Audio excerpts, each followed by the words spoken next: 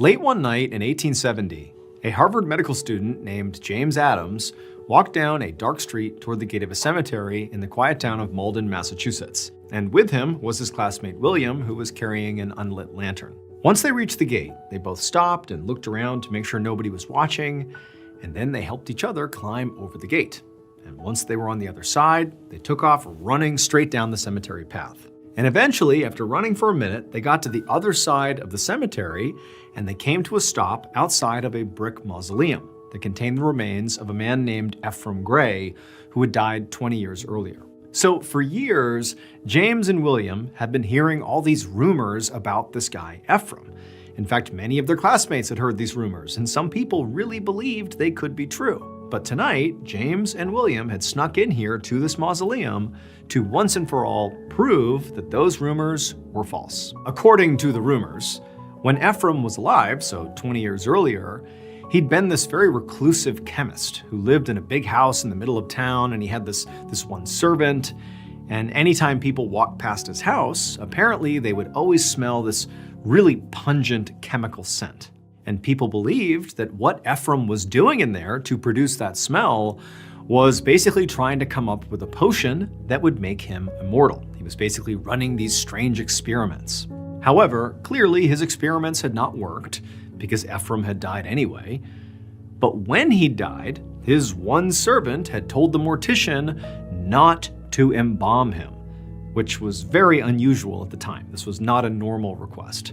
The servant had said that, even though Ephraim's elixir had not actually succeeded in keeping him alive forever, it had been successful at making his physical body immortal. The servant said, apparently, Ephraim's body would never decay. And so this story had become sort of a local legend. And decades later, lots of people in the area, in particular in Harvard Medical School, students actually believed it might be true, or they at least pretended it could be true. It was fun to believe. But James, as much as he wanted to, go along with the story, logically he felt like there is simply no way there could be any truth to this story. As a medical student, he knew that even the very best embalming techniques would only preserve a dead body for a few weeks at most.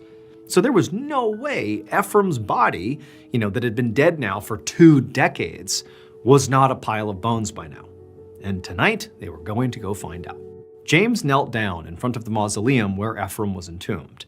And William struck a match and lit the lantern he had brought with him. And immediately the light from the lantern, it illuminated the door that led into the mausoleum, and they saw it was sealed shut with a padlock. So James, who's knelt down right next to the door, he pulled out a small hammer and a chisel, and he began to work on this lock. And eventually, he popped it open, he took the lock and put it on the ground, and then he stood up, and he and William were like, all right, here we go. And they pushed the door, and it slowly swung open. James stepped inside first, with William right behind him, holding up the lantern. And the space was cold and musty, and it was this kind of claustrophobic, all brick space that was covered in cobwebs. And on each side of the inside of this mausoleum were these big shelves with caskets sitting on each shelf. These were all different relatives of Ephraim's, and there were nameplates attached to each of these caskets. And so very quickly, James and William, they began looking, for the right casket that contained Ephraim. And eventually they found the right one, and they're sort of nervous at this point, but they're like, all right. And they got to either side of this casket, and together they pulled it off the shelf and put it down on the floor. And so James and William, they both went to the same side of the casket. And William, he's holding up his lantern, and they look at each other. They're like, all right, here we go. And James reaches down, and he opens up the casket. And when they see what's inside, they can't believe it. Inside of this casket was definitely Ephraim's dead body. But even though Ephraim's clothing had clearly decayed into stringy brown mush, Ephraim himself did not look like he had been dead for 20 years. His skin was white and smooth, and there were no signs of decomposition on his body whatsoever. He was pristine. In fact, he looked like he was just sleeping, like he could just open his eyes and he'd be just fine. And so James and William are so spooked by this that they just instantly slam shut the casket, they turn, and they sprint out of the mausoleum, they flee the cemetery, and they pledge to never talk about this again. However, for the next few months, James just could not get the image of Ephraim's impossibly well-preserved body out of his head. Now, he still didn't believe the rumors that somehow, it's because of some potion that Ephraim drank that's made his body, immortal or something. But he read every chemistry book in the Harvard Library and could not find a scientific explanation for what he had seen. At the same time, James had another stress, which was he knew the Malden police were investigating the break-in at the mausoleum, and he was terrified that at some point, he and William were going to be found out. Desecrating a grave was a crime, and if James was actually arrested for it, he would get kicked out of medical school. But weeks turned into months, turned into years, and no police showed up at his door. So nobody figured out that he or William were involved in this break-in. And also, over this time, over these many years, he never figured out what actually had caused Ephraim's body to be that well preserved. But eventually, they just moved on with their lives. James graduated, he became a doctor, and he really just sort of forgot about the Ephraim thing. He just moved on. Until 30 years later, in 1900. At that point, James was in his 50s, and he was a successful doctor with his own medical practice in Boston. And one day, he was sitting in his office, catching up on some paperwork, when he heard a knock at the door. And so he called for whoever was out there to come in, and when the door opened up, he was very surprised to see a police officer. The officer told James that he was from the Malden Police Department, and he was looking into an unsolved break-in at the cemetery from 30 years earlier. Immediately, James felt sick to his stomach, and he was about to just start lying, saying he had nothing to do with it. But before he could say anything, the officer just said, "Look, multiple people in town have already told us that you and your friend William were responsible for that break-in." At this point, James knew he was caught, and there was no point in lying. Clearly, this officer knows what actually happened. And so James just rushed to explain sort of why they did it. He just said, look, there were these rumors that the body of Ephraim Gray didn't decompose because he apparently drank some, immortality potion, and we thought it was crazy. So we broke in just to look at the body. We just opened the casket, looked at the body, we shut it, we ran out, that was it.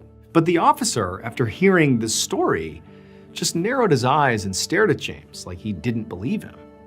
And then when the officer went on to explain exactly why now, 30 years later, they were taking another look at this break-in, when he explained that, James literally just could not believe what he was hearing. So it would turn out the Malden Cemetery was in the process of being relocated. So workers were going through and moving every single grave. But when they got to Ephraim Gray's casket, they noticed it was unusually light.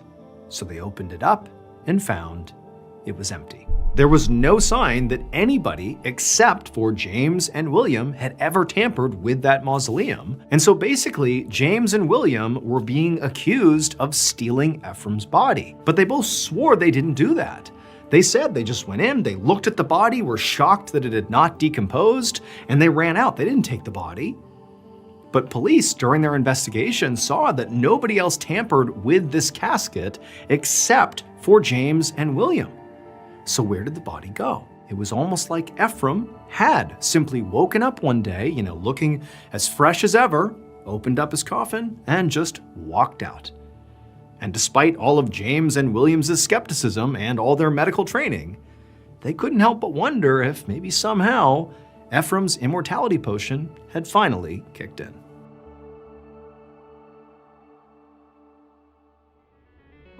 Gas, groceries, eating out, even on the tightest of budgets, there's really no escaping nor controlling them.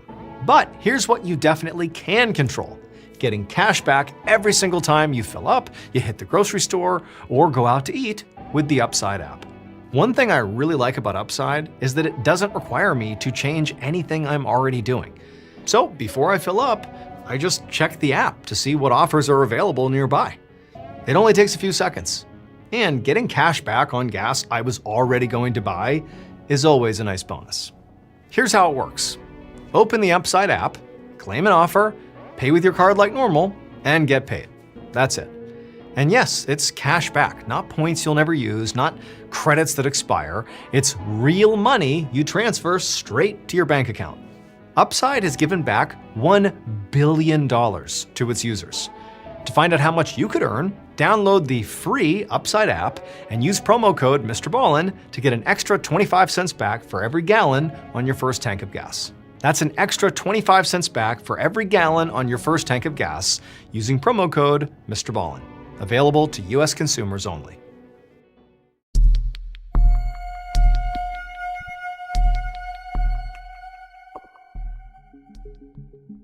On the afternoon of January 28, 1945, an Australian reporter named Robert Cheney sat on a wooden bench inside of a small, cramped room in a swelteringly hot church in Brazil. He was squeezed shoulder to shoulder with several other reporters and a few doctors who were wearing white coats. All the lights were off in this church, and there was this religious hymn that was playing on a phonograph, which is like an early record player.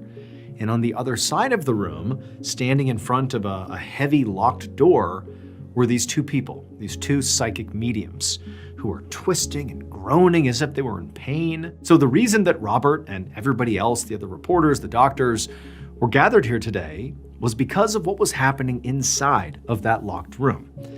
There was a man in there who was having his appendix removed. Now, usually, appendix removal was a routine surgery, and it would be performed without an audience and in a hospital instead of a back room in a church. But this operation was being performed by a very, very famous surgeon named Dr. Louise Gomes. And Dr. Gomes had only agreed to do this surgery under a couple of very odd conditions. So first, it had to be done in this church.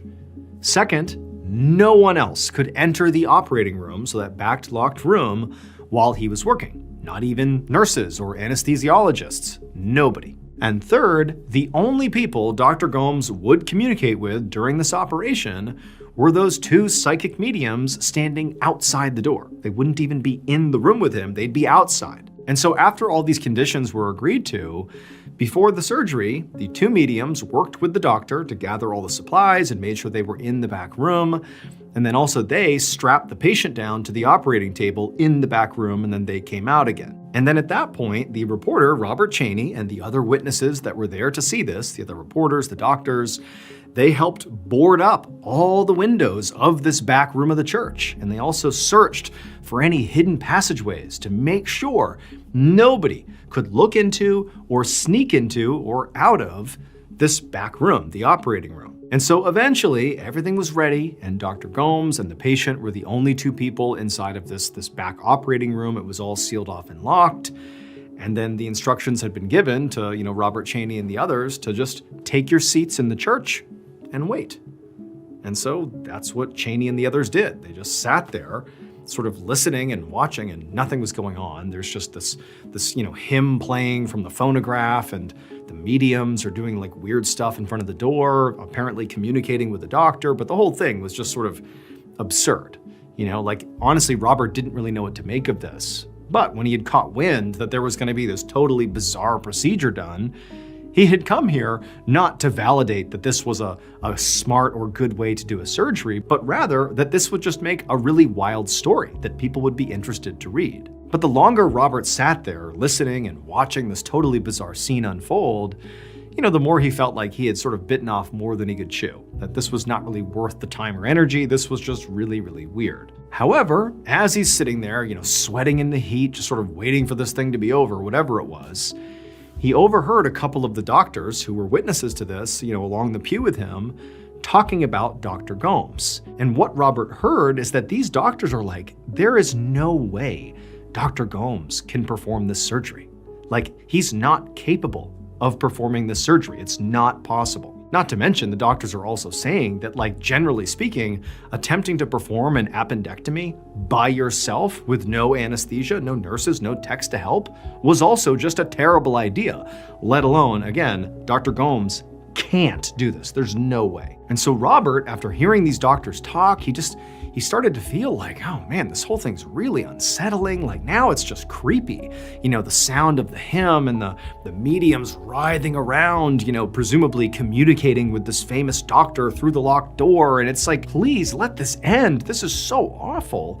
And he was just staring over at the mediums and the locked door, and suddenly the mediums just stopped. But Robert just continued to sit there with the other witnesses for over another hour. They've been in there now for like 2+ hours, and it's just this horrible scene.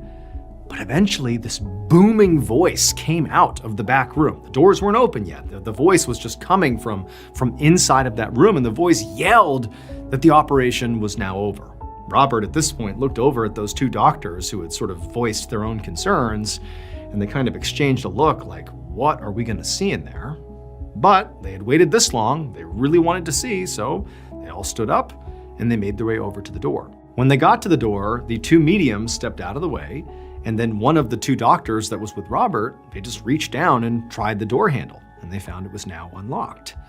And so the lights are on at this point inside the church. This is the first time they're going to see what's inside of this, magical operating room, and they open the door, and the doctors walk in, and Robert follows right behind them, and they look around, and at first it was just really weird.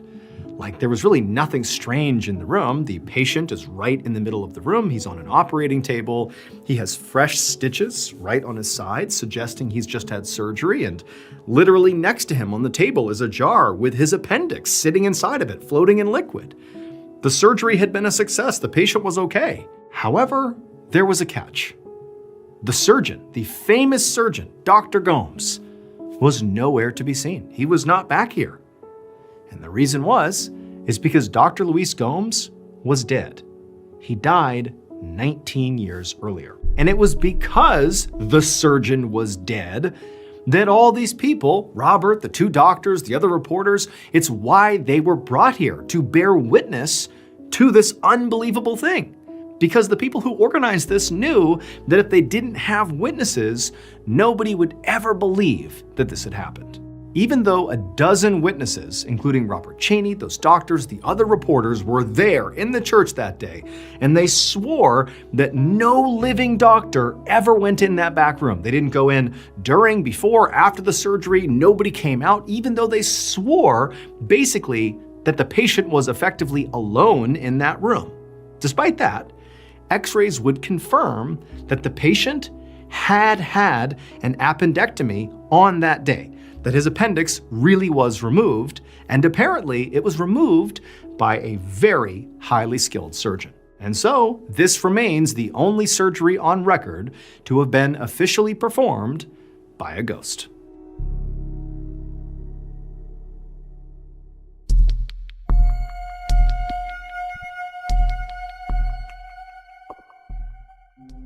At 5 a.m. on the morning of December 5th, 1957, a 74-year-old woman named Frances Bowles woke up in her bedroom near San Francisco, California. And before she opened her eyes, Frances just had this feeling, this sense, that somebody else was in the room with her. But she wasn't bothered by this because she knew it had to be her husband, Gene. So Gene was 82 years old, and he'd been really, really sick for the past couple of years. And recently, he'd begun sleeping in their guest bedroom, so he wouldn't wake Frances up with all his tossing and turning at night. But then in the mornings, he would often come and join her in bed. And so she's assuming that's what's going on. Gene must have joined me in the middle of the night, and he's next to me in bed. However, when Frances did open her eyes, she saw there was someone else in the room, but it was not Gene. So Frances was lying on her side on the edge of the bed, looking outward. And her perspective, from her head, the way she was positioned, is she was sort of looking down towards the ground when she first opened her eyes. And the first thing she saw when she was looking off the side of the bed were these very distinctive shoes standing, with somebody's legs right next to the bed, basically standing facing her. And she sees these old-fashioned polished dress shoes with very thick heels and a piece of gray fabric buttoned over the ankles, like the way men used to wear back in the late 1800s. Like, these are distinctive and old shoes. And it was actually these shoes that immediately gave away that this was not Gene, because Gene did not own a pair of shoes like that. Frances would know. And as her eyes traveled up from these strange shoes, she saw this was clearly a man, and he had skinny legs, and he was wearing black and gray striped pants, and he had a very small body overall, and he was wearing a white vest with a long black coat with coattails. And then as Frances finally reached this man's head, she saw he had these strikingly blue eyes, and he was looking right at her, and he had this almost mocking grin on his face. And Frances has no idea who this person is. There is a stranger in her house. She's thinking he's broken in. What's he gonna do to me? And she just sat up in her bed and she looked at this guy and he leaned forward and he just kind of continued to smile and he said, "I'm here for Jean." Frances just began to scream at the top of her lungs. But this man, this strange little man with blue eyes, just began to laugh. And then to Frances's total disbelief, he vanished. A second later, Frances heard footsteps and then the bedroom door flew open and Jean burst in asking what was wrong. And without thinking, Frances blurted out that there had been somebody in her room. But as she told Jean all about this strange little man and his weird outfit with his blue eyes and how he vanished, she started to realize that what she was saying sounded absurd. And from Jean's expression, she could tell that he did not believe her. He's thinking, you were having a dream, clearly, like there's no way this happened. And so even though to Frances, the experience she had just had felt 100% real, by the time she was done telling the story and sort of going over it with Jean, she was starting to think that, maybe she had like a very lucid, vivid dream. However, just to be safe, Frances and Jean spent a few minutes walking all around the house, making sure nobody else was here, and also looking for, any signs that maybe somebody had broken in, but there were none.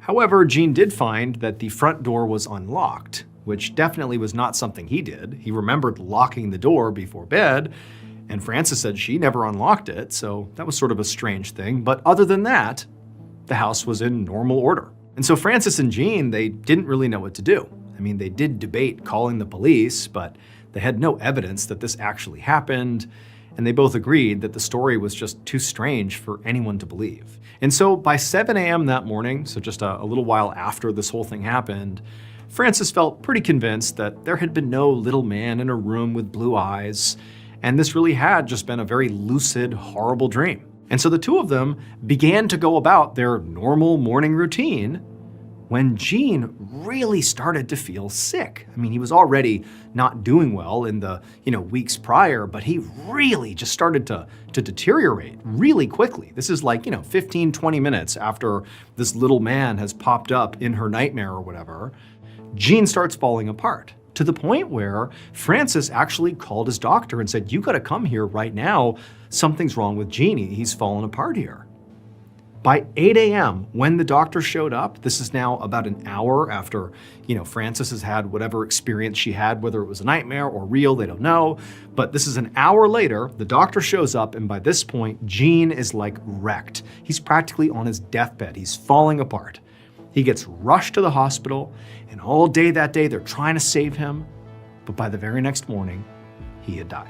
And then as time went on, whenever she would think about that strange experience, the little man in her room, she would just rationalize it and tell herself that that was just her own mind's way of working out her growing anxiety over Jean's mortality. I mean, after all, he had died literally within 24 hours of that vision, and so maybe that was just her mind's way of getting ready for Jean's death. However, despite telling herself the story and feeling pretty good about that being what this whole thing was, what she could never quite figure out was how her subconscious had created such a strange character with such a weirdly specific wardrobe. She knew she had never seen anybody like that before in her whole life. So how did her mind come up with this really vivid character? But she ultimately just pushed this whole thing out of her mind and didn't talk to anybody about this experience. Well, that is until a few months later. Late one night in the spring of 1958, so a few months after Jean's death, Frances and her 46-year-old daughter, whose name was Jane, were driving down a freeway in Northern California, coming home from a road trip they had taken as sort of a celebration of Jean's life. And so as they're driving along, both women are looking out the window, they're not really talking, and the radio wasn't on, and so the only sound was the sound of the tires on the road. It was just very quiet. But then sort of out of nowhere, Jane spoke up and told her mother about something really weird that had happened to her on the morning of Jean's death. And she couldn't stop thinking about it, and it bothered her so much, she just had to tell her mom. According to Jane, she had woken up on that morning, and standing in her room on the other side was this little man with these strange polished shoes, striped pants, black coat with coattails, and these bright blue eyes who was looking right at her and grinning. And when Frances heard this, she couldn't believe it, and she blurted out to her daughter that she had never told anybody except for Jean, but on that morning, she had seen the exact same man in her bedroom. And so for the rest of the ride, the mother and daughter just compare notes, talking about the whole experience, exactly what they remember, exactly what he looked like, how they felt, like what they thought it meant. And then at some point, towards the end of this sort of revelation they're both having, where they're both realizing they've had this shared experience, Frances says something that catches Jane's attention. Frances says, yeah, and then, right before he vanished, he told me he was here for Jean. And then, your dad died 24 hours later. And Jane, when she heard this, she goes quiet and she looks at her mom and she's like, that's not what he said to me. And Frances is like, what do you mean? Like, what did he say to you? And Jane, she's just looking straight ahead. She's driving and she goes, he said, I'm here for Jane. He was here for me. For a moment, the car just went totally quiet. Neither woman knew what to say. But then Frances was like, well, wait a minute. I know the little man said to me, I'm here for Jean. And then 24 hours later, your dad died. Jean died. And so it sort of seemed like they were connected. And you're saying that the same thing happened to you. You've had the exact same experience as me on the same morning, the same time frame that I know he said, I'm here for Jean. And you think he said, I'm here for Jane? But you're still alive, and that was months ago. You must have just misheard him. He must have said, I'm here for Jean, same as me, and you just thought he said Jane. And so pretty quickly, both women agreed that that had to have been what happened. They had the exact same experience, and in both cases, this guy has said he's here for Jean. Has to be what happened. However, Frances would be wrong. Because on December 7th, 1958, exactly a year and 1 day after Jean died, Frances's daughter, Jane, died as well. It would turn out she had not been perfectly healthy as she and her mother believed when she saw this little man in the strange outfit with the blue eyes. She had had cancer that likely had just cropped up but had gone undetected. And now, by the time doctors were realizing she had it, it was too late. It had spread to the point where there was nothing they could do. Following her daughter's death, Frances was so overcome with grief that she poured her energy into basically just telling everyone she could about this little man that she had seen before her husband's death and her daughter had claimed to have seen before she died. It just felt like, we gotta tell people about this, like what happened? And she even ended up writing to a journalist to try to get this story out there, to try to figure out what the heck that was. However, nobody came forward with any sort of meaningful explanation about what this experience was, what it meant, how real it was. No one knew what to make of it. However, after getting the story out there and describing in agonizing detail every little thing that she remembered from this experience, Frances did learn one piece of information that does seem to begin to explain who this little man was. That man's outfit, the old-fashioned dress shoes, the striped pants, the white vest, the black coattails, is actually the uniform of a very specific profession. The little man with the blue eyes was dressed exactly like a 19th century undertaker.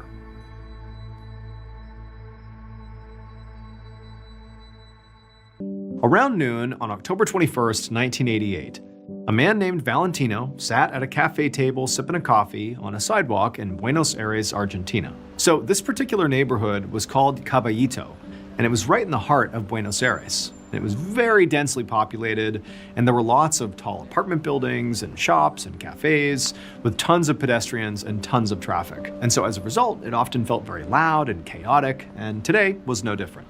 But Valentino, despite the craziness all around him, he still wanted to try to find a moment of peace as he had his coffee. And so he sort of sat back in his chair and he just looked up at the sky above all the urban noise, and he took this deep, calming breath. And as he did this, he saw a few birds fly by, and he just kind of smiled to himself, watching them fly on. But then he saw something else. Out of the corner of his eye, just across the street, He saw a flash of something brown plummeting towards the ground in front of a tall apartment building. And so Valentino turned his attention to look and see what this thing was. But what he saw didn't make any sense. There was this one old woman on the other side of the street who had stopped on the sidewalk, and she was staring down at what appeared to be like a pile of clothes at her feet.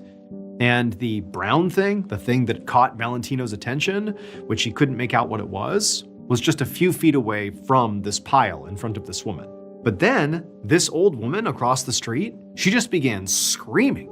And that's when Valentino realized that what he thought was like a pile of clothes at her feet was actually like a person, like a heap of a person on the ground.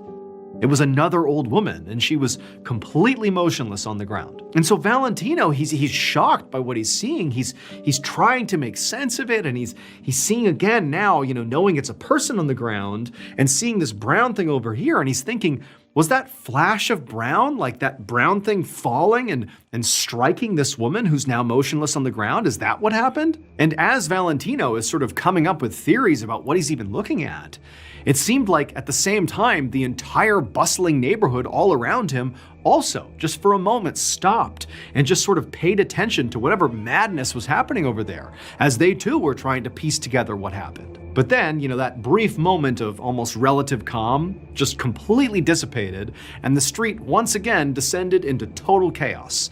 Passerby and locals started shouting and racing over to the woman on the ground to help her, and very quickly this woman and the other woman who was screaming was completely surrounded by this huge crowd. And Valentino, for his part, he felt very shaken by what he was seeing, and just thinking about the fact that he might have seen effectively this woman get destroyed by whatever this brown thing was. He did see that flash of brown, and so he's sort of traumatized, and he's also, he's thinking he doesn't want to contribute to the pandemonium over there by running over to join the massive throng of people trying to figure out what happened. And so instead, he just stayed at his cafe table, with his coffee, and just watched as this crowd continued to build across the road.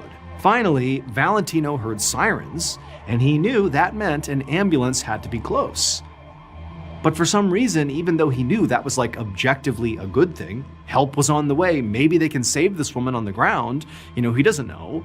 Even though he felt like he should feel relieved now that professionals are going to show up, they're going to clear the crowd, they're going to handle this, he just couldn't calm down. Like he literally couldn't stop. Like his heart was racing, his pulse was racing, his stomach was in knots. He felt terrible. It was like he was completely reliving this trauma that he's just experienced over and over and over again. As soon as the ambulance came into view and parked, the mass of people saw them and right away parted to let the paramedics come through to try to help this woman. And Valentino, from across the road, he was craning his neck to try and see, what was happening. And as he did, he saw this middle-aged woman who he didn't know crossing the street in the direction of this scene over there. And she just looked like she was just curious. And as she's crossing the road, she got destroyed by a city bus. It plowed directly into her, and she immediately disappeared underneath the bus's wheels. And so Valentino, whose heart was already basically beating out of his chest, he was so upset about everything, he shot to his feet like, what is going on here? Screams erupted from all around him, from other people who had seen the same horrible thing. And he could feel his heart just like racing nonstop, and sweat began dripping down his back. He was almost dizzy with shock, and he began to stagger away from his table, looking frantically around, calling out for somebody to actually help him. Like it was like his body couldn't handle what he was seeing. But nobody came because there were so many other things happening, horrible things that demanded immediate attention from other people that no one's paying attention to Valentino having, a panic attack here. Like he's so low on the priority list. And so as he's sort of fumbling around the cafe, trying to get someone to help calm him down, nobody's paying attention to him.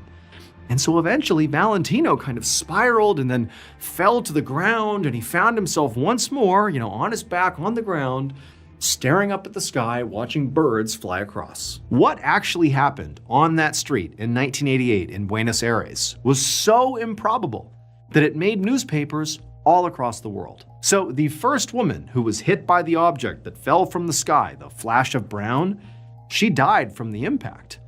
And then that woman, the middle-aged woman who crossed the road to see what was going on, who got hit by the bus, She also died. And Valentino, who witnessed this entire thing, was so stunned and so horrified that he actually had a heart attack.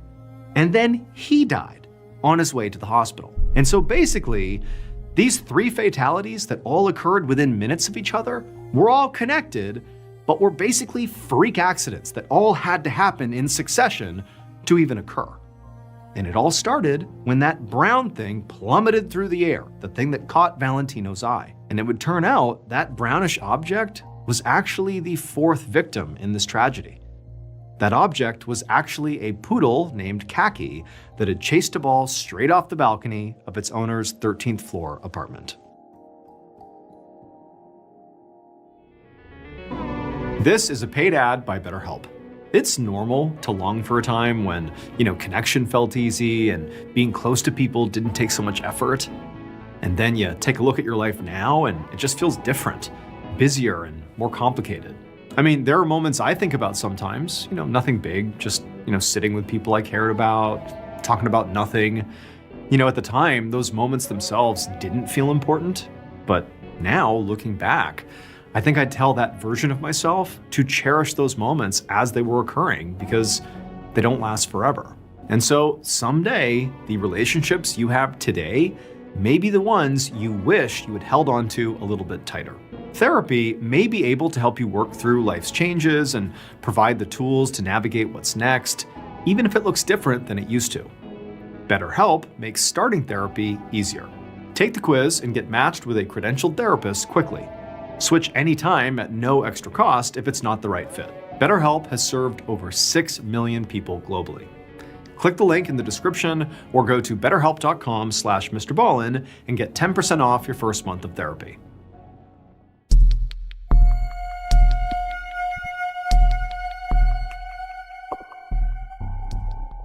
At 3 a.m. on Sunday, December 24th, 1967, 26-year-old Sammy Brown Jr. sped in his car down a road called Seal Road in Phoenix City, Alabama, with a police siren blaring right behind him. So Sammy was in trouble.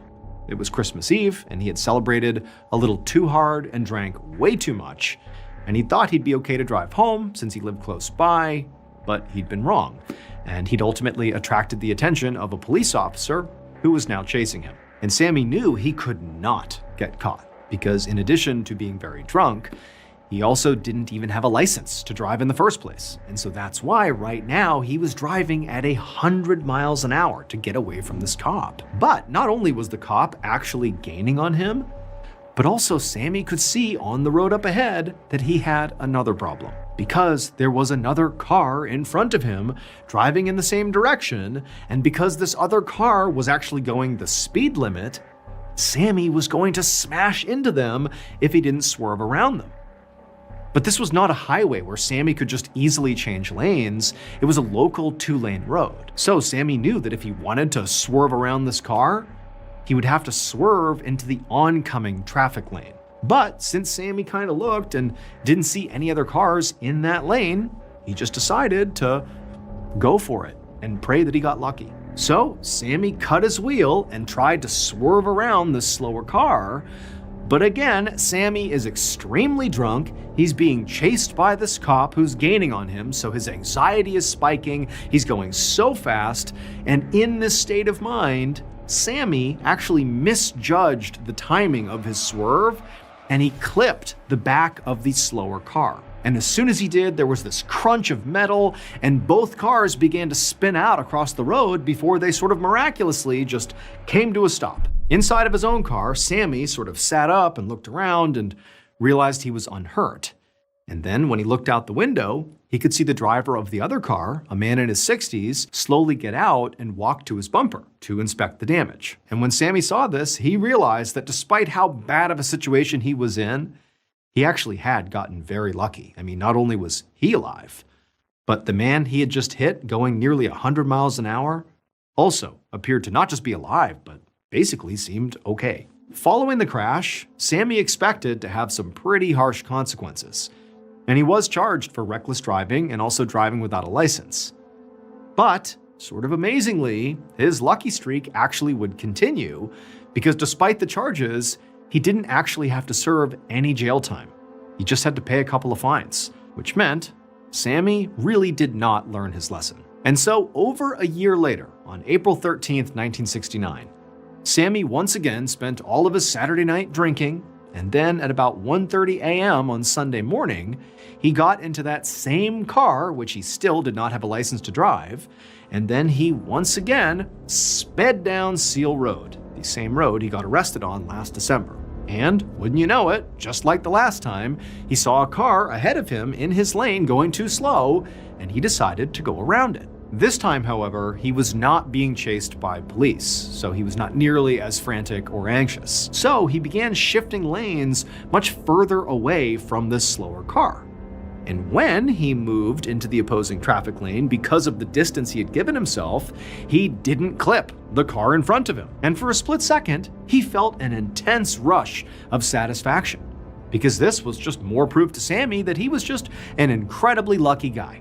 However, before Sammy could drive his car back into the correct lane, he went around a curve in the road and was immediately blinded by a searing bright light. Then there was a deafening bang, and Sammy's car jerked to the side, and all he saw was a violent swirl of motion as his car again spun around and then finally came to a stop. For a few moments, Sammy just sat there, feeling completely stunned. I mean, again, he's gotten into a high-speed wreck, and he's sort of taking stock of, did he even survive? But after a few moments, he realized he definitely had lived.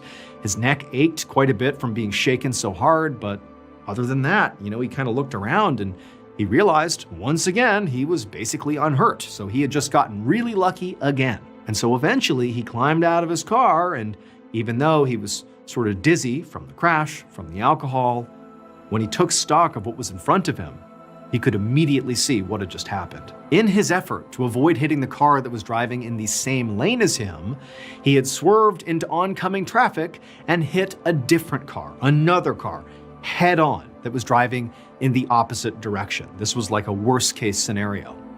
And both his car and the one he had hit were completely destroyed, with the fronts completely smashed in. It was truly a miracle Sammy had walked out of that car. And so Sammy, he staggered over to look at the other car and see if the other driver and, potential passengers were okay. When he staggered over there, when he looked inside of the wreckage, he could not believe what he saw. Because what he saw inside was yet another miraculous stroke of luck. Only this time, it was not the good kind. Sammy had somehow managed to do something that really should have been impossible. He had almost perfectly recreated the accident that he had had a year earlier. He was driving the same car, going down the same road on the same day of the week, and he had crashed for basically the exact same reasons. And then when Sammy looked inside of the car he hit head on, he realized there was one more truly just incredible coincidence. The driver of this car was the same driver as the car he hit a year earlier. The man's name was Francis Patterson. He was 65 years old, and he didn't even live in Phoenix City where this crash happened. It was just a wild coincidence that 2 times, more than a year apart, Sammy had hit him while driving drunk on Seal Road. The only difference this second time around was Francis died from the crash. Following this tragedy, Sammy Brown Jr. was charged with driving while intoxicated and also involuntary manslaughter. He was sentenced to 12 months in prison.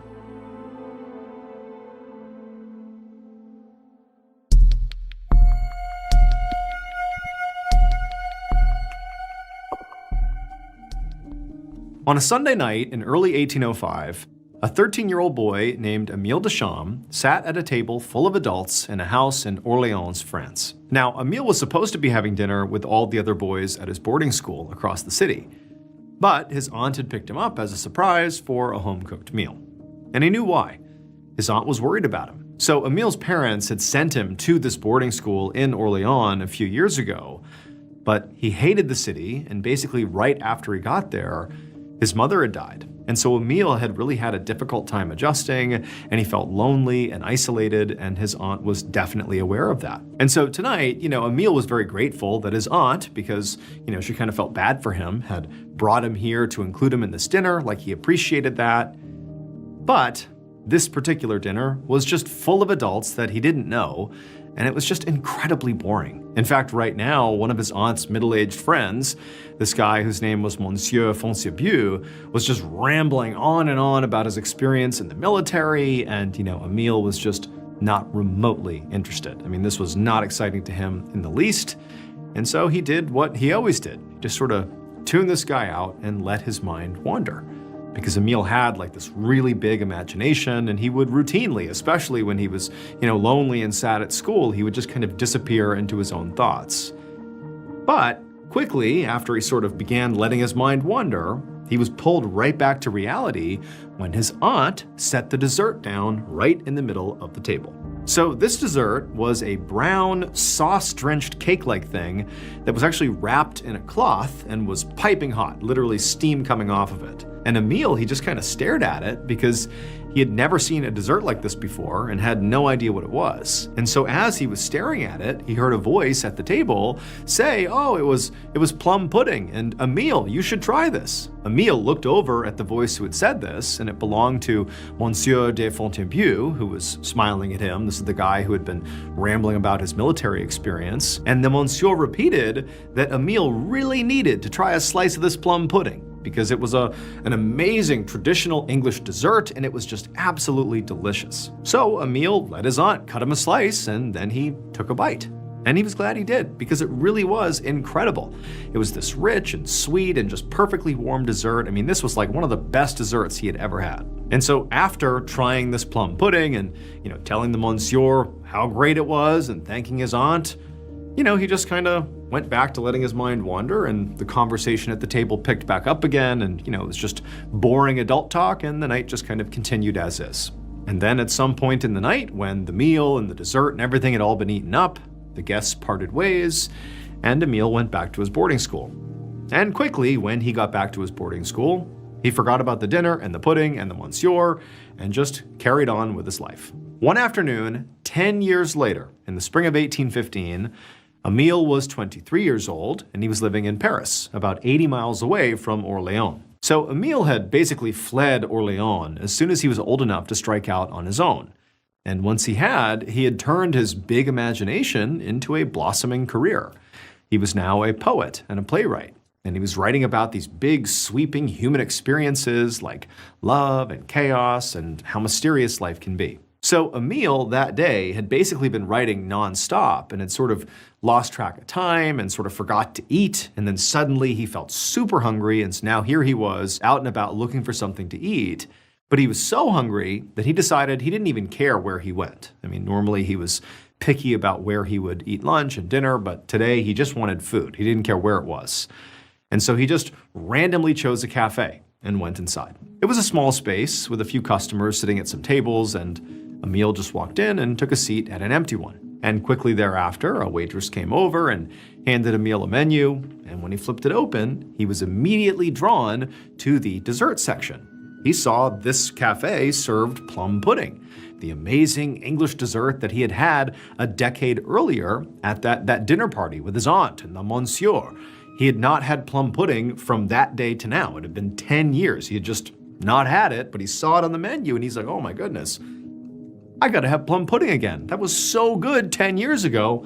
I gotta have that experience again. And so Emil asked this waitress if he can have a slice of their plum pudding. And she just shook her head and said, I'm sorry, but the last piece we had, I actually just served it to the guy over there. Like, we don't have any more. And the waitress, she saw Emil react to this, and he was like so distraught. He's like, oh man, really? Like, there's no more? Are you serious? And the waitress could sense like he really, really wanted this plum pudding. And so she goes, well, hold on a minute. And she turns and she calls out to the gentleman that she had actually just given the last piece to, who was sitting in the corner of the cafe. And she calls to him and says, hey, would you mind sharing that last piece with this new guest here, with Emil? Because he wants a piece of this plum pudding. And so Emile, he kind of looks around the waitress in the direction of the person that she's speaking to, the guy with the actual plum pudding. And the guy who's sitting over there, he looks up, and wouldn't you know it, it's Monsieur de Fontainebleau, the same guy who was at the dinner party 10 years earlier, who encouraged Emile to eat plum pudding for the first time and only time in his whole life at that point. It's the same guy. Like, they're not even in Orléans, France. They're 80 miles away in Paris. And Emile, he's chosen a random cafe. He'd never been here before, and he just happened to see plum pudding on the menu. Like, what are the odds that it's the same guy and they're having plum pudding? Like, the coincidence here is just unbelievable. And so Emile, he sort of says to the waitress, hold on a minute, I know him. And so Emile, he gets up and walks over to the monsieur, and he sits down next to him, and they're both like, this is crazy, it's been 10 years, and here we are, eating plum pudding together again. Like, what are the odds? And so for the next 15 minutes or so, the two men just caught up about their respective lives. They ate this plum pudding. And then at the end of it, they were like, all right, like, great, nice to see ya. And they both just went their separate ways, with the monsieur going back to whatever he does and Emile going back to his writing. 38 years later, at 6 p.m. on a winter evening in 1853, Emile sat at a tea party in Paris, having a great time as he chatted with the other guests at his table. He'd been invited to this party by the hostess, who was a big admirer of his work. And there were actually a lot of people like that these days. Emile was now in his 60s, and he was very well known. He'd published tons of plays and poems and translations, and he was close friends with many of the literary giants of France and Europe. Like, he had made it as a creative. And so as Emile is sitting at this table, basically being lauded for, all of his achievements and what an incredible writer he was, as he's just sitting there basking in the glory, one of the hostess's staff came in with a platter of dessert. And Emile, he looked over and he saw what the dessert was, and right away he knew he had to have some. It was plum pudding. And so as the staff person came over with the plum pudding to give to Emile, he sort of laughed and told, the staff person and the people at his table the story of how, over the course of his life, he'd only had plum pudding 2 times, when he was 13 and when he was 23. And in both of those situations, when he had had plum pudding, this guy, Monsieur de Fontainebleau, had been present. This man that he didn't know and had only interacted with when he was eating plum pudding. And it was kind of like this crazy coincidence. He described seeing him 10 years later in Paris. He couldn't believe it. That was 38 years ago, but still, it's like this wild coincidence, the biggest one of his whole life. And so he sort of jokingly told the people at the table and the staff, like, hey, here I am about to eat for the 3rd time plum pudding. We better be on the lookout for the monsieur. He's bound to show up. And everyone kind of laughed. They're like, yeah, that's crazy. And so Emile, he gets his plate of plum pudding, he gets his fork, and he scoops a bite, and he's about to eat it when the butler walks into the room and announces that there is going to be one more guest joining them at this tea party. And who walks in, this additional guest?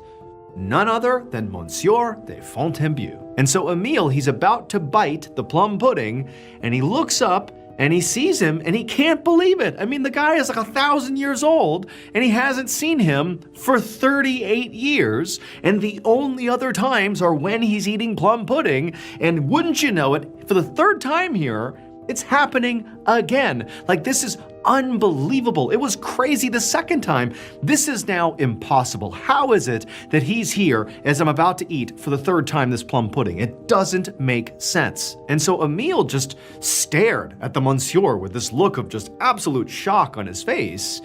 And the monsieur, as he walked in, he sort of stopped and scanned the room, and he eventually met eyes with Emile. And he had this look of just total confusion on his face. He's looking at Emile, he's seeing the plum pudding that he's eating, kind of, scoping out the whole room. And then the monsieur, he just turned around and he walked away. It would turn out Monsieur de Fontainebleau had been invited to another party on the same floor and had mistakenly wandered into Emile's party at the exact moment he was being served plum pudding for the 3rd time in his entire life. This was truly just an astounding set of coincidences over, a 50-year period. Like, the odds of this all happening exactly as it did those 3 different times he had plum pudding and there was the monsieur, for things to line up that way, it was just staggering to imagine how perfectly each coincidence had to line up. It was almost so much that Emil felt like, there's got to be something else going on here. This can't just be coincidence. It was just like too much. And so, in fact, Emil would go on to recount his plum pudding and the monsieur story many, many times to his friends in literary circles, and he would ultimately write about it in his eventual memoir. Today, it's been around 200 years since the plum pudding events took place. And during that time, Emil's account has been dissected countless times by probability experts and scientists and mathematicians from all around the world. And nobody has a good answer for how this could have happened. And so in the end, Emil's account about what happened to him actually ended up becoming the foundation for a very famous philosophical concept pioneered by Carl Jung called synchronicity. Synchronicity basically means that some coincidences might not actually be coincidences. They might not be random at all, but instead are actually connected to a much larger meaning or purpose, even if we don't know what that is.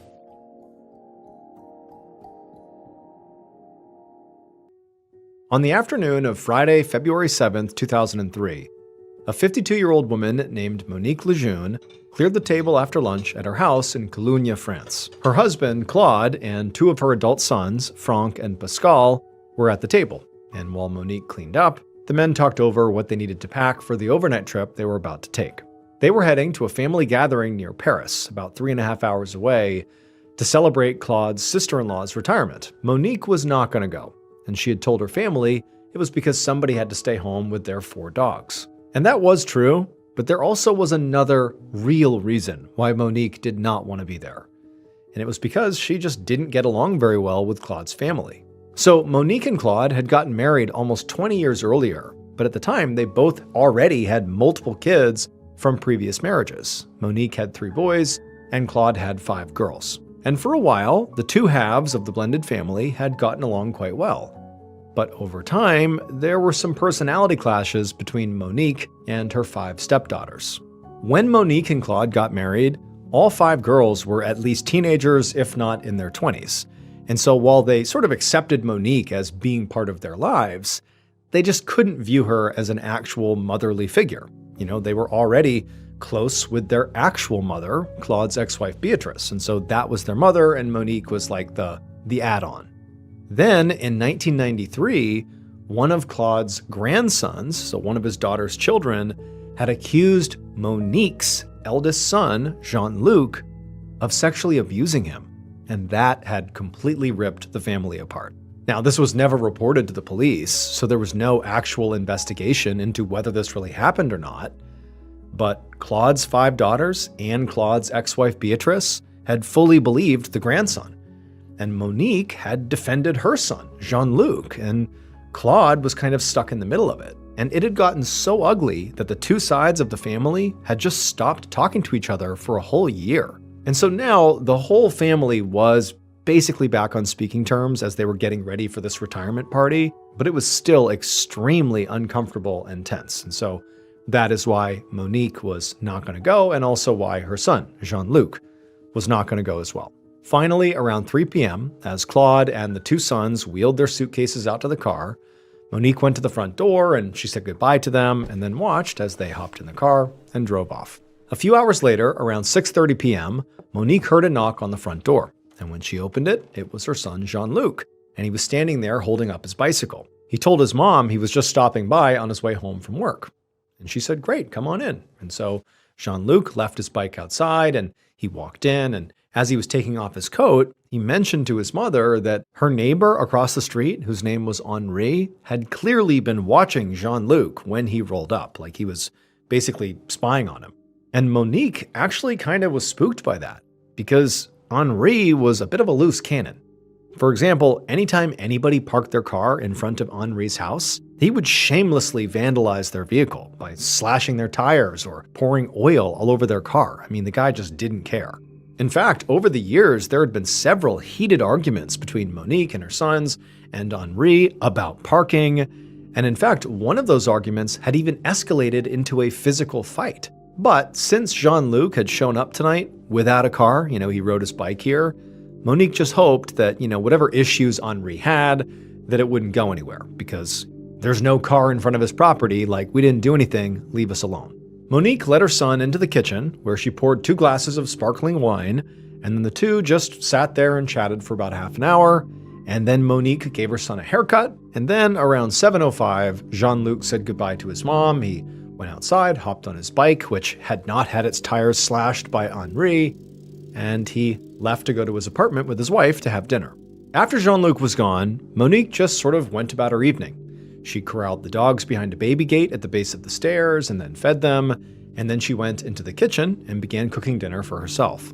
But then, a little while later, at around 7:30 p.m., Monique heard another knock on the door. And she knew it very likely was not her son, and so as she walked down the hallway to answer it, she just hoped it wasn't Henri.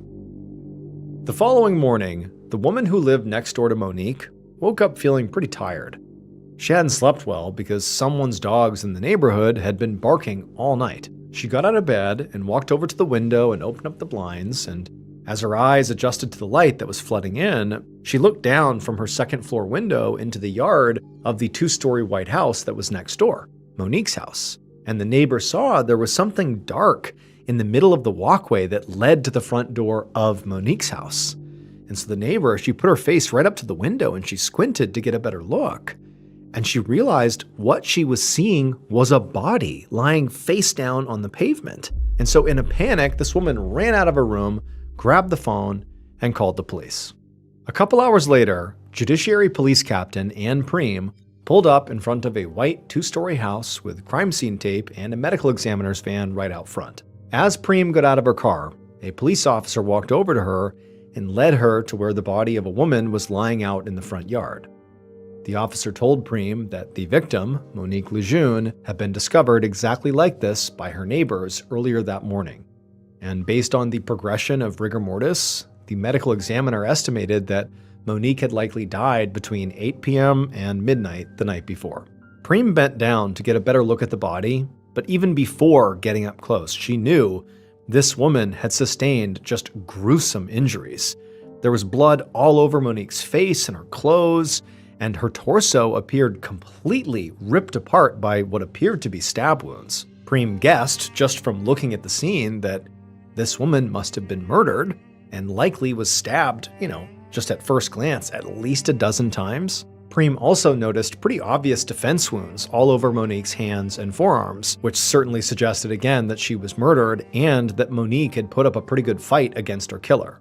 And so after a few more moments of just kind of looking over the body, Preem stood back up and asked the officer if the neighbors had seen or heard anything unusual the night before. And the officer said no, aside from the fact that Monique's dogs, she had 4 dogs, had been barking nonstop really the whole night, starting at around 8 p.m. Preem nodded and thanked the officer, and then she made her way over to the front door of the house to look to see if there was any signs of forced entry as the door was closed. When she got there, she didn't see any signs, but she did see a bloody handprint on the outside wall near the door. And then when Preem turned the handle of the door and opened it up, she saw this hallway inside that was absolutely covered in blood. And so Preem very carefully stepped inside, trying to avoid stepping in the blood or tracking any prints anywhere.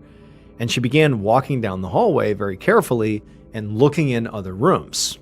And she saw that for the most part, the blood spatter was pretty well contained in the entryway, which told her that the attack on Monique likely began and ended in the entryway.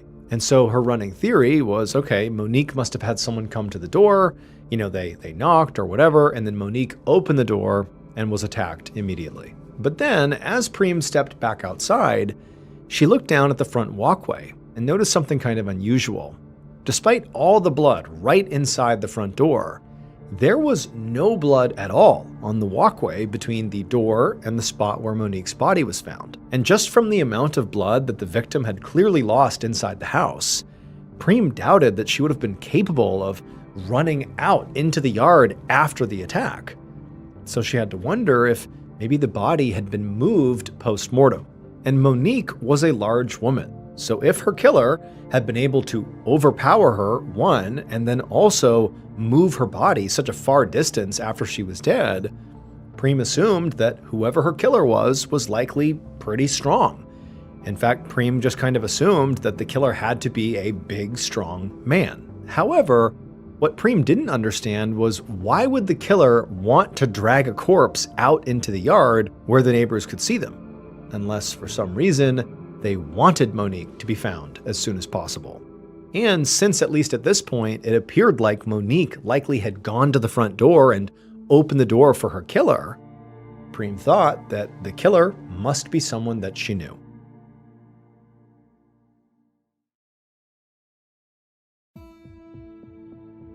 Around noon on that same day, so February 8th, 2003, Police Captain Anne Prem was about to go next door and speak to one of Monique's neighbors herself when suddenly a car pulled up at the curb and 3 men climbed out looking completely shocked and very concerned. By this point, Prem had learned from the neighbors that Monique had a husband and also adult sons, and so Prem assumed that these men must be them. So right away, Prem hurried down the walkway to cut the men off, to keep them from entering the crime scene. And the 3 men, they just began crowding around her, asking her, like, what's going on? Where's Monique? What's happened? And she told them that, unfortunately, Monique had been stabbed to death. And at first, all 3 of them just went completely silent. And then one of them, one of the sons, just began to cry. Prem then told them that they couldn't go into the house because it was still an active crime scene. So instead, she led them over to the curb, and they all sat down. Prem could tell the men were in shock, because as much as one man was crying, it just seemed like they couldn't even process what they were told. But it was important to find out what Monique's family knew as soon as possible. So Prem pulled out a notepad and gently asked them about the last time they had seen Monique. The husband, Claude, said that they had all left the house around 3 p.m. the previous afternoon, leaving Monique at home alone. They said they had gone to a family gathering near Paris that evening and stayed overnight, and they'd only now just gotten back into town, and they'd seen this whole scene out front, the police tape, and police, they had no idea what was going on. Eventually, Prem asked Claude to tell him all the names of all the people in their family, all their adult children, Claude's ex-wife, Monique's ex-husband, everybody. But as Claude was giving this information, he told her that he just couldn't imagine anybody in the family being involved in this. Prem nodded, but she knew that it was entirely possible that family was involved. I mean, unfortunately, this stuff does happen. But she didn't give that off. Instead, she just said, well, can you think of anyone who would want to hurt Monique? And Claude thought about it and just said no. She lived a pretty normal and uneventful life. But then one of the sons piped up and mentioned that actually there might be someone.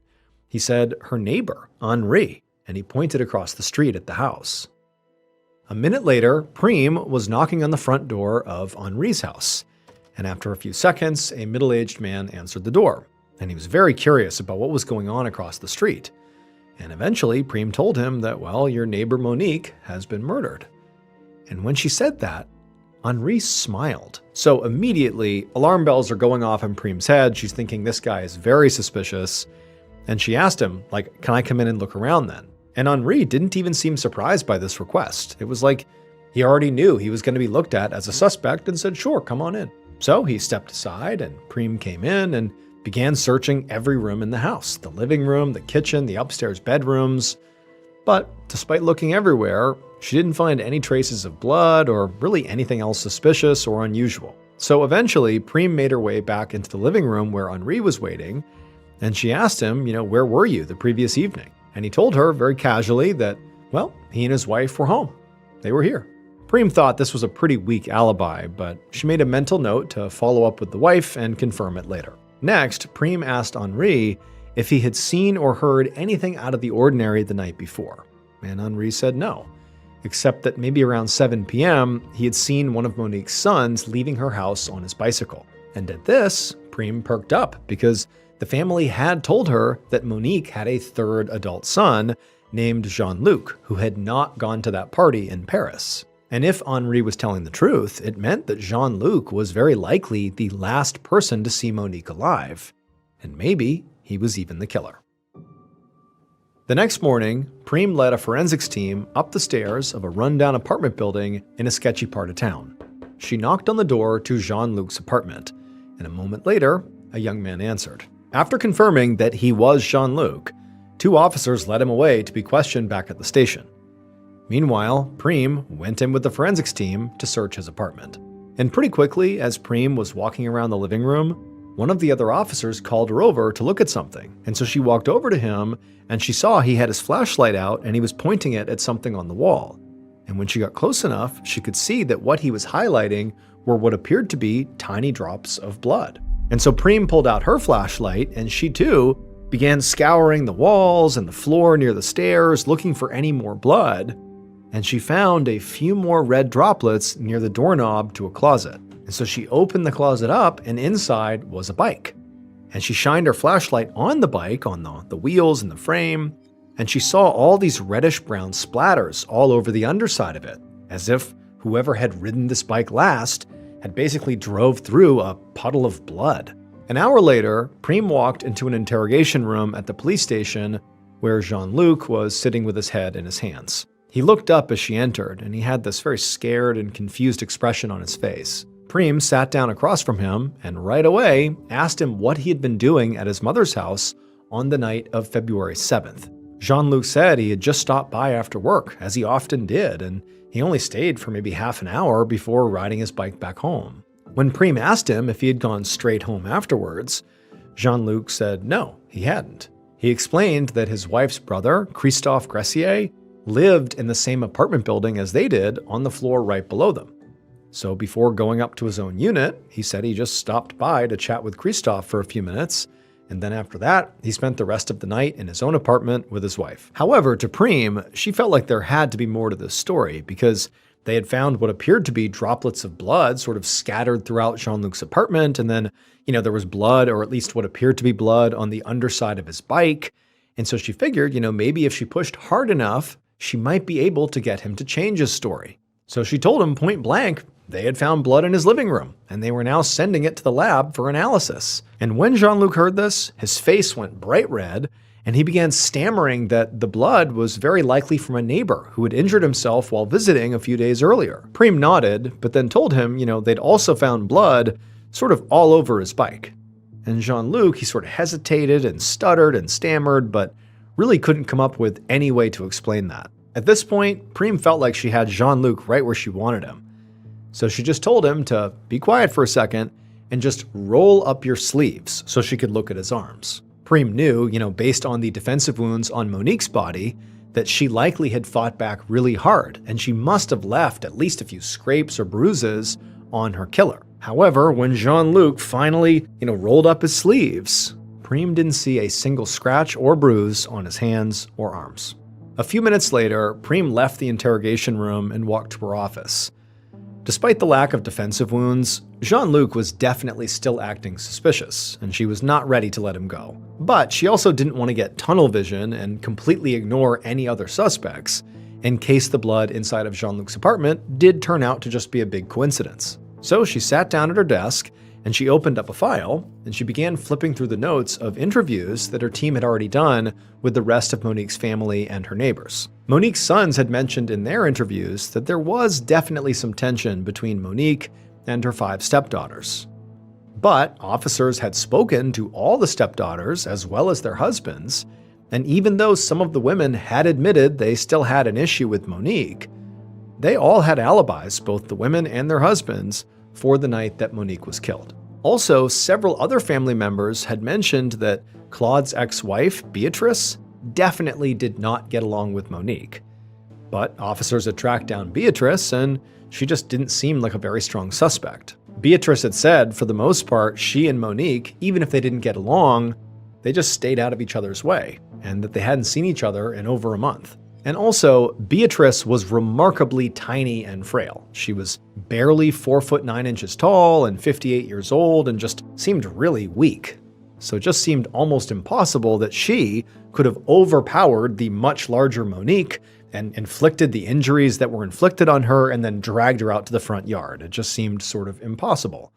And so, even though she wasn't totally ruled out, for the most part she was. Just then, there was a knock on Prim's door, and when she looked up, she saw there was another officer standing there, and he told her there were 2 people here who wanted to speak to her. Prim nodded, and then a moment later, a very nervous-looking middle-aged man and woman came into the office. They sat down across the desk from Prim, and the man said they had information that could help with the Monique Lejeune investigation. Prim sat up and grabbed a notepad and said, "Okay, tell me what you got." And she began writing as the man explained that he was a co-worker of Christophe Gressier. And Prim immediately recognized that that was the name of Jean-Luc's brother-in-law, the one Jean-Luc said he had visited on the night Monique was killed. That was the person he saw apparently right after he left Monique's house. The man sitting across from Prim said that just a few hours ago, he'd gotten a call from Christophe's number. But when he answered it, all he could hear was a sort of muffled conversation between 2 women.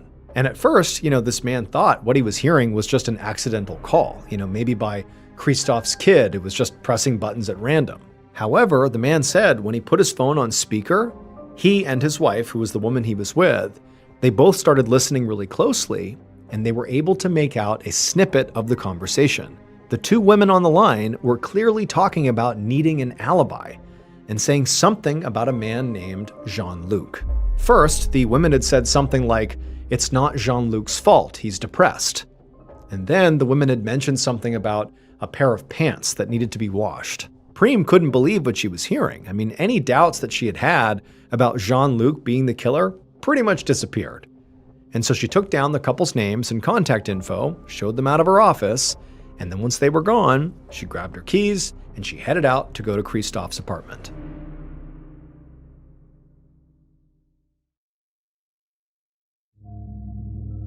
Now, by this point, Christophe had already been taken into custody and questioned, and he had completely denied knowing anything about Monique's murder or the phone call that was apparently made from his number. But Prim hoped that maybe a search of his apartment would tell a different story. She walked through each room of the apartment until she found the washing machine. And there, she put on a pair of latex gloves, and she reached inside the washing machine and she pulled out a pair of pants that were still damp, as if they had just been washed earlier that day. And she held these pants up and kind of put them in the light, and she could see clearly there was a brownish stain on them. She also noticed that these pants looked like they'd be way too small for Christophe, who was a pretty tall and burly guy. But they definitely looked like they would fit a guy like Jean-Luc, who was much smaller. Later that same day, so this is on February 10th, 2 days after Monique's body was found, Captain Prim was in her office when her phone rang. She answered it, and it was a technician from the crime lab telling her they actually already had the results from the samples that had been sent in for testing. And so Prim, she's geared up, ready to hear some potentially, case-breaking news. But the tech told her that the stains that were on the bike, it was blood, but it was animal blood. He went on to say that the other little droplets of blood that were in Jean-Luc's apartment, like on the walls and near the door handle of the closet, it was blood, but not a match for Monique's. And then also those pants that had been found, that stain on the pants, that wasn't blood at all. That stain was just grease. Prim was very frustrated because in her mind, she had sort of zeroed in on Jean-Luc. It really seemed like he was their guy. But now they really had no physical evidence against him. And as for that bizarre phone call to Christophe's coworker, they really had no way of knowing who those 2 women in the background were, or even if the coworker and his wife had actually overheard the conversation correctly, about the alibi and about Jean-Luc being depressed.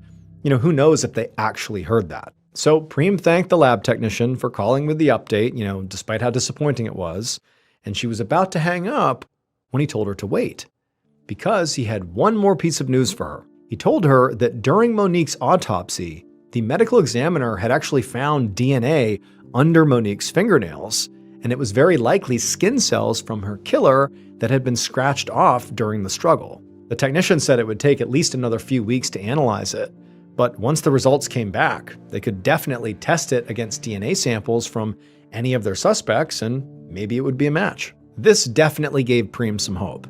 And after she hung up, she began making a list of everyone they would need to get a DNA sample from so they could test against it. She definitely knew she would need one from Jean-Luc and Christophe, and then also that neighbor Henri seemed like a strong suspect too. Priem had actually spoken to Henri's wife and confirmed that, at least according to her, they were together that whole night Monique was killed. But she also knew that spouses were very likely to lie for each other, so it was a flimsy alibi. So at this point, Priem felt like she definitely had 3 good potential suspects to get DNA from. But realistically, that was where her list ended. The rest of Monique's family had been ruled out by this point, and none of the other neighbors really seemed like suspects. And by all accounts, Monique lived a pretty quiet suburban life and just didn't really get into trouble with anyone, so there really was no one else. And so to Priem, it just felt like something was missing here. Like, in the time I have between now and when the analysis is done on that DNA underneath Monique's fingernails, I need to see if there's something I've missed. And so over the next few weeks, that's what Priem did. She pored over all the evidence they'd collected, and she re-interviewed all the family members and spoke to all the neighbors. But despite this huge effort, nothing new came up that brought any other suspects into view. However, at the same time, this is early March by this point, maybe 3-4 weeks after the tech had said they would test this DNA, Priem got another call from the crime lab, and the technician said that the DNA analysis had come back. And even before they tested it against any specific suspects, the results were already enough to narrow down the field significantly. And when Priem heard what the tech had to say about the analysis so far, she realized that this was, in fact, the missing piece of information that she needed. Based on this revelatory DNA evidence and also an eventual confession by the killer, this is what police believe happened to Monique Lejeune on the night of February 7th, 2003. The killer walked up to Monique's front door and knocked, and a few seconds later, the door opened and Monique was standing there. But instead of inviting the killer inside, Monique just kind of crossed her arms and stared. At this point, the killer began to speak. However, what was supposed to be a polite conversation quickly escalated into an argument, with both of them hurling insults back and forth.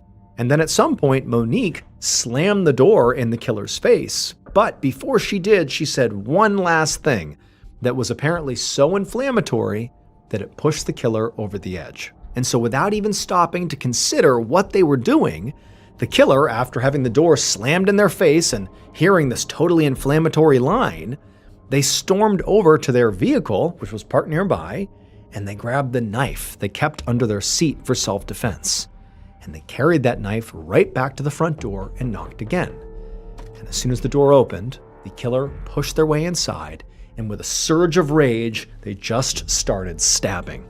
But Monique was very strong and big, and she knocked the killer to the ground and actually pinned them there. But the killer managed to wrestle their arm free that was holding the knife. But Monique, she kept fighting back. I mean, this was an epic struggle. And also, the whole time this is happening, Monique's 4 dogs have basically come over to the gate, which butted up against the entryway, and they're watching this happen. And they're barking like mad, and Monique is screaming out in rage and panic and pain, until finally they were able to break away from Monique, who kind of had them pinned, despite, getting stabbed repeatedly. And then once the killer was free, they turned and bolted out of the house. The killer ran across the yard, got in their vehicle, began pulling away, and as they did that, they saw Monique stumble out the front door. She took a few steps down the walkway and collapsed to the ground. But the killer didn't wait around to see if she was really dead. Instead, they sped away. And then they stopped at a supermarket parking lot and threw the murder weapon, the knife, in a trash can. And then the killer went home, and they burned their blood-stained clothes in their stove.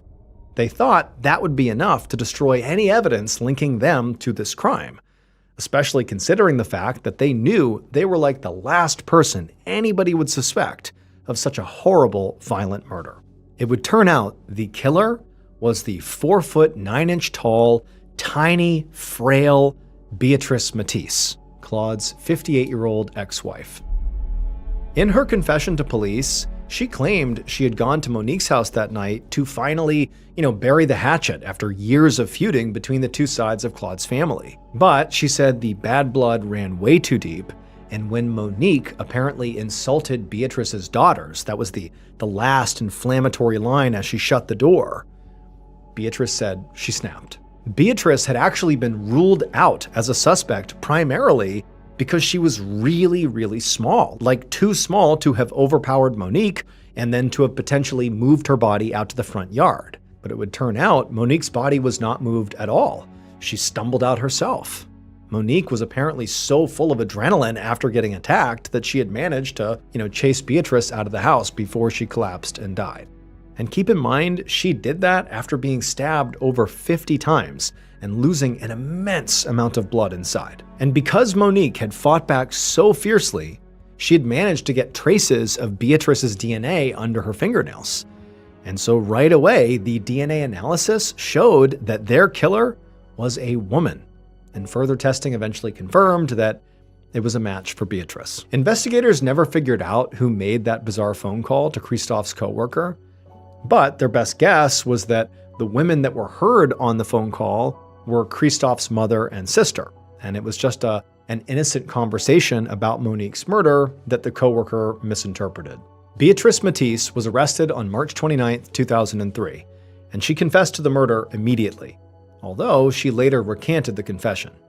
She was eventually found guilty and sentenced to 15 years in jail. On the evening of May 25, 2023, a student named Jung Yoo-jung sat at her desk in her bedroom inside the house where she lived with her grandfather in Busan, which is the second largest city in South Korea. Jung was hunched over with her head in a book, studying for a really important test that she had coming up. But the words on the page just kind of jumbled together and she couldn't focus. And, Jung just felt really frustrated because she knew she needed to consume this material and internalize it, but the way she was doing it clearly wasn't working. She really needed help. However, Jung had previously tried to find a tutor, to get help, but finding the right tutor had proven to be very challenging. So Jung had recently signed up for this mobile app that was supposed to connect high school students to tutors. And she had reached out to over 50 people, asking them if they could help her prepare for this really major exam in her 9th grade English class. But everyone she had spoken to either was not available or just wasn't a good fit. But on this night, as Jung stared down at her book, desperately trying to parse through the words on the page, she suddenly heard her phone buzz. And so Jung, who was sort of eager for a distraction here, she grabbed her phone and she saw there was a notification from that mobile app, the tutoring app. So Jung, she opened up the app and she read the message and she broke into a smile because the reply was from a potential tutor that she'd contacted earlier that day that she had been, sort of optimistic about. According to this tutor's profile, her name was Chae-eun. She was a 26-year-old college student and she spoke fluent English. And now, in her reply, Chae-eun told Jung that she would be more than happy to help her and was actually available to start as soon as the day after tomorrow. There was just one downside. Chae-eun tutored exclusively out of her own apartment, which was on the far north side of the city. So it would be pretty inconvenient for Jung to just get there. And then also she knew her grandfather would definitely worry about her traveling that far alone. But after having searched for a tutor for so long with no success, Jung just did not want to pass up this opportunity. So she immediately messaged back that she couldn't wait to get started. And then she and Chae-eun set up their first meeting. 2 days later, on the evening of May 27th, Jung walked up to the tutor's apartment complex. It had taken her almost an hour to get here on the bus. And she'd been lugging, this huge bag with her full of her study materials the whole time. She had brought along basically all of her stuff, just in case they actually got to studying today, which realistically Jung didn't know if they would. This is their first meeting. She didn't really know what to expect. But either way, Jung was glad to be here. This represented progress. So Jung, along with her big old bag, went up to the door with the apartment number that Chae-eun had given her, and she knocked. A few seconds later, the door swung open, and Jung saw Chae-eun standing there with a big smile on her face, and she looked exactly like she did in her profile picture on the app. Chae-eun then introduced herself and shook Jung's hand and welcomed her inside. Jung walked in and had a quick look around, and she saw the apartment was pretty small. It was a studio apartment. There was a bed and a couch in the same main area, and there was a kitchen and bathroom sort of branching off from there. Just then, Jung heard Chae-eun shut the door, and then she walked right past Jung and she took a seat on the couch, and then she sort of beckoned Jung to come have a seat next to her and come chat. And so Jung, she smiled and she's got her bag and she walks over and she sits down next to Chae-eun, and the pair just start chatting. And, Cheon asked her to explain again, sort of like, what are your main goals here? What can I help you with? And Jung said, well, I have this big test coming up for my English class, and, I was hoping you could help me with that. And Cheon said, yeah, of course I can. I'm fluent in English. I've worked with many people on, similar testing material. So, this is gonna be great. And so Jung, she's thrilled, and she says to her tutor, well, like, hey, I brought my stuff. Can we just start the lesson right now? And Cheon was sort of maybe taken a little bit aback. This is their first interaction, but she's like, okay, yeah, let me just get a drink of water first. And so Cheon, she wanders off into the kitchen and disappears to get her water, and Jung unzips her bag and begins fishing out her studying materials. A few hours later, a taxi driver was driving through the northern part of Busan, scanning the sidewalk for potential customers. And at some point, as he looked around, he eventually saw this woman, who appeared to be maybe in her 20s, standing outside of an apartment complex, Cheon's apartment complex. And this woman, she had this large, very heavy-looking black suitcase by her side, and she was waving to the cab driver, clearly trying to hail him down. So the driver pulled up alongside the curb, he rolled down his window, and he called out to her and asked where she needed to go. And the woman told him that she needed to go to the Nakdong River. And this immediately struck the driver as being a little weird, because the Nakdong River was in a very isolated area far outside the city. It was like a really odd place for a young woman to go alone, especially this late at night. But the driver also knew that he could charge the woman a pretty high fare for taking her all that way. So he said, okay. Then he popped the trunk of his cab and asked if she needed help with her suitcase. But she immediately said no, she had it. So the driver just shrugged, and he waited while this woman lugged this heavy suitcase to the back of his cab, and she hoisted it into the trunk, she shut the trunk, and then she climbed inside. And then the driver pulled away from the curb and started heading out of the city.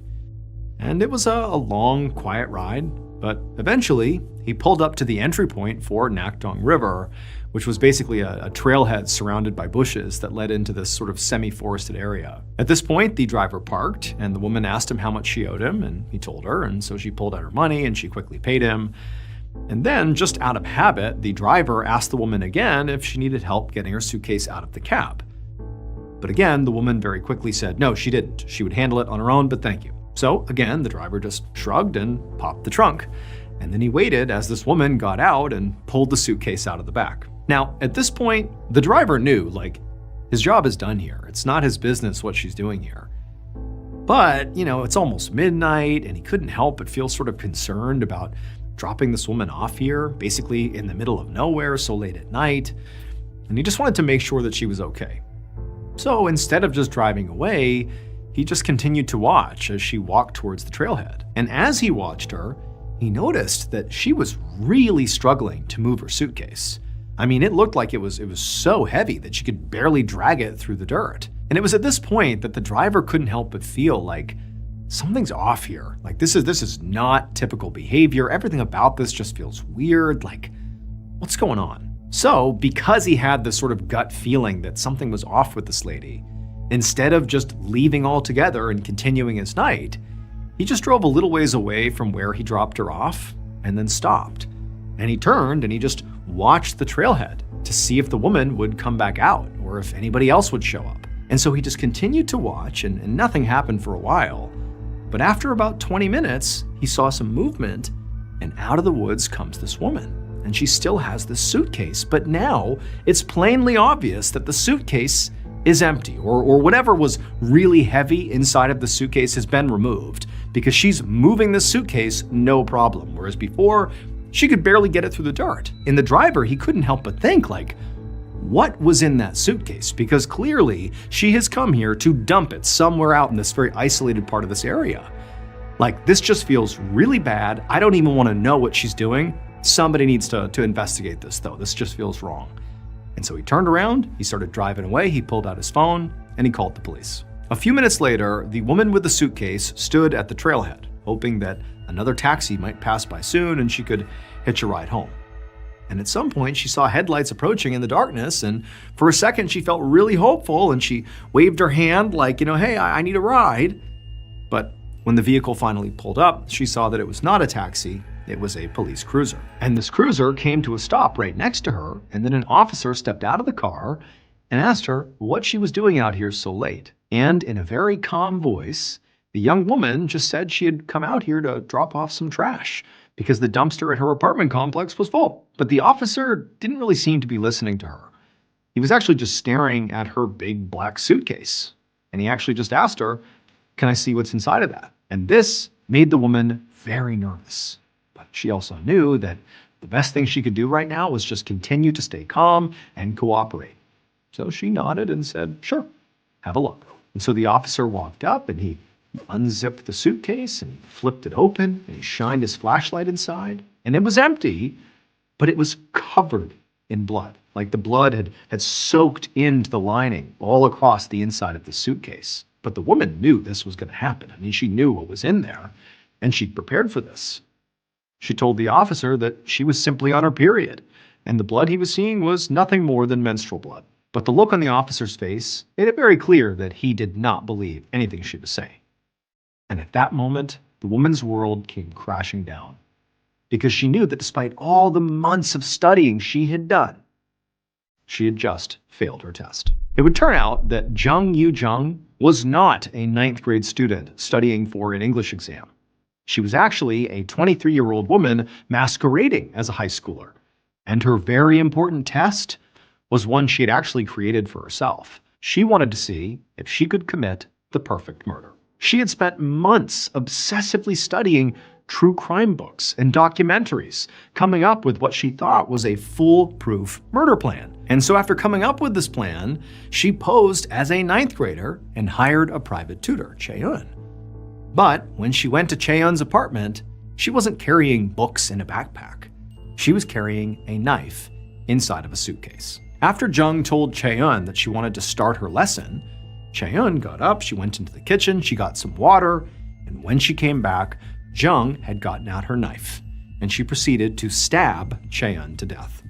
And then after that, she dismembered Chae-eun's body, put the pieces inside of that suitcase, and then Jung attempted to dispose of the body in the woods by the Nakdong River. But her foolproof plan did not work, because she was ultimately arrested before she even made it home that night. Jung Yu-jung was found guilty of murder and sentenced to life in prison.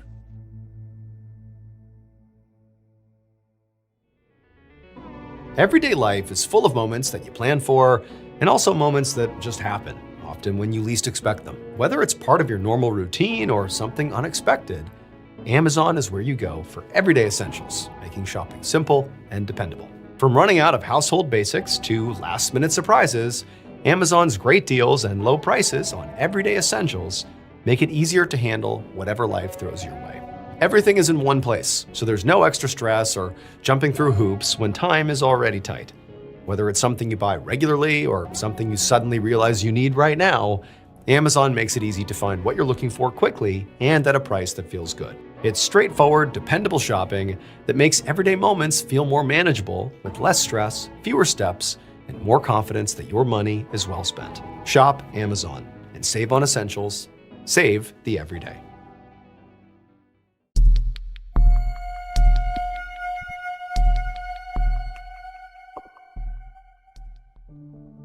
On the evening of January 31st, 2012, a 72-year-old retired high school teacher named Norm Johnson was playing the piano in his home in the tiny town of Madison, South Dakota, when his doorbell rang. And Norm was surprised. I mean, not because, just somebody had shown up at his house. I mean, the reality was getting unannounced visitors was not totally unusual in his household. But tonight in particular, it was odd, because the Madison High School basketball team had a big game that night, and pretty much the whole town was there cheering them on. Like, who isn't at the game ringing my doorbell right now? Who would that be? Now, usually Norm would be at the basketball game too. Not only had he coached several sports at the high school during the years he had taught there, but also he had grown up in Madison and he had gone to the high school and he had played on the football team and been on the track team. And, those had really been, in some ways, some of the best years of his life. And I mean, even now, as an adult, he still had such strong feelings and such a strong affinity for Madison High. It was like a home away from home.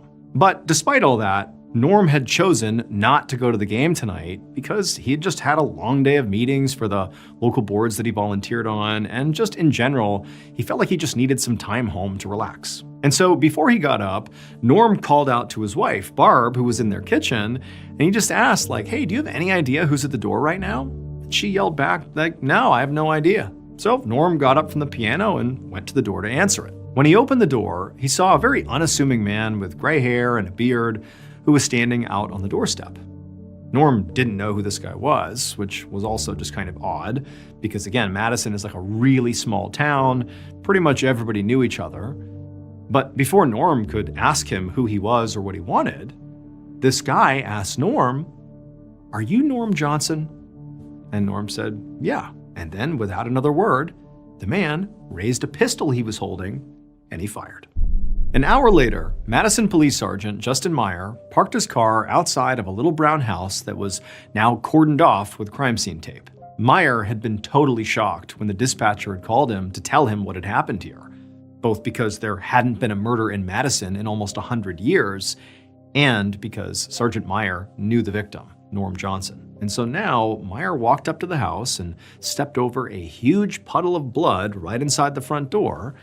And then he found Norm's wife, Barb, sitting on the couch with a blanket wrapped around her shoulders. I mean, she looked like she was clearly in shock. Around Barb on the walls were all these old photos of her and Norm. And some of these photos clearly dated back to the 1950s when they had been high school sweethearts. Norm had been the star running back on the football team, and Barb had been a cheerleader. Meyer took a deep breath, and then he walked over and sat down next to Barb, and he asked her what happened. And she just said she didn't know. She didn't understand. She said that Norm had just gone to answer the door, and then seconds later, she heard what sounded like 2 gunshots. And then, as Barb sort of choked back tears, she said that she had run over and she had found Norm lying on the floor with blood pouring out of his face. And through the doorway, she happened to see this gray-haired man that she didn't recognize, calmly just walking away down their walkway towards his car, and then he just drove off. And Sergeant Meyer, when he heard this, I mean, he really couldn't believe it. I mean, in many ways, he was just as baffled as Barb was about how in the world something like that could have happened, especially in this town. Like, what Barb was describing sounded like a premeditated hit, like an assassination. But Meyer just couldn't imagine who would want to do that to Norm. Like, Norm was beloved by the whole community, and he had been for decades. And so eventually, Meyer left the house and began to speak to all the neighbors. But, as he discovered, pretty much none of them were home at the time of the shooting because they were all out at that basketball game. And then also Meyer discovered that nobody in the area had security cameras outside their houses. And so nobody had captured any images or video of the crime. Because after all, I mean, Madison was typically a very safe area. And so by the time Meyer went home for the night, he was already starting to worry that he might not be able to solve this. However, the very next morning, Meyer got a call from a tipster. And this tipster said that there actually was one person in the area who definitely had a problem with Norm. That was a 73-year-old man named Carl Erickson. And at first, when Meyer began asking some basic follow-up questions, he just couldn't understand how this Carl guy could even be a suspect. I mean, he lived over an hour away in a different town. He was like a retired insurance officer with no criminal record. Like, how in the world would he be the guy that's, assassinating Norm? That just didn't make any sense. There was no clear connection. And then also there was just the fact that as people, they couldn't have been more different. Like, they definitely would not have overlapped in society. You have Norm, who's like very outgoing and social and beloved, and you have Carl, who's totally a loner, keeps to himself, and for the most part was kind of rude and just people didn't really like him. So like, there's just no reason that these two would come together. But Meyer had very little to go on here, and so he needed to follow up on any lead he really got. So that evening, he brought Carl in for questioning. And very quickly he realized that actually, Norm and Carl do have one thing in common. It would turn out Carl and Norm had gone to the same high school. Carl had grown up in Madison before he moved away. And the past 50 years of both of their lives had largely been defined by who they were as teenagers in high school. But while high school had been Norm's glory days, Carl had a very different experience. He had been an outcast who basically, at best, nobody really paid attention to. And so while Norm is like the star of the football team dating the cheerleader, Carl had actually served as the football team's student manager, who basically ran errands for the coach and assisted from the sidelines. Deep down, Carl was deeply jealous of Norm specifically. I mean, he was popular, he's this jock, he's got all the things that he wanted but really couldn't achieve. And then one fateful day in the locker room after a practice, someone had come up behind Carl and put a jockstrap on his head as a kind of awful prank. And, Carl was not totally sure who did it, but over time, he became convinced it was Norm. Now, over time, the people who were involved in that prank, the football players, they just kind of forgot about it. And in fact, many of them sort of forgot about Carl himself. But Carl never forgot the humiliation. He stewed about it for more than 50 years before his anger finally boiled over and he decided it was time to get his revenge. So on January 31st, 2012, he drove to Norm's home and he shot him in the face. A few months later, Carl pled guilty to second-degree murder and he was sentenced to life in prison.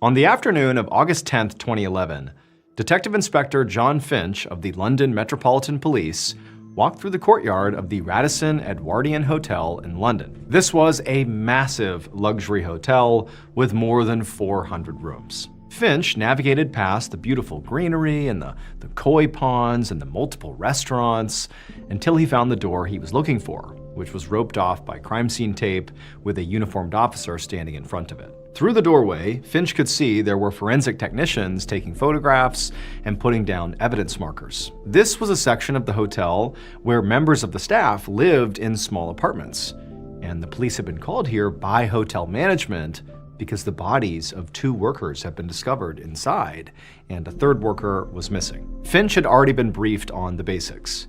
The 2 dead were a woman named Alice Adams, who was 20, and a man named Tibor Vass, who was also age 20. And they both had been at the same party in the apartment they were found in the night before. Tibor actually lived in this apartment, and it was actually his roommate, a 31-year-old man named Attila Band, who was the missing 3rd worker. And this was basically all the police knew at this point. They didn't even have a theory yet on whether the missing Attila was another victim or the killer. They really just didn't know. And so now, Finch greeted the officer who was at the door and introduced himself and showed his credentials, and then he ducked under the crime scene tape. And before long, he found himself standing in this small living room type area where the first victim, Alice, was lying in this massive pool of blood on the carpet. She was wearing a shirt, but no pants, but she did have underwear on, and she had a couch cushion that was placed over her face, and there were stab wounds all over her body. One of the forensics techs warned Finch to be careful where he stepped because there was so much blood all over the floor, they didn't want Finch to step in it.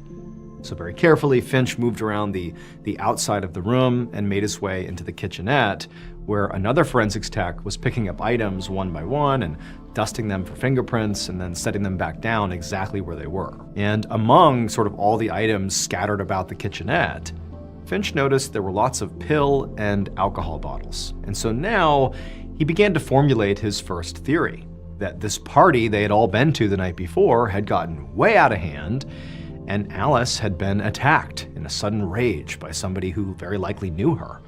Her missing pants suggested a possible sexual element, and the sheer number of stab wounds on her body and the amount of blood spatter really did suggest the killer was in some sort of a frenzy. The cushion that was found over Alice's face suggested that after the killer had sort of calmed down after the murder, maybe they had felt guilty and couldn't bear to look at what they had done, and so they covered her up. To Finch, this basically felt like a substance-fueled crime of passion. However, when he stepped into the bedroom, the scene inside of there told a totally different story. On the bed was Tibor Vass, the second victim, and he was completely naked, and he had been very carefully posed in this strange position where he was on his back and his knees were bent. It was immediately obvious to Finch that Tibor had not been killed here on this bed, There was only a tiny bit of blood on the sheets, and Tibor's body itself was perfectly clean, like it had been washed, before being arranged on the mattress. And then, when Finch walked over to get a better look at Tibor's body, he saw that the man's injuries were much neater than Alice's. Tibor only had 2 stab wounds, at least that Finch could see, and both of them were directly to his heart. So this was a very efficient murder. And so after a minute or two, Finch sort of backed up and just found himself feeling really confused, because even though he was in one crime scene, there are 2 victims, 1 crime, it almost felt like it was 2 totally different crimes. Like the murder that took place out there with Alice had been messy and very impulsive seeming, and possibly was because the murderer was, heavily intoxicated. And then this murder of Tibor, it seemed like it was committed by somebody who was much more methodical and potentially even sober. And so Finch couldn't help but wonder, how does this missing roommate, Attila Ban, fit into this picture? Because clearly, that's the piece that seems to be missing and likely would sort of answer all of his questions. And so at this point, what Finch decided he would do is he would go track down the other hotel workers who had been at this party the night before, to see if they knew where Attila was, or what happened to Attila, or why any of this happened. They were there, maybe they knew something. And so Finch, he turned around and he left the bedroom and he very carefully navigated back across the living room, being careful not to step in any blood. And then he left the apartment. And as he did, he sort of noticed something strange. But right now he knew the most important thing was going and speaking to those other workers to see what they knew. And so for now, he sort of forgot this strange element he thinks he's discovered, put it over here, and just said, I'll deal with that later. And off he went to go find the other workers. Over the next few hours, Finch spoke to a whole bunch of hotel workers, and they were able to tell him a lot about Alice, Tibor, and Attila. Basically, they were all good friends, they all worked together, and they were known for being very responsible and very hardworking. Alice apparently had only just begun working at the hotel a few weeks ago, and coworkers said that she and Tibor seemed to have some chemistry, but no one was sure whether their relationship went beyond a platonic friendship, because Alice actually did have a boyfriend. And Tibor's roommate, Attila, the one who was missing, was apparently a hotel manager. And recently he'd been named Employee of the Year, and everybody seemed to really love working with him. Finch also learned more about the party that Tibor and Attila had hosted in their apartment the night before, during which the murders, must have happened. And apparently it was really just a small gathering to celebrate Tibor getting into college, and the only people in attendance were Tibor, Attila, Alice, and then 2 other coworkers. Finch had interviewed those 2 other coworkers, and they would say that, during this party, this gathering, everybody had been drinking really heavily. But they insisted that it was a calm night without any conflicts or fights. And they both said that when they left the party, Alice and Tibor and Attila were all alive, awake, and totally fine. And so this information certainly seemed to suggest that Attila did it. I mean, he was the most obvious one that could have committed these murders. The 3 were left alone, 2 wind up dead, the 3rd is missing, Attila. But Attila, despite the fact he was missing, which did sort of make him very suspicious, beyond that, he was like this unbelievably sweet guy who had no problems with anyone. He was like the Employee of the Year.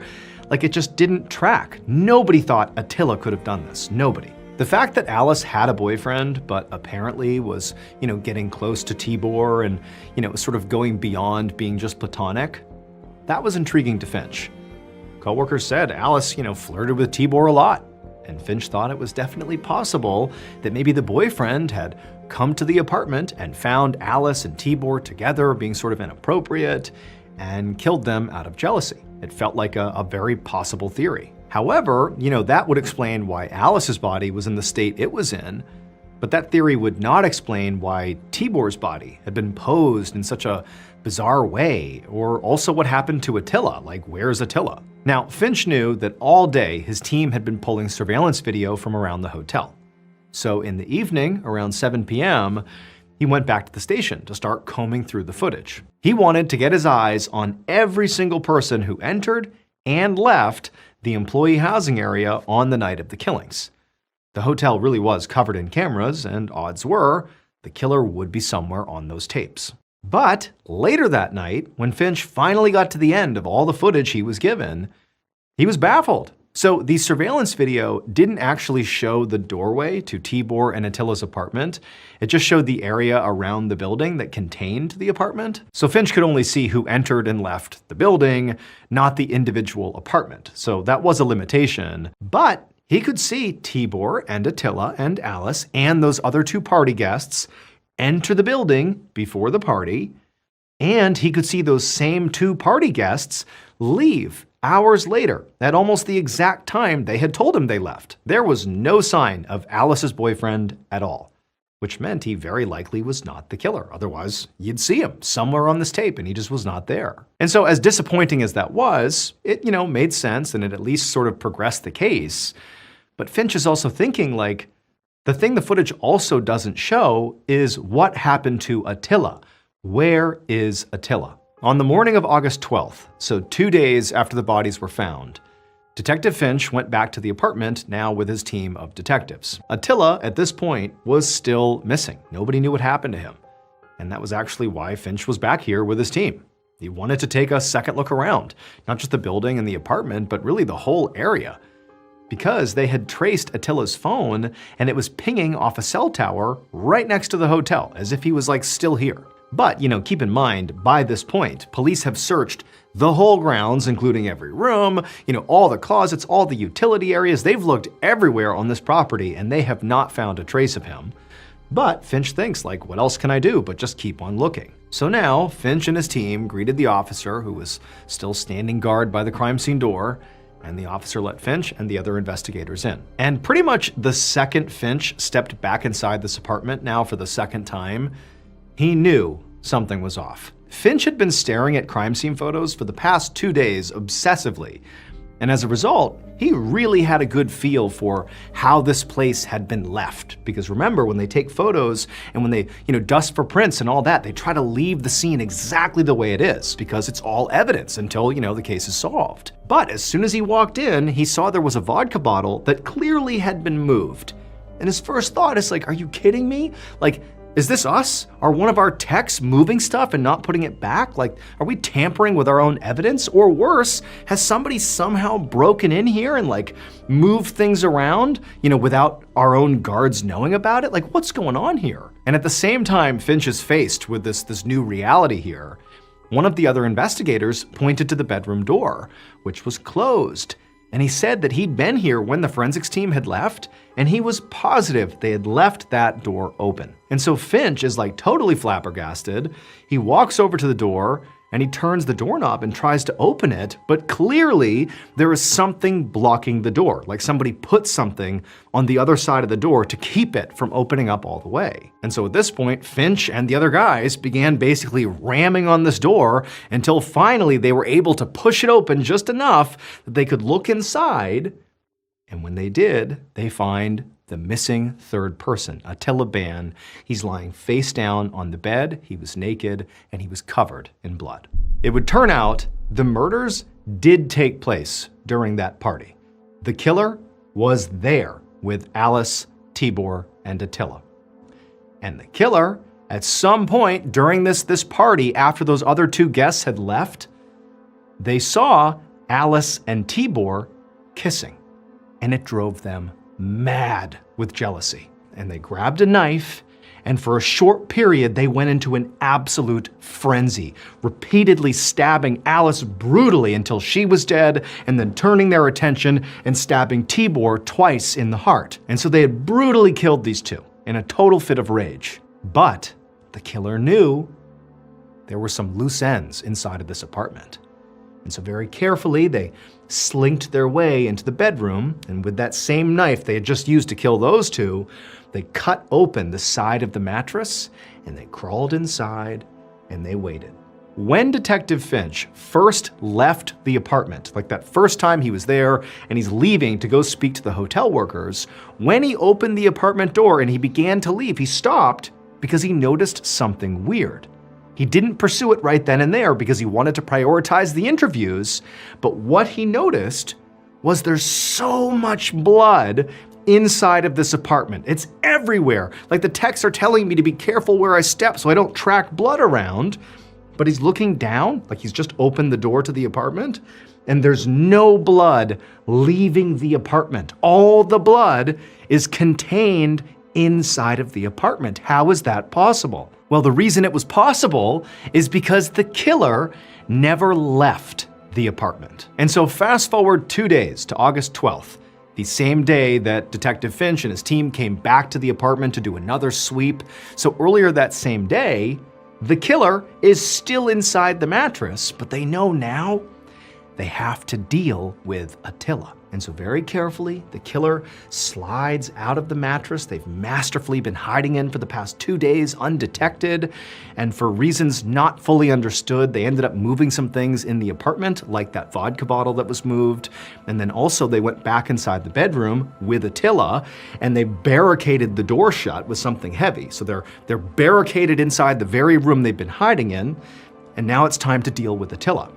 And so the killer gets on the mattress, and they take their own clothes off, and they cut their wrists. Because it turns out the killer was Attila. They are the same person. And Attila was madly in love with his roommate, Tibor. And at that party, when he saw Tibor kissing Alice, he knew that his love was unrequited.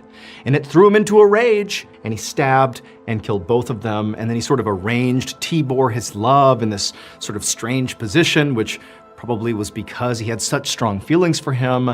And then also when he attempted to take his own life 2 days later, when he staged his own death on the bed there, he sort of arranged himself in the same pose. But again, he didn't die. And so after Finch and his detectives broke into the room, they found Attila. They were able to get him to a hospital and treat him. And then once he was stable, he was arrested, found guilty of the murders, and sentenced to 26 years in prison.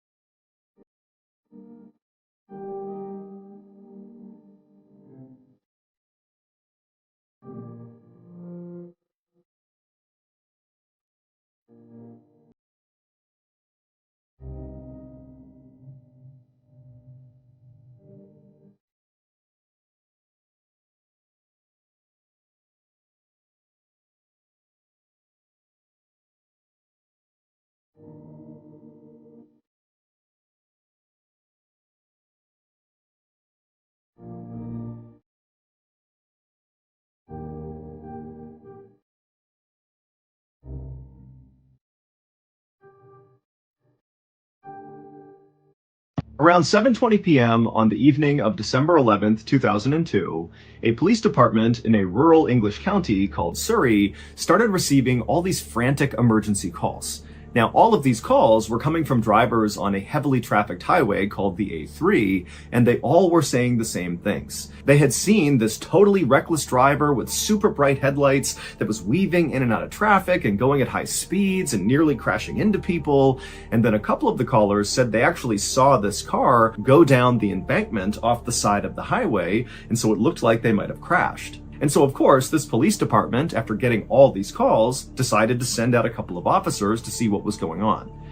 When the two officers got out to the A3 and began patrolling the area on the A3 where all these calls were saying they had seen this reckless driver, they didn't see the driver. They didn't see a wreck on the side of the road. They didn't see any signs of an accident. I mean, there was nothing there. Now, had only one person called in about this wild, reckless driver, at this point, the officers would have chalked this up to a mistake or even a prank. But so many people called in about this one particular reckless driver on the A3 that these two officers decided to just keep on looking and really see if they can figure out where this driver went. And so to this point, the two police officers had been just driving on the A3 to try to find this driver. And so they decided they would park their vehicle, get out, and walk on foot on the edge of the highway because there were these huge forests that lined either side of the A3. In fact, Surrey, the county in England where this was one of the most heavily forested areas in all of England. And so these forests on either side of the A3 were very dense. You could not see very far into them. And so these officers were thinking that it might be possible that this driver, if they were driving as recklessly as all the callers made it seem like, they could have veered off the highway, gone down the embankment, and then because they were going at such a high speed, they could have crashed their way into one of these forests and basically disappeared from view from the road. That in order to see this crash in the forest, you'd have to be basically in the forest. And so these two officers, they pulled over, they got out, and they began walking along the edge of the highway, staring into the forest, looking for a sign of a car wreck. And sure enough, after walking for a while, one of the officers spotted something deep in the woods that looked almost metallic or plastic. Whatever it wasn't supposed to be in the forest. And so the officers made their way into the tree line and began walking through all the trees. And as they got closer, they realized very clearly there was a car. There was a wreck in the forest. And so the two officers, they begin running towards the wreck. They're calling for backup on the radio. They get to this wreck in the middle of the forest, and they're on the driver's side, and they look inside the car, and there's no driver in the driver's seat, but they looked through the car to the passenger side, and they saw the front passenger door was wide open, and on the ground on the other side of the car was very clearly a body. And so the two police officers rushed around the car to get a better look at the body. And when they did, they couldn't believe what they were seeing. It didn't make any sense. Like, what was this? Now, to understand why these police officers were so caught off guard by what they were seeing, we need to go back 5 months to July 16th, 2002. On that night, a 21-year-old man named Christopher Brian Chandler finished up his beer at a pub in West London. And for reference, where this pub was located was about 1 hour north of that stretch of the A3 highway in Surrey where the car was found in the woods. This night, Christopher had gone to this pub with a close friend of his. This was meant to be a fun night out. But, as Chris is finishing up this beer, he began to feel really antsy because it turned out Christopher was actually wanted by police in London for robbery, and so he hated staying in one place for too long. And so the only people who even knew where Christopher was the friend he was with at the bar, and then also Christopher's brother. He knew he was at this particular pub. And so finally, Christopher got so anxious about being in this pub for too long that he told the friend he was with that he just wanted to leave. And so he said goodnight to his friend. The friend stayed at the pub, and Christopher left, got in his car, and began driving south. But Christopher never arrived at the place he was trying to go. He just sort of disappeared, and nobody heard from him again. Christopher's brother eventually would report Christopher missing, but remember, the brother knows Christopher is wanted for robbery, and so Christopher suddenly going on the lam and just disappearing for a while was kind of par for the course, and so the brother really didn't think this was a big deal. And also, the police felt the same way because they know Christopher is trying to elude them, and so it makes sense he would be missing. And so as a result, nobody really followed up on Christopher's missing person report. Everybody just kind of moved on. That is, until 5 months later, when all those drivers began calling into the police in Surrey about seeing this totally reckless driver careening down the A3, who eventually crashed into a ditch. And then those two officers, they went out to that stretch of A3, and sure enough, it was Christopher's car, and the body on the ground was Christopher. However, there was a problem. When the two police officers walked up on Christopher's car and saw it for the first time, they were struck by how old it looked. But it didn't really register with them why that would matter. It just stood out to them that this is a really, really old and rusted up car. But when they went around to look at the body on the ground, Christopher's body, they saw that his body was actually mostly a skeleton, which meant Christopher did not crash and die on this night, December 11th, 2002. Very likely, he crashed and died 5 months earlier, right around the time he disappeared. Now, the Surrey police, they say that this was all just one big coincidence, that the reckless driver that all these drivers were reporting that night on the A3 must have not crashed and actually just kind of got away, and then just by coincidence, when the police were searching that area of the A3 for the reckless driver, they happened upon Chris and his car. But remember, several of the drivers who called in that night about seeing this reckless driver on the A3, they specifically said they saw the car veer off the embankment and crash down below near the tree line. Like, this is a serious crash. Someone needs to get out here with an ambulance because probably someone's hurt. And then when the police got out and searched the exact area where this crash supposedly happened, they find Chris's car that had all the hallmarks of a car that was driving recklessly on the A3 that veered off and crashed into the woods. I mean, they found Chris and his car because of these calls, but it could not have been Chris. But what other car could it have been? As of today, we do not have a good explanation for how this happened, and so it's been dubbed the A3 ghost crash.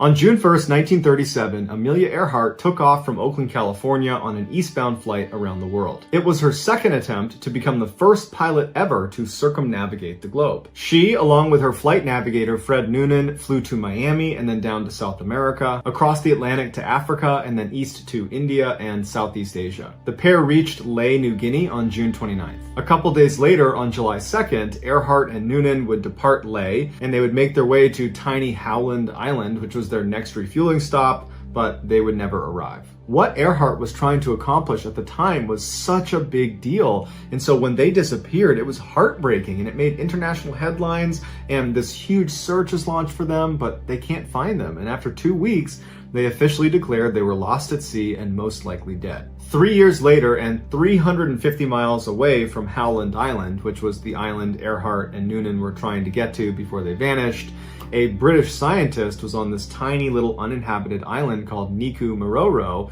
and they made a startling discovery. He found an incomplete skeleton next to what looked like the remains of a campfire, and their skeleton was kind of torn all over the place, like they had been ripped limb from limb. Because of Niku Maroro's proximity to Howland Island, everybody speculated that this has got to be the body of either Amelia Earhart or Noonan. The bones were sent to 2 doctors in Fiji, and they unfortunately said, no, this isn't Earhart or Noonan, this is somebody else. So those bones were ultimately disposed of because no one could claim them or knew who they were, and everybody just kind of forgot about it until 2017, when a forensic anthropologist decided to manually re-examine the measurements of the bones that were taken off of Niku Maroro Island and compare them to real measurements of Amelia Earhart.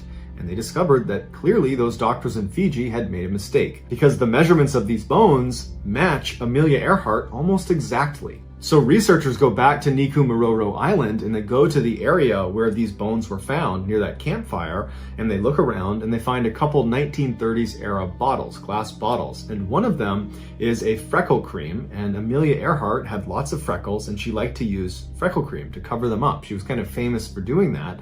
And so they found that freckle cream on this island near bones that look like they belong to Amelia Earhart. So while some scientists are putting their energy into confirming that yes, those bones were Amelia Earhart. We don't have the bones, but we can show you with the measurements and the freckle cream. And there's another picture that apparently shows the landing gear of her plane off of Niku Maroro Island. So there's some people that are working on that angle. And there's another group of scientists and researchers that are saying, okay, let's assume that that really was Amelia Earhart. Let's figure out what happened to her once she got to Niku Maroro Island. And the leading theory is horrifying. Although Niku Maroro Island is uninhabited by people, it is inhabited by one of the scariest creatures on the planet, the coconut crab. They're 3 feet long, they can carry at least 6 times their body weight, and they use their pincers that are as strong as a lion's jaw to rip open coconuts, which is their main source of food. But coconuts are not the only thing they eat. They'll also eat pigs, they'll eat each other, they'll even eat themselves. And they're prolific climbers because they need to get up to get to the coconuts. But in some parts of the world, they use their climbing ability to climb up and grab birds and break their wings with their pincers and then drag them into their underground burrows where they will eat them too. The few researchers and scientists that have gone out to Niku Maroro Island have said at night, thousands of these crabs will emerge from their underground burrows and they'll go looking for food. And they have a really keen sense of smell and they can smell blood. So when one of the crabs goes up and grabs a bird and starts ripping it apart, the thousands of others will come charging over and swarm the bird because they've smelled the blood, and they'll rip it to pieces and they'll all try to get in on the action. And so the theory goes, Earhart and Noonan are making their way to Howland Island. They get off track somehow and they wind up crash landing 350 miles away on Niku Maroro Island on one of the reefs. Noonan probably dies on impact, and Earhart, who's badly wounded and probably bleeding, she gets onto the island and she makes her way up to that area where that campfire was found. And for some amount of time, Earhart is able to survive off of whatever she had on her in those glass bottles, but in her weakened state and bleeding, at some point she probably attracted the coconut crabs who one night came out and swarmed her, ripped her to pieces, and ate her. Today, Niku Maroro Island is only inhabited by the coconut crabs and it's protected land under the Republic of Kiribati. And so if you want to go, you have to get express permission from the Republic of Kiribati, and they send someone to go with you. And there's no airport on the island, so you have to land on a separate island and then ride to Niku Maroro on a boat. But you have to pass through Cyclone Alley, which means you can only travel there at certain parts of the year, and even then it's incredibly dangerous.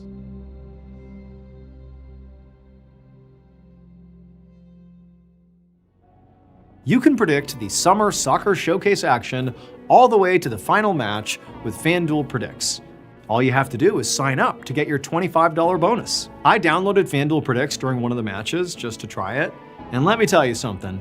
Every play suddenly mattered way more, and every pass had a little more weight to it. It's all right there on your phone, super easy, and it kind of pulls you into the action in a way that just watching doesn't.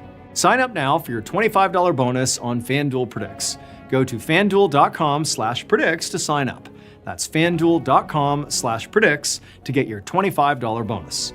Offered by FanDuel Prediction Markets, LLC, a registered futures commission merchant, 18+. Bonus is non-withdrawable and expires 7 days after receipt. Trading derivatives involves significant risk and may not be suitable for all investors. Manage your activity with their consumer protection tools. Restrictions apply. See terms at fanduel.com/predicts/bonus-offer-terms.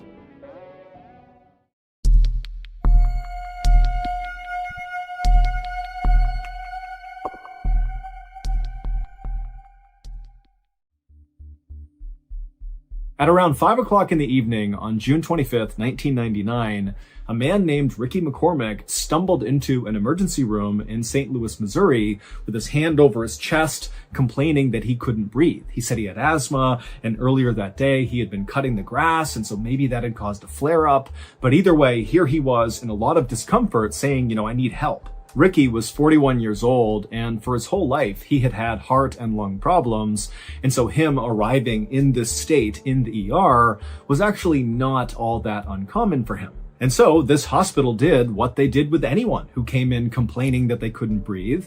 They immediately took Ricky to a back exam room and they hooked him up to all these monitors to make sure his heartbeat was steady and that his oxygen levels were plenty high. And once Ricky was in the exam room getting hooked up, he started acting really agitated and he kept looking around the room like he was scared that someone was going to jump out at him. And he was also sweating profusely, and whenever he did speak, he spoke so quickly no one could really understand him. But despite Ricky's odd behavior, the heart monitor showed his heart was beating steadily, his oxygen levels were perfectly fine, and when the doctor came in and examined Ricky, even though he clearly saw that something was off about Ricky, there wasn't any sign that there was anything physically wrong with Ricky. And so the doctor and the nurses agreed that whatever was going on with Ricky had to be psychological. And as it happened, Ricky did have a long history of psychological issues. He was known for making things up all the time, just telling people these crazy stories about himself, like how he was this talented singer and he was about to go on tour, or that he was actually a prince, or that he was studying to be a doctor. I mean, things that nobody thought was true, but Ricky would say as if this is just common knowledge. This is who I am. And so Ricky's family for the longest time had just assumed that Ricky was either bipolar or maybe schizophrenic. Those are both serious mental health disorders that totally disrupt normal thinking. But Ricky, despite being encouraged by his friends and family to go get help, never got help for any of his psychological issues. And so Ricky's life had kind of gone off the rails. He had dropped out of high school and not gone back to any sort of schooling, and he had spent some time in jail. Now, Ricky was living in a low-income, very dangerous part of St. Louis, which is a big Midwestern city on the Mississippi River that in 1999 had a very serious issue with gang violence. Ricky absolutely hated it there, but he had no way to actually leave St. Louis. In fact, Ricky didn't even have his own place. He bounced around from his mother's place,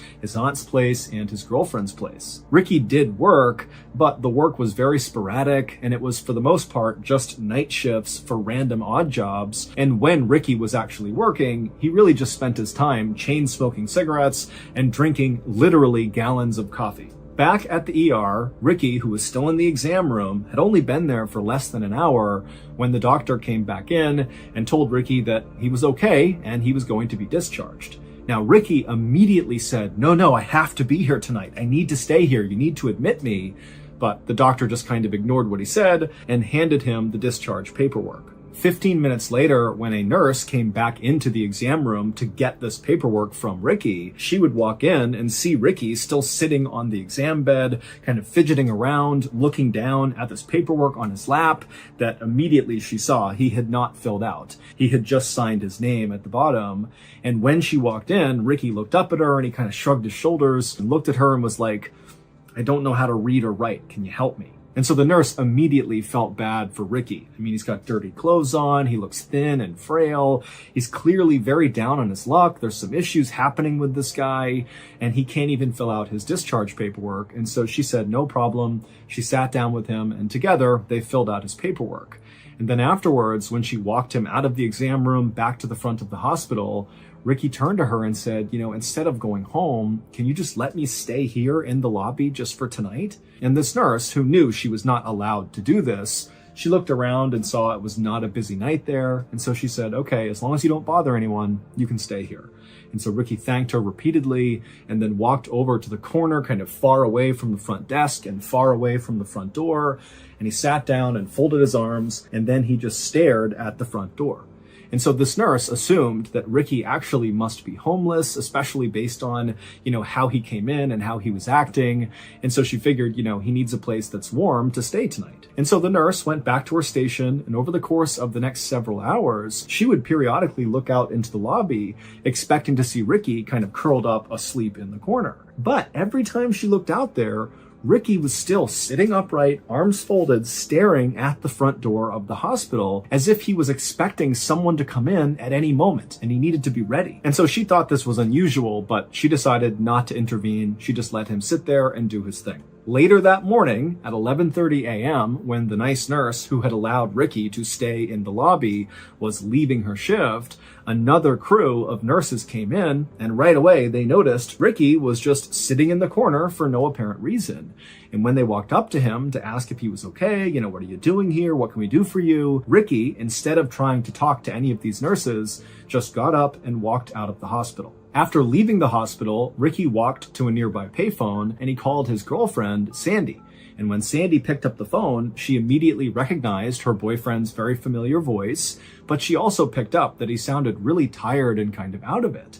And so when she asked him, are you okay? What's going on? Ricky would tell her that he had just spent the night in the hospital. But he didn't clarify that he had spent the night in the lobby of the hospital, not admitted as a patient at the hospital. But to Sandy, it really didn't matter because already this was raising red flags for her because this was actually the second time that Ricky had gone to the ER just that week. Just a few days earlier, Ricky had been released from a different hospital in St. Louis after telling doctors there that he had had these chest pains and he couldn't breathe. And so he had been admitted for a couple of days, but ultimately they determined that there really was nothing wrong with him. And they too believed whatever was happening with him had to be psychological. And so he had been released. Additionally, Sandy had been growing increasingly worried about Ricky because over the last several weeks, Ricky had begun acting really paranoid, to the point where anytime he was in her apartment and somebody outside the apartment just walked down the hallway, Ricky would jump as if he was worried whoever was out there was going to barge in at any moment. But whenever Sandy asked Ricky, what's going on? Why are you so paranoid? He refused to elaborate. So, feeling very concerned about Ricky, on this phone call, Sandy would say to Ricky, please come to my apartment and let me take care of you. If you're not feeling well, I'll make you feel better. Just please come to my apartment right now. But Ricky said no, he did not want to go to Sandy's apartment. He told her instead he was going to walk to a nearby gas station to get a bite to eat, and then afterwards he would give Sandy a call. And so the two of them agreed to this plan. They hung up. But then Ricky did not call Sandy later. A worker at the gas station where Ricky said he was going would later tell authorities that Ricky did come into the gas station and he got a hot dog on that day, the 26th. And then the next day, this same worker said, yep, we saw Ricky again on the 27th. He came in here, he got a bite to eat, and then he left. But after that, nobody saw Ricky. Not his aunt, not his mom, not his girlfriend. He didn't show up in any other emergency rooms in Missouri. He just disappeared. On June 30th, so 3 days after Ricky was last seen at this gas station, a woman was driving her car 20 miles north of St. Louis on this highway when she looked out into this cornfield that butted up against the highway, and she saw kind of in the middle of it was this dark shape that looked totally out of place. And so she was intrigued enough that she actually pulled over on the road, she got out, and began walking into this cornfield to see what this thing was. And when she got up to this thing and saw what it was, she froze in horror, and then she screamed, turned around, and ran back to her car, and she flew to the nearest gas station, she grabbed a payphone, and she called 911. When the police arrived at this cornfield, they too walked out towards this dark thing, and then finally they saw what this thing was that had scared this woman. It was a dead person who was lying face down. Their body was very badly decomposed. And in fact, their body was just kind of falling apart, like the fingers of this person's body had just kind of crumpled off of their hands. Now, based on what this person was wearing, they appeared to be male, but there was no way to tell how this person died or really how long they had been dead for. But despite the advanced decomposition, authorities were able to get a good fingerprint, and it would turn out that this body belonged to Ricky McCormick. The day after Ricky's body was found, the police would come out and say they were treating his death as a homicide. This area along this highway in this cornfield was actually a fairly common place for murderers to dump their victims. And it was very unlikely that Ricky had gotten there by himself. He didn't have a car. In fact, he didn't even have a driver's license. There was no public transportation that could have brought him to this spot. And if Ricky had decided to walk to this area for some reason, it was a solid 15 miles from where he lived and worked. Also, Ricky's body was way too decomposed relative to when he had last been seen alive, just 3 days earlier. And so there was a theory that perhaps he was killed somewhere else and then kept indoors in heat, and that had accelerated his decomposition, and that at some point whoever had killed him had moved his body and dumped it in this cornfield. And so on that first day of the homicide investigation, July 1st, the police put 18 detectives, so a ton of detectives, on this case, and they also appealed to the public to come forward if you had any information about what could have happened to Ricky McCormick. But just a day later, on July 2nd, the police came out and made an announcement that, after looking at all the evidence and looking at Ricky's body again, it did not appear, in fact, that he had been murdered, but instead he must have died of natural causes. This is a guy that had lung and heart problems, and so that is likely what killed him. Case closed. And so after this announcement, all of the evidence in Ricky's case was bundled up, put into storage, and people just kind of forgot about it. 6 months later, the Federal Bureau of Investigation, the FBI, got a tip that involved Ricky McCormick.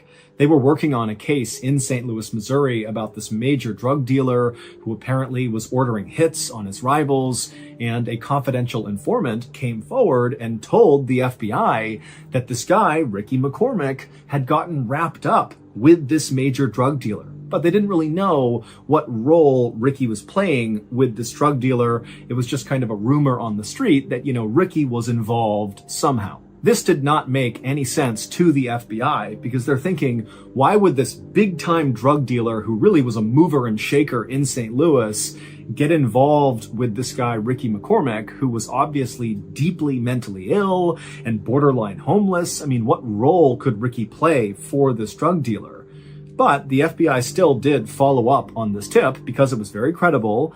And when they spoke to the local police who had investigated Ricky's death, they got Ricky's file, which meant they got all of the evidence. And immediately the FBI realized the local police had overlooked a very strange piece of evidence found in Ricky's pocket. This strange evidence was quickly sent to FBI headquarters in Quantico, Virginia, and it landed on the desk of a forensic analyst named Dan Olson. Dan was relatively new to the FBI, but he was highly disciplined and very methodical.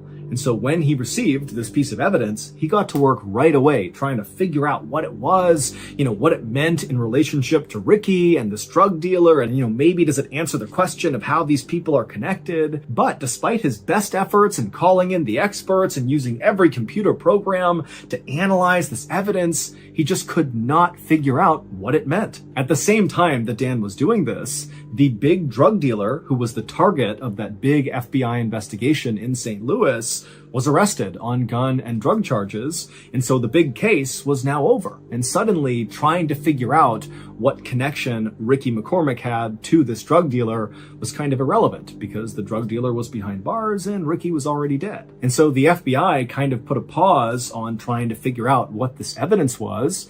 And so Dan, even though he was really curious now, he was fully invested in trying to figure out what this thing was, he realized he had to give it up too and move on to something else. And so the strange evidence went back into storage, and once again, everyone just kind of moved on from Ricky McCormick. But Dan never really forgot about this mystifying piece of evidence. It was always in the back of his mind. 22 years later, Dan Olson had now become very senior at the FBI. He was actually in charge of their cryptanalysis and racketeering unit. Basically, he was in charge of the people at the FBI who specialized in code breaking, meaning they were the people that would pull any sort of secret messages embedded inside of evidence. And so at some point after taking over this unit, Dan pulled out of storage this strange piece of evidence connected to Ricky McCormick. And he said, you know what? I just need to know what this means. I have to figure it out. I've never been able to. It's haunted me ever since. And so Dan went public. He went to the media and he asked the world to take a look at this mystifying piece of evidence and come forward if you have any idea what it means. When Ricky was discovered in that cornfield, the local police quickly emptied his pockets, and in his pants pocket were 2 documents that contained an incredibly complex cipher or code. It was basically 30 lines on each piece of paper with different symbols and letters and capital letters. I mean, it looked like total gibberish to the untrained eye.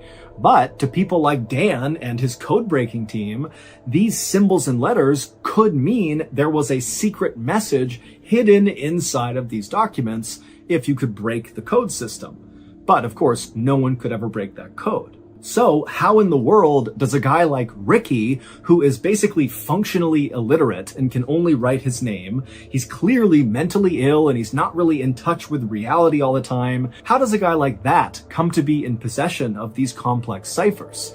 And if he didn't write these ciphers, because that's possible, maybe somebody else gave them to Ricky, well, why would anyone who came up with this very complex cipher entrust a guy like Ricky to be the one to carry these things around? I mean, presumably, they contain confidential information that's been very carefully hidden inside of the cipher. And so why give it to Ricky? He's such a liability. And also, what happened to Ricky in that cornfield? I mean, we don't even know how he got there. We don't know how he was killed. All we know is that he had these ciphers in his pocket when he was found. And so many people believe, including law enforcement, that the answer to, what happened to Ricky and what was his connection to this drug lord in St. Louis, if any, or, what was he up to, will all be solved if we can just figure out what these 2 ciphers mean. But as of right now, no one has solved the riddle of what these 2 ciphers mean. All we know is that Ricky McCormick, a couple of weeks before he died, became increasingly paranoid and was so scared of someone or something that he was likely running into these hospitals just to hide out. But eventually, whoever or whatever Ricky was scared of very likely caught up to him and killed him. But until we crack these ciphers, we very likely will have no idea what actually happened to Ricky McCormick. Today, the FBI has set up a special website where you can look at these two ciphers that Ricky had in his pocket, and if you're able to crack them, because someone's going to eventually, you can tell the FBI through this website and potentially help solve Ricky's murder.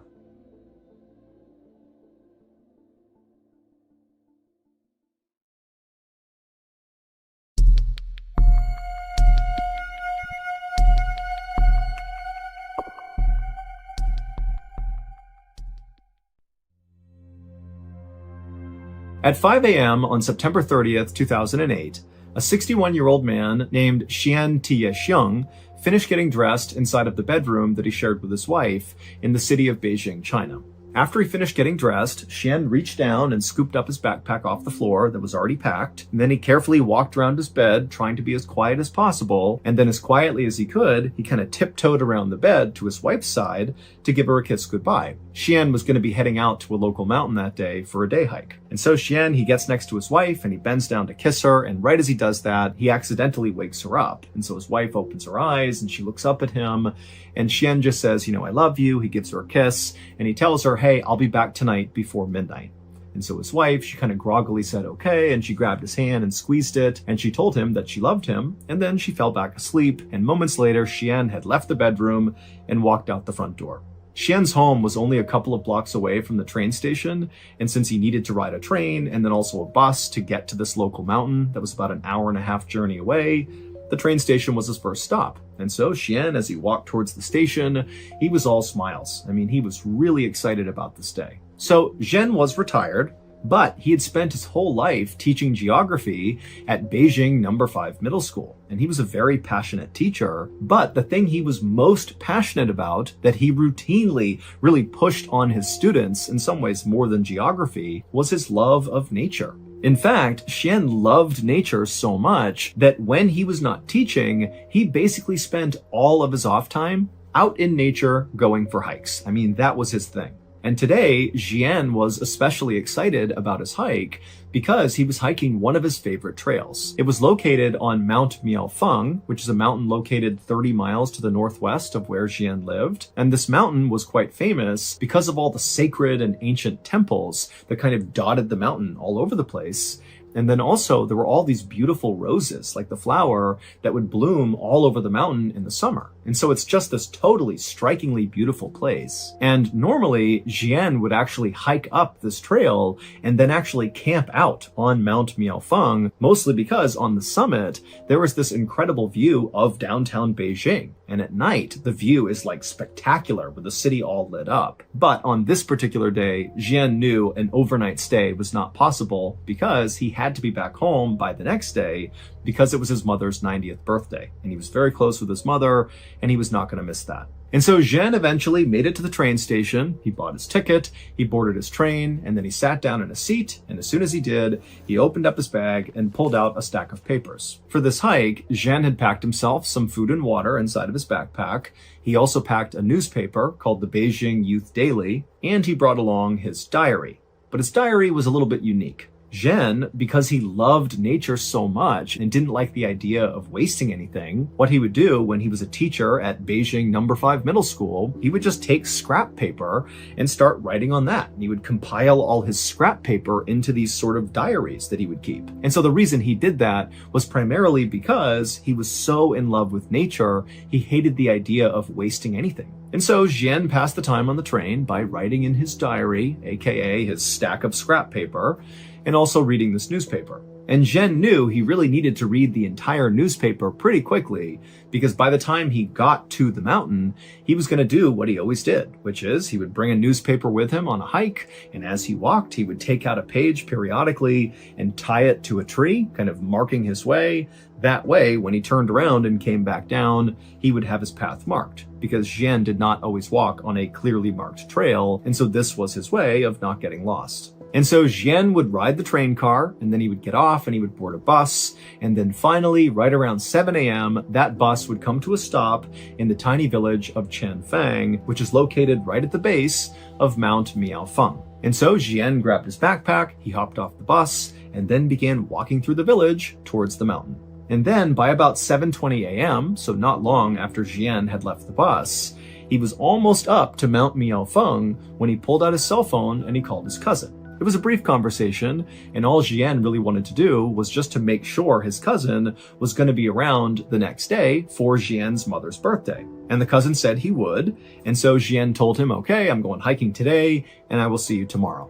And then he hung up. And then, only a couple minutes later, Jian disappeared into the beautiful forests of Mount Miaofeng. So Jian's wife did not expect to hear from Jian at any point that day because she knew he would have terrible cell phone service up on the mountain. But she did expect her husband to be home on time.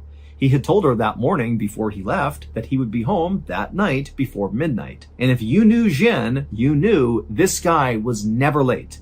He said, I'm going to be someplace at a certain time. He would be there. So when 10 p.m. rolled around that night and still Jian was not back yet and he had not called, Jian's wife was actually not worried because she was thinking, okay, well, it's 10. He'll be home in the next couple of hours because he said he'd be here by midnight tonight and he will be here tonight. And so she went to bed expecting to wake up and see Jian in bed with her in the morning. But the next morning when she woke up, Jian was not in bed, so he did not come home, and so his wife immediately was very concerned and began calling Jian's family, and nobody knew where he was. And so that day, the family went to the police, and they reported Jian missing. The local police immediately organized a search for Jian. However, they knew this was going to be a very challenging search. Mount Miaofeng is not some enormous mountain by any means. It's a decent-sized mountain, but, it's really known for having these paths that twist and turn all over the place, so it's pretty easy to get lost. And then also there's a whole bunch of sheer cliff faces kind of all over the place, so if you're not paying attention, you could literally just walk off a ledge. So in short, this is a dangerous and confusing place. And at the same time that this search was happening out on the mountain, the police were also in contact with Jian's cell phone service provider to see if they could track down Jian's cell phone, because obviously if they could find that, they might find Jian too. But the only way a cell phone can be tracked is if the cell phone is on, because when it's on, it connects to the nearest cell phone tower, and that's how these service providers are able to tell where these phones are. They look to see which tower it's connected to. But when Jian's cell phone service provider looked for his phone, they quickly determined his phone was off. So unless the phone came back on again, they would not be able to locate the phone. However, they were able to pull all of Jian's cell phone signal history up until his phone was turned off. And what they found in this signal history is the day before, so the day Jian went missing, his cell phone was on at 4 p.m. that evening, and he received a phone call at 4 p.m. And the service provider was able to see that when this phone call came in, Jian's cell phone was not where they thought it would be. It was not high up Mount Miaofeng. It actually was near the base of the mountain. And when police reached out to the person who had called Jian at 4 p.m., they discovered it was just a friend of Jian's, and this friend said that Jian said he was coming down the mountain now and he'd be home soon. So this new information did basically line up with what Jian had told his family he'd be doing that day, just a quick day hike. Although again, they kind of expected it to be a little bit longer. It seemed a little odd he'd be down the mountain by 4 p.m., but still, this basically lined up with what they thought he was doing. However, this new information did not help explain what happened to Jian. Like, why was he missing? The expectation was he must have gotten lost or hurt or something up on this mountain. Maybe he's stranded somewhere and can't go anywhere. But now, based on this phone call, it sounded an awful lot like Jian was not even on the mountain when he disappeared. So where was he? Police had already checked all the bus stations and train stations in the area, to see if maybe Jian took a different way home or something. But when they went to all these different stations, there was no evidence that Jian had been to any of them. And there was another problem. Members of Jian's family told the police about Jian's habit of tying newspapers to trees to mark his trail as he hiked. And the family told the police that Jian did this every single time he hiked, and his wife told the police that for sure she knew her husband had brought along a copy of that newspaper. So by all expectations, there should be markers up on that mountain, literally leading searchers to wherever Jian went. But after an entire day of searching Mount Miaofeng, they didn't find a single newspaper anywhere. For the next several days, this big search for Jian continued, but nothing was found. That is, until October 7th, so 1 week after Jian had vanished. On that day, Jian's cell phone service provider noticed that Jian's cell phone had suddenly turned back on. And the phone was not on or near Mount Miaofeng. Instead, it was located 36 miles away from the mountain at a train station called Beijing West Railway Station. Now, the cell phone was only on for a couple of seconds, but it was on long enough for the provider to confirm that it really was in that location. And so the police immediately dispatched a team to go to Beijing West Railway Station and see if they could find Jian. But when they got there, Jian was not there. His phone was not there. They looked at all the security footage. There was no sign of Jian. They searched the surrounding areas. Nothing. And on this day, at basically the same time that police are at this railway station trying to make sense of, what's going on with the cell phone, a villager from Chanfang village, which is that little village that sits at the base of Mount Miaofeng, came forward with a very strange story. He said on the day that Jian disappeared, this villager was at his little shop. He sold walnuts to hikers that were making their way towards Mount Miaofeng. It was basically like snacks for the hike. And he sees this guy walking up through the village towards the mountain, and he looked exactly like Jian, because now Jian's face was on the news and this villager had seen it, and so he felt like he had seen Jian. And so this villager said, this guy who looked exactly like Jian, he walked up and actually stopped at this villager's shop to buy some walnuts. And this villager and this man who looked like Jian, they just chatted for a few minutes, and at some point, this guy who looked like Jian, asked the villager, hey, these are great, but where else can I buy walnuts? I want to buy other types of walnuts and bring them back to my family. And so this villager was like, oh yeah, well, the best walnuts in all of Beijing are actually located about 30 miles away at the base of another mountain. It's called Tietua Mountain, and there are vendors over there who sell the best walnuts. So that's your answer right over there. And then after the villager said this guy who looked just like Jian, it's like everything changed for him. It's like his expression changed, his tone changed.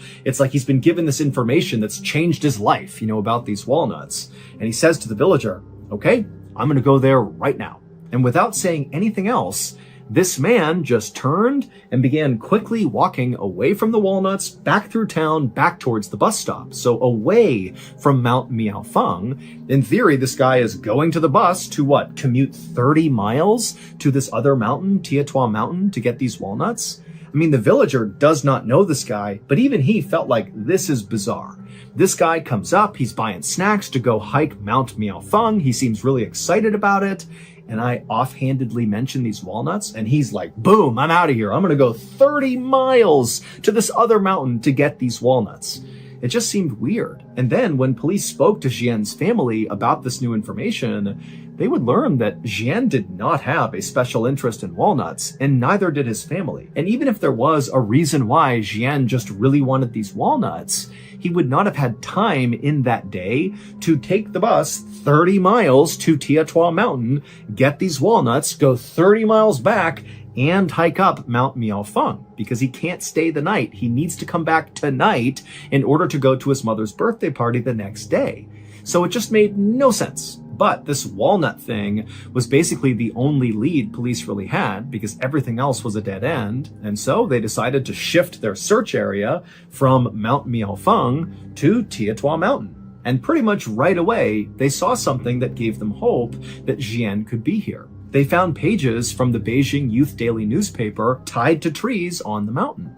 And when they looked more closely at the newspapers, they found the publication date of this newspaper lined up with the copy that Jian would have had with him on the day he vanished. And so, of course, the searchers just began following this trail of newspapers, hoping Jian would be at the other end. For 2 days, searchers very diligently followed this trail up the mountain. It kind of wound around, and they went pretty slowly because as they're moving, they're constantly checking everything around. They don't want to miss any clues.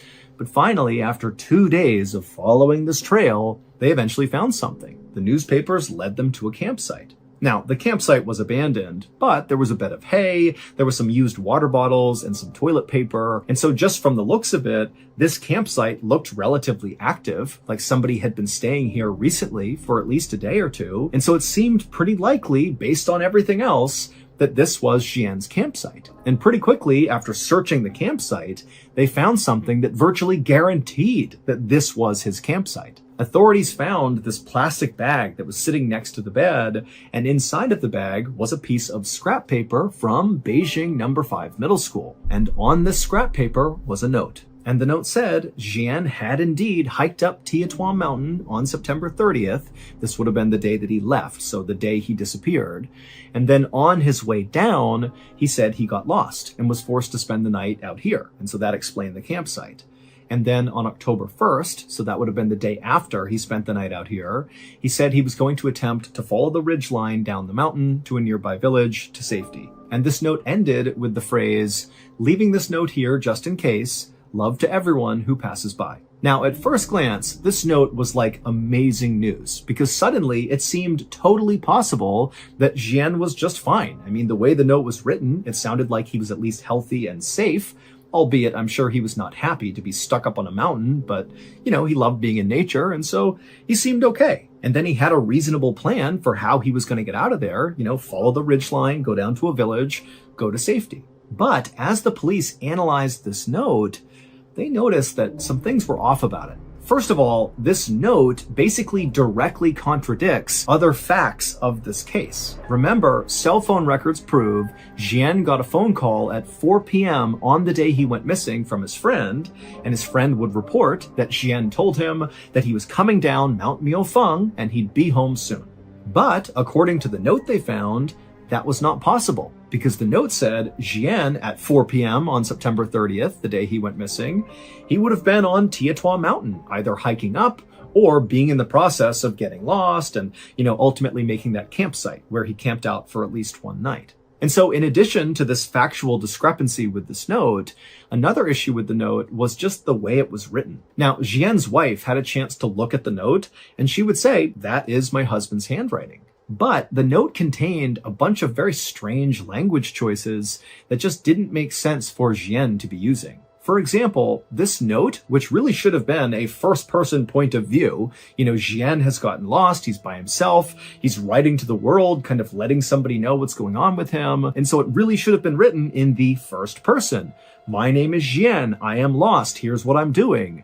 But the note was written in the third person. Xian got lost on the mountain, and so he is going to camp out for the night, and tomorrow he's going to make his way out to safety. But despite being written in the third person, it did sound like somebody was talking about themselves. It did not feel like somebody else was attempting to document what Xian was doing. But by far, the weirdest part of this note was the tone shift that happened about halfway through. So the first half of this letter was written, albeit in the third person, but it was grammatically correct and sort of formal, like you would expect from a very well-educated retired teacher. But once you get to that second half of the note, the grammar started being really awkward, and then the very final line, which says, "Love to everyone who passes by," that actually sounds totally awkward in Chinese. So "love to everyone who passes by" is the translation into English, and that basically makes sense to us, like that's not an awkward phrase. But if you put it back in Chinese, it's so awkward. It would be like if I tried to say to you, "I take the bus to work," but instead I said, "To work, take bus." Right? Like I wouldn't say it that way, and it would immediately seem very awkward for anybody who knows me if I wrote or said something like that. And so this last line stood out so much that actually police and friends and family of Xian assumed he must have left that in there as like a secret message or a code, like a distress signal, especially when you consider the other weird factors around this note. But nobody could figure out what it meant. The day after this note was discovered, A searcher was up in the vicinity of Jian's campsite on Tietua Mountain, and they were walking around, kind of retracing their footsteps, looking for new places to search. When they turned a corner, and up ahead, they noticed there was this tree kind of hanging out over this rocky cliff. And dangling from the tree was something gray that looked sort of out of place.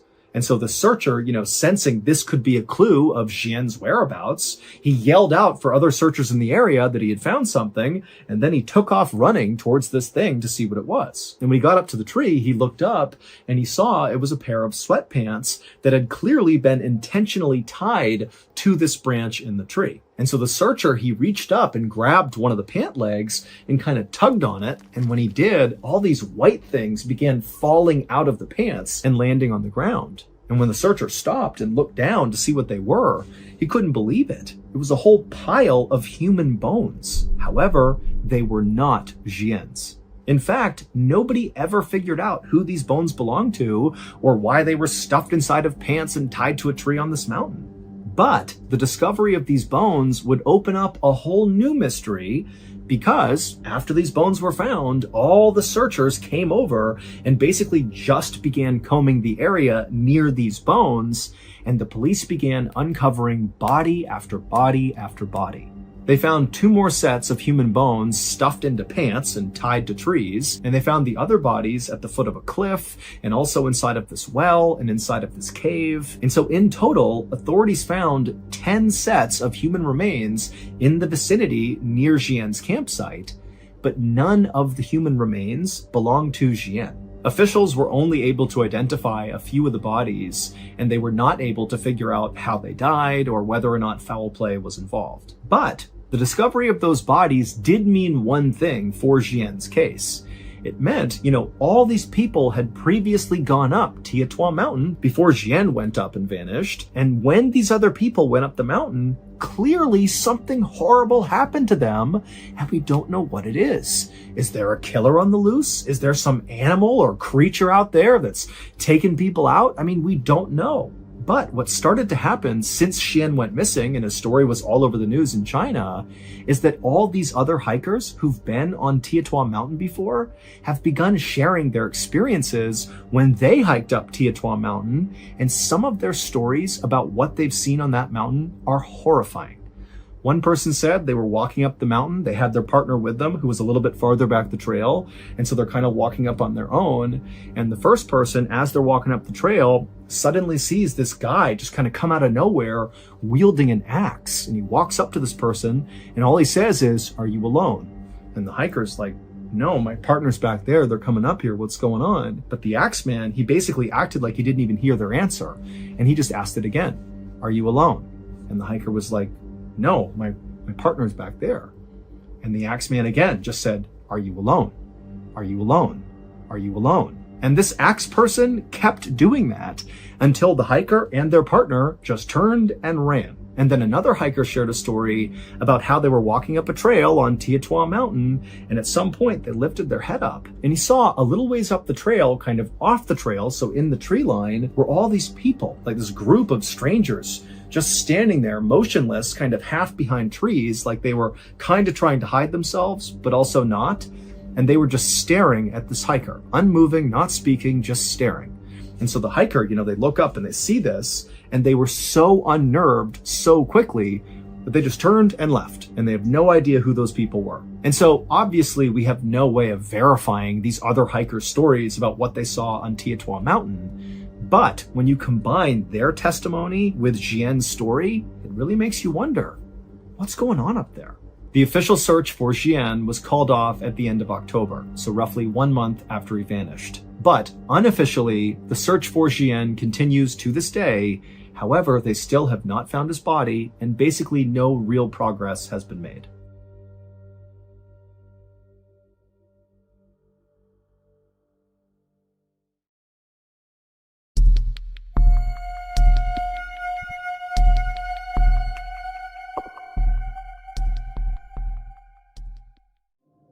At 12:30 p.m. on March 7th, 2015, a police officer named Tyler Beddoes, along with his partner, were driving in his police cruiser near the Spanish Fork River in Utah when suddenly a police dispatcher came on over the radio. And this dispatcher was speaking very urgently and said, hey, a fisherman has just called in to say that he spotted what looks like an upturned SUV partially submerged in the Spanish Fork River right underneath the bridge. And whoever is closest to this bridge, get over there and see if there's anybody inside the vehicle that can be saved.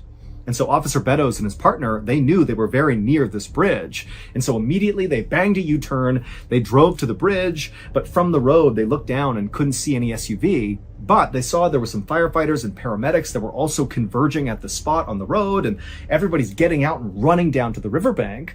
And so Beddoes and his partner did the same thing. They got out and they ran down. And then finally, when they got to the riverbank and they saw underneath this bridge, sure enough, there was this red SUV, upturned, partially submerged, and he noticed right away that none of the doors had been opened in this SUV, and so it meant whoever was driving this vehicle when it flipped over very likely was still inside. And so Officer Beddoes and his partner and the other first responders just jumped into this icy cold river and began making their way closer and closer to this upturned SUV, which again, it's not fully submerged. It's like a third of the way underwater. So if you were sitting in the seat inside of this vehicle and you were an adult, your head would basically be in the water if you were still strapped into the seat. And as they're making their way towards this SUV, when they got close enough, they began hearing a woman inside of the vehicle screaming, hey, we're in here, come over here, help! But when Officer Beddoes and the rest of the first responders actually reached the SUV, the water was so murky and it basically completely covered up the windows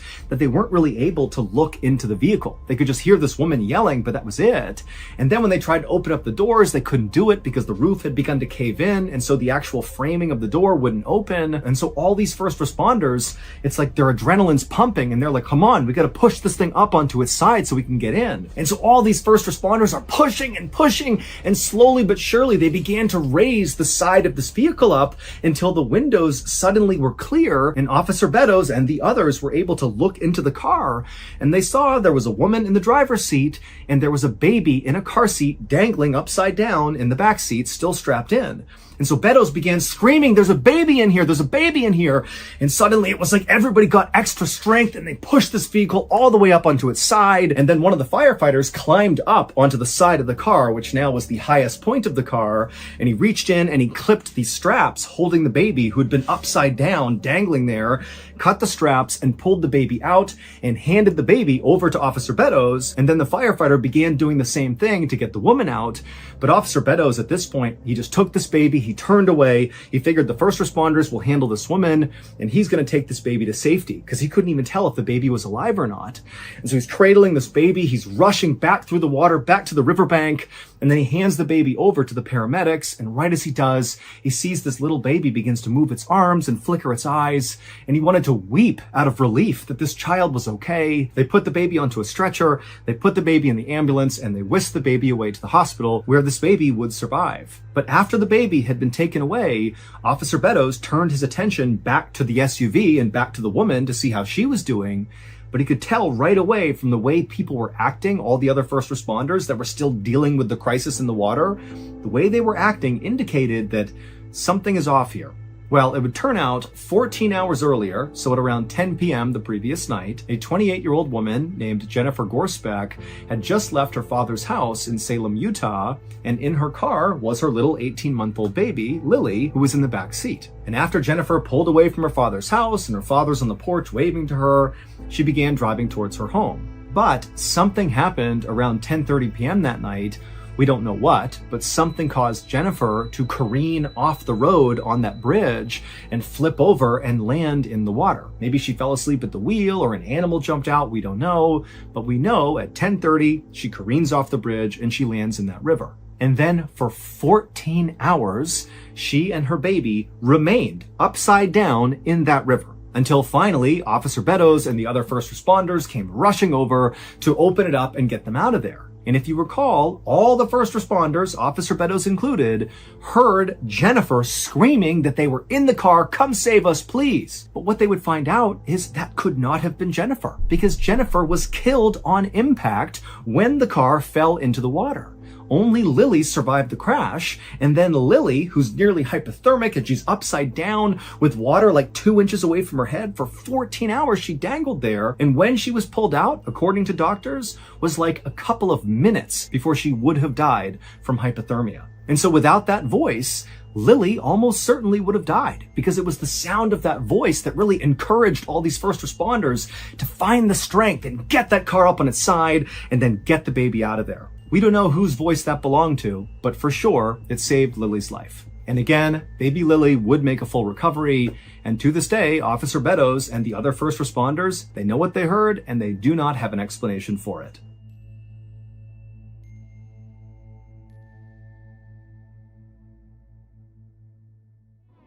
Thank you so much for watching. Let me know what you thought of today's episode in the comments. And remember, we have hundreds of videos for you to binge right now.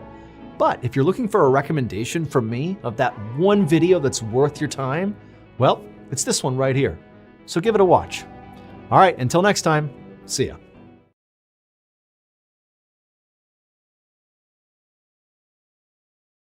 On the evening of May 25th, 2023, a student named Jung Yoo-jung sat at her desk in her bedroom inside the house where she lived with her grandfather in Busan, which is the second largest city in South Korea. Jung was hunched over with her head in a book, studying for a really important test that she had coming up. But the words on the page just kind of jumbled together and she couldn't focus, and Jung just felt really frustrated because she knew she needed to consume this material and internalize it, but the way she was doing it clearly wasn't working. She really needed help. However, Jung had previously tried to find a tutor, to get help, but finding the right tutor had proven to be very challenging. So Jung had recently signed up for this mobile app that was supposed to connect high school students to tutors. And she had reached out to over 50 people, asking them if they could help her prepare for this really major exam in her 9th grade English class. But everyone she had spoken to either was not available or just wasn't a good fit. But on this night, as Jung stared down at her book, desperately trying to parse through the words on the page, she suddenly heard her phone buzz. And so Jung, who was sort of eager for a distraction here, she grabbed her phone and she saw there was a notification from that mobile app, the tutoring app. So Jung, she opened up the app and she read the message and she broke into a smile because the reply was from a potential tutor that she'd contacted earlier that day that she had been, sort of optimistic about. According to this tutor's profile, her name was Chae-eun. She was a 26-year-old college student and she spoke fluent English. And now, in her reply, Chae-eun told Jung that she would be more than happy to help her and was actually available to start as soon as the day after tomorrow. There was just one downside. Chae-eun tutored exclusively out of her own apartment, which was on the far north side of the city. So it would be pretty inconvenient for Jung to just get there.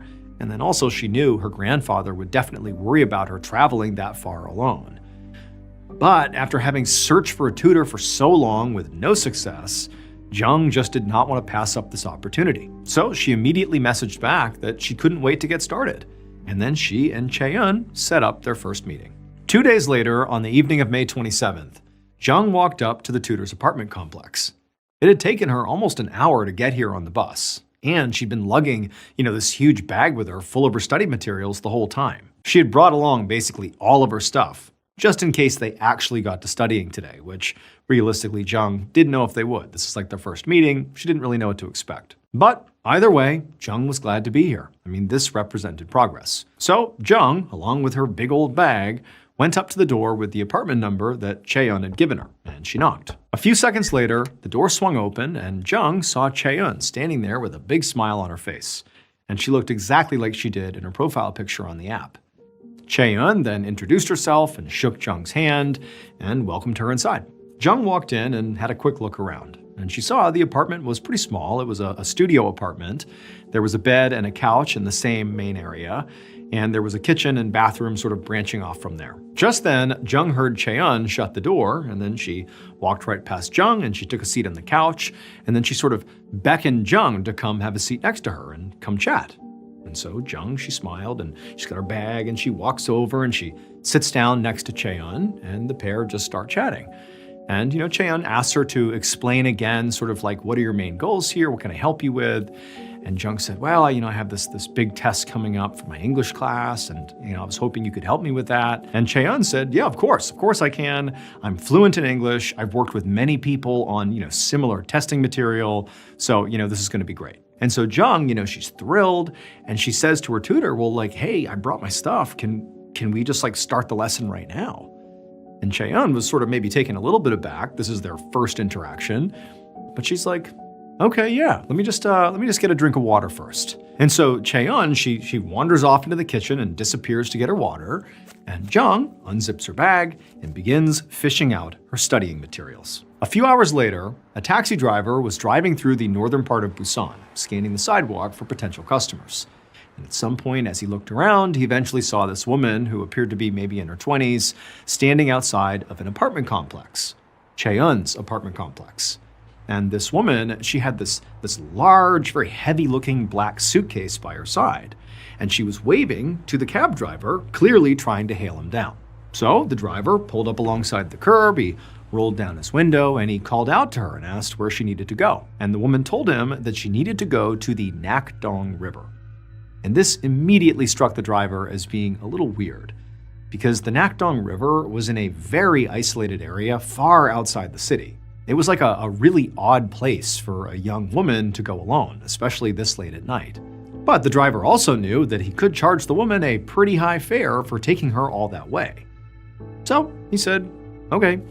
Then he popped the trunk of his cab and asked if she needed help with her suitcase. But she immediately said no, she had it. So the driver just shrugged, and he waited while this woman lugged this heavy suitcase to the back of his cab, and she hoisted it into the trunk, she shut the trunk, and then she climbed inside. And then the driver pulled away from the curb and started heading out of the city. And it was a long, quiet ride, but eventually he pulled up to the entry point for Nakdong River, which was basically a trailhead surrounded by bushes that led into this sort of semi-forested area. At this point, the driver parked, and the woman asked him how much she owed him, and he told her, and so she pulled out her money and she quickly paid him. And then, just out of habit, the driver asked the woman again if she needed help getting her suitcase out of the cab.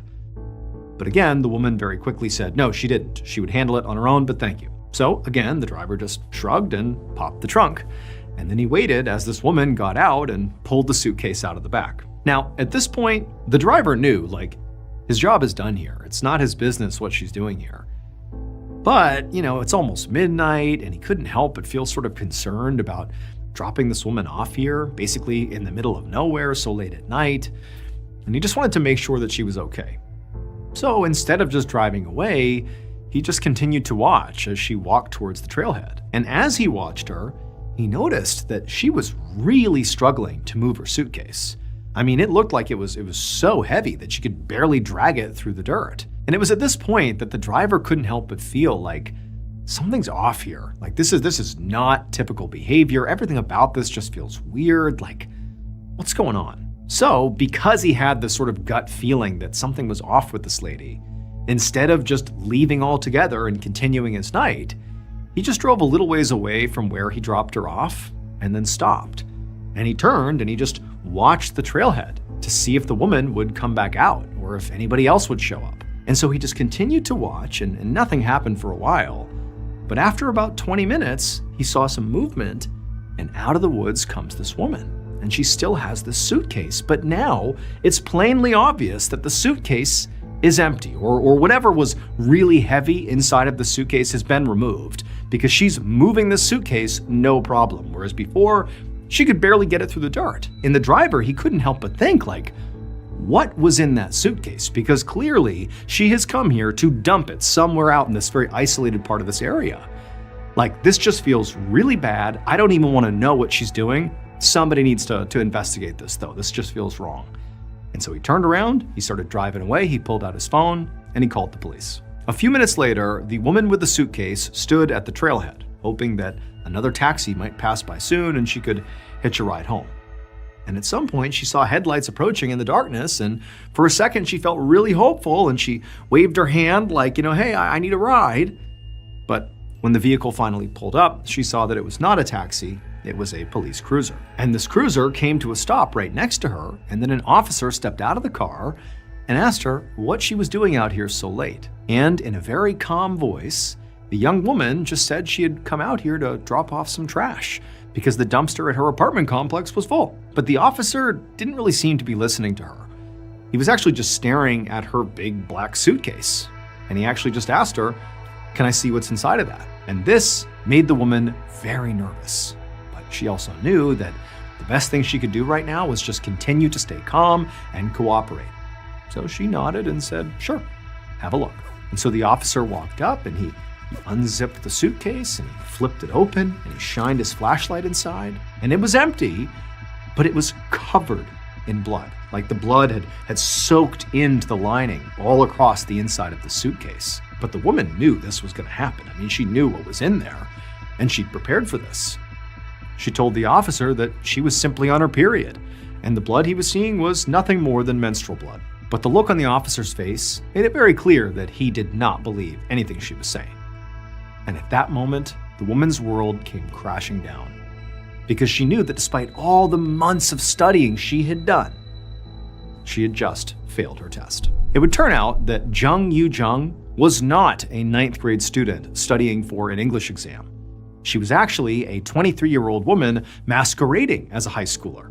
And her very important test was one she had actually created for herself. She wanted to see if she could commit the perfect murder. She had spent months obsessively studying true crime books and documentaries, coming up with what she thought was a foolproof murder plan. And so after coming up with this plan, she posed as a 9th grader and hired a private tutor, Chae-eun.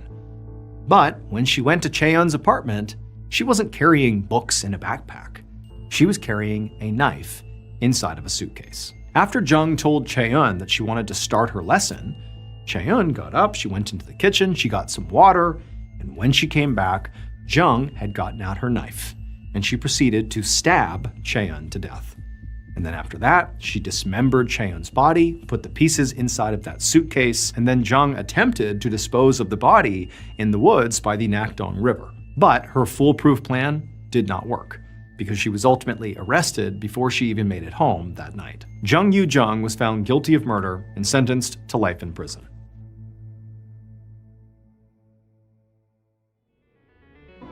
Everyday life is full of moments that you plan for, and also moments that just happen, often when you least expect them. Whether it's part of your normal routine or something unexpected, Amazon is where you go for everyday essentials, making shopping simple and dependable. From running out of household basics to last-minute surprises, Amazon's great deals and low prices on everyday essentials make it easier to handle whatever life throws your way. Everything is in one place, so there's no extra stress or jumping through hoops when time is already tight. Whether it's something you buy regularly or something you suddenly realize you need right now, Amazon makes it easy to find what you're looking for quickly and at a price that feels good. It's straightforward, dependable shopping that makes everyday moments feel more manageable with less stress, fewer steps, and more confidence that your money is well spent. Shop Amazon and save on essentials. Save the everyday.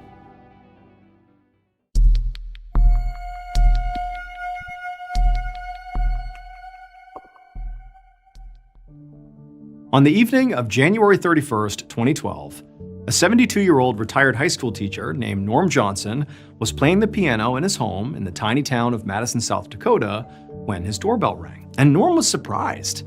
I mean, not because, just somebody had shown up at his house. I mean, the reality is getting unannounced visitors was not totally unusual in his household. But tonight in particular, it was odd, because the Madison High School basketball team had a big game that night, and pretty much the whole town was there cheering them on. Like, who isn't at the game ringing my doorbell right now? Who would that be? Now, usually Norm would be at the basketball game too. Not only had he coached several sports at the high school during the years he had taught there, but also he had grown up in Madison and he had gone to the high school and he had played on the football team and been on the track team. And, those had really been, in some ways, some of the best years of his life. And I mean, even now as an adult, he still had such strong feelings and such a strong affinity for Madison High. It was like a home away from home.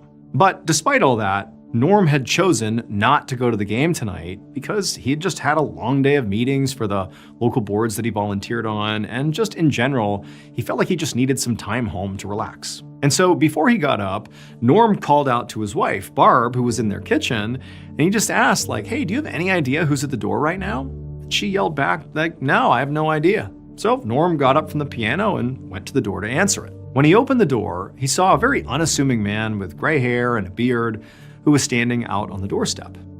Norm didn't know who this guy was, which was also just kind of odd, because again, Madison is like a really small town. Pretty much everybody knew each other.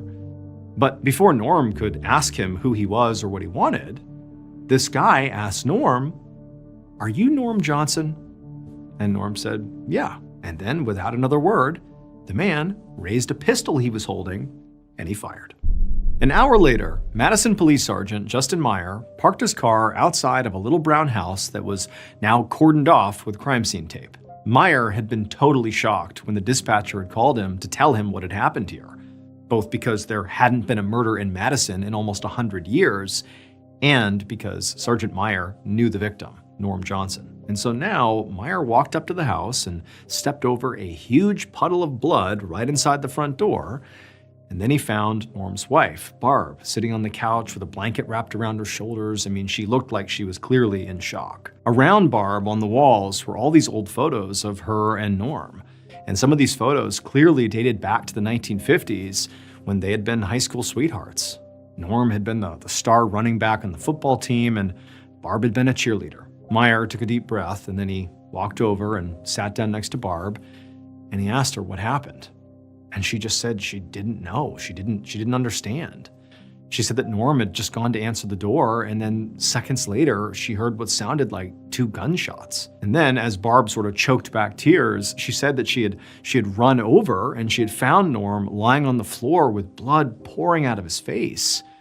And through the doorway, she happened to see this gray-haired man that she didn't recognize, calmly just walking away down their walkway towards his car, and then he just drove off. And Sergeant Meyer, when he heard this, I mean, he really couldn't believe it. I mean, in many ways, he was just as baffled as Barb was about how in the world something like that could have happened, especially in this town. Like, what Barb was describing sounded like a premeditated hit, like an assassination. But Meyer just couldn't imagine who would want to do that to Norm. Like, Norm was beloved by the whole community, and he had been for decades. And so eventually, Meyer left the house and began to speak to all the neighbors. But, as he discovered, pretty much none of them were home at the time of the shooting because they were all out at that basketball game. And then also Meyer discovered that nobody in the area had security cameras outside their houses. And so nobody had captured any images or video of the crime. Because after all, I mean, Madison was typically a very safe area. And so by the time Meyer went home for the night, he was already starting to worry that he might not be able to solve this. However, the very next morning, Meyer got a call from a tipster. And this tipster said that there actually was one person in the area who definitely had a problem with Norm. That was a 73-year-old man named Carl Erickson. And at first, when Meyer began asking some basic follow-up questions, he just couldn't understand how this Carl guy could even be a suspect. I mean, he lived over an hour away in a different town. He was like a retired insurance officer with no criminal record. Like, how in the world would he be the guy that's, assassinating Norm? That just didn't make any sense. There was no clear connection. And then also there was just the fact that as people, they couldn't have been more different. Like, they definitely would not have overlapped in society. You have Norm, who's like very outgoing and social and beloved, and you have Carl, who's totally a loner, keeps to himself, and for the most part was kind of rude and just people didn't really like him. So like, there's just no reason that these two would come together. But Meyer had very little to go on here, and so he needed to follow up on any lead he really got. So that evening, he brought Carl in for questioning. And very quickly he realized that actually, Norm and Carl do have one thing in common. It would turn out Carl and Norm had gone to the same high school. Carl had grown up in Madison before he moved away. And the past 50 years of both of their lives had largely been defined by who they were as teenagers in high school. But while high school had been Norm's glory days, Carl had a very different experience. He had been an outcast who basically, at best, nobody really paid attention to. And so while Norm is like the star of the football team dating the cheerleader, Carl had actually served as the football team's student manager, who basically ran errands for the coach and assisted from the sidelines. Deep down, Carl was deeply jealous of Norm specifically. I mean, he was popular, he's this jock, he's got all the things that he wanted but really couldn't achieve. And then one fateful day in the locker room after a practice, someone had come up behind Carl and put a jockstrap on his head as a kind of awful prank. And, Carl was not totally sure who did it, but over time, he became convinced it was Norm. Now, over time, the people who were involved in that prank, the football players, they just kind of forgot about it. And in fact, many of them sort of forgot about Carl himself. But Carl never forgot the humiliation. He stewed about it for more than 50 years before his anger finally boiled over and he decided it was time to get his revenge. So on January 31st, 2012, he drove to Norm's home and he shot him in the face. A few months later, Carl pled guilty to second-degree murder and he was sentenced to life in prison.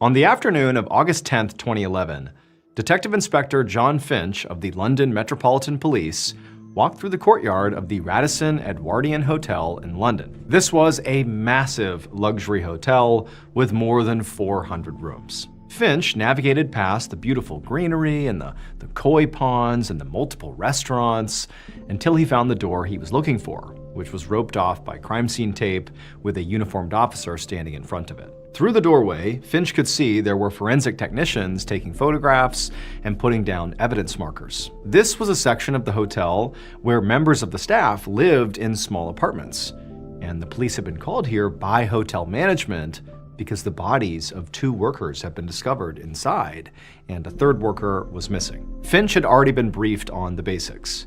The 2 dead were a woman named Alice Adams, who was 20, and a man named Tibor Vass, who was also age 20. And they both had been at the same party in the apartment they were found in the night before.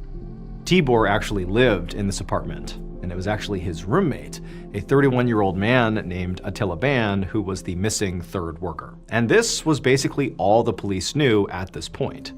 They didn't even have a theory yet on whether the missing Attila was another victim or the killer. They really just didn't know. And so now, Finch greeted the officer who was at the door and introduced himself and showed his credentials, and then he ducked under the crime scene tape. And before long, he found himself standing in this small living room type area where the first victim, Alice, was lying in this massive pool of blood on the carpet. She was wearing a shirt, but no pants, but she did have underwear on, and she had a couch cushion that was placed over her face, and there were stab wounds all over her body. One of the forensics techs warned Finch to be careful where he stepped because there was so much blood all over the floor, they didn't want Finch to step in it. So very carefully, Finch moved around the outside of the room and made his way into the kitchenette, where another forensics tech was picking up items one by one and dusting them for fingerprints and then setting them back down exactly where they were. And among sort of all the items scattered about the kitchenette, Finch noticed there were lots of pill and alcohol bottles. And so now he began to formulate his first theory, that this party they had all been to the night before had gotten way out of hand, and Alice had been attacked in a sudden rage by somebody who very likely knew her. Her missing pants suggested a possible sexual element, and the sheer number of stab wounds on her body and the amount of blood spatter really did suggest the killer was in some sort of a frenzy. The cushion that was found over Alice's face suggested that after the killer had sort of calmed down after the murder, maybe they had felt guilty and couldn't bear to look at what they had done, and so they covered her up. To Finch, this basically felt like a substance-fueled crime of passion. However, when he stepped into the bedroom, the scene inside of there told a totally different story. On the bed was Tibor Vass, the second victim, and he was completely naked, and he had been very carefully posed in this strange position where he was on his back and his knees were bent. It was immediately obvious to Finch that Tibor had not been killed here on this bed. There was only a tiny bit of blood on the sheets, and Tibor's body itself was perfectly clean, like it had been washed, before being arranged on the mattress. And then, when Finch walked over to get a better look at Tibor's body, he saw that the man's injuries were much neater than Alice's. Tibor only had 2 stab wounds, at least that Finch could see, and both of them were directly to his heart. So this was a very efficient murder. And so after a minute or two, Finch sort of backed up and just found himself feeling really confused because even though he was in one crime scene, there are two victims, one crime, it almost felt like it was two totally different crimes. Like the murder that took place out there with Alice had been messy and very impulsive seeming, and possibly was because the murderer was, heavily intoxicated. And then this murder of Tibor, it seemed like it was committed by somebody who was much more methodical and potentially even sober. And so Finch couldn't help but wonder, how does this missing roommate, Attila Ban, fit into this picture? Because clearly, that's the piece that seems to be missing and likely would sort of answer all of his questions. And so at this point, what Finch decided he would do is he would go track down the other hotel workers who had been at this party the night before, to see if they knew where Attila was or what happened to Attila or why any of this happened. They were there, maybe they knew something. And so Finch, he turned around and he left the bedroom and he very carefully navigated back across the living room, being careful not to step in any blood. And then he left the apartment. And as he did, he sort of noticed something strange. But right now he knew the most important thing was going and speaking to those other workers to see what they knew. And so for now, he sort of forgot this strange element he thinks he's discovered, put it over here and just said, I'll deal with that later. And off he went to go find the other workers. Over the next few hours, Finch spoke to a whole bunch of hotel workers, and they were able to tell him a lot about Alice, Tibor, and Attila. Basically, they were all good friends, they all worked together, and they were known for being very responsible and very hardworking. Alice apparently had only just begun working at the hotel a few weeks ago, and coworkers said that she and Tibor seemed to have some chemistry, but no one was sure whether their relationship went beyond a platonic friendship, because Alice actually did have a boyfriend. And Tibor's roommate, Attila, the one who was missing, was apparently a hotel manager. And recently he'd been named Employee of the Year, and everybody seemed to really love working with him. Finch also learned more about the party that Tibor and Attila had hosted in their apartment the night before, during which the murders, must have happened. And apparently it was really just a small gathering to celebrate Tibor getting into college, and the only people in attendance were Tibor, Attila, Alice, and then two other coworkers. Finch had interviewed those two other coworkers, and they would say that, during this party, this gathering, everybody had been drinking really heavily. But they insisted that it was a calm night without any conflicts or fights. And they both said that when they left the party, Alice and Tibor and Attila were all alive, awake, and totally fine. And so this information certainly seemed to suggest that Attila did it. I mean, he was the most obvious one that could have committed these murders. The three were left alone, two wind up dead, the third is missing, Attila. But Attila, despite the fact he was missing, which did sort of make him very suspicious, beyond that, he was like this unbelievably sweet guy who had no problems with anyone. He was like the Employee of the Year. It just didn't track. Nobody thought Attila could have done this. Nobody. The fact that Alice had a boyfriend, but apparently was, getting close to Tibor and, sort of going beyond being just platonic, that was intriguing to Finch. Coworkers said Alice, flirted with Tibor a lot, and Finch thought it was definitely possible that maybe the boyfriend had come to the apartment and found Alice and Tibor together being sort of inappropriate and killed them out of jealousy. It felt like a very possible theory. However, that would explain why Alice's body was in the state it was in, but that theory would not explain why Tibor's body had been posed in such a bizarre way, or also what happened to Attila, where's Attila? Now, Finch knew that all day his team had been pulling surveillance video from around the hotel. So in the evening, around 7 p.m., he went back to the station to start combing through the footage. He wanted to get his eyes on every single person who entered and left the employee housing area on the night of the killings. The hotel really was covered in cameras, and odds were the killer would be somewhere on those tapes. But later that night, when Finch finally got to the end of all the footage he was given, he was baffled. So the surveillance video didn't actually show the doorway to Tibor and Attila's apartment. It just showed the area around the building that contained the apartment. So Finch could only see who entered and left the building, not the individual apartment. So that was a limitation. But he could see Tibor and Attila and Alice and those other two party guests enter the building before the party, and he could see those same two party guests leave hours later, at almost the exact time they had told him they left. There was no sign of Alice's boyfriend at all, which meant he very likely was not the killer. Otherwise, you'd see him somewhere on this tape and he just was not there. And so as disappointing as that was, it, made sense and it at least sort of progressed the case. But Finch is also thinking, like, the thing the footage also doesn't show is what happened to Attila. Where is Attila? On the morning of August 12th, so 2 days after the bodies were found, Detective Finch went back to the apartment, now with his team of detectives. Attila, at this point, was still missing. Nobody knew what happened to him. And that was actually why Finch was back here with his team. He wanted to take a second look around, not just the building and the apartment, but really the whole area. Because they had traced Attila's phone and it was pinging off a cell tower right next to the hotel, as if he was like still here. But, keep in mind, by this point, police have searched the whole grounds, including every room, all the closets, all the utility areas. They've looked everywhere on this property and they have not found a trace of him.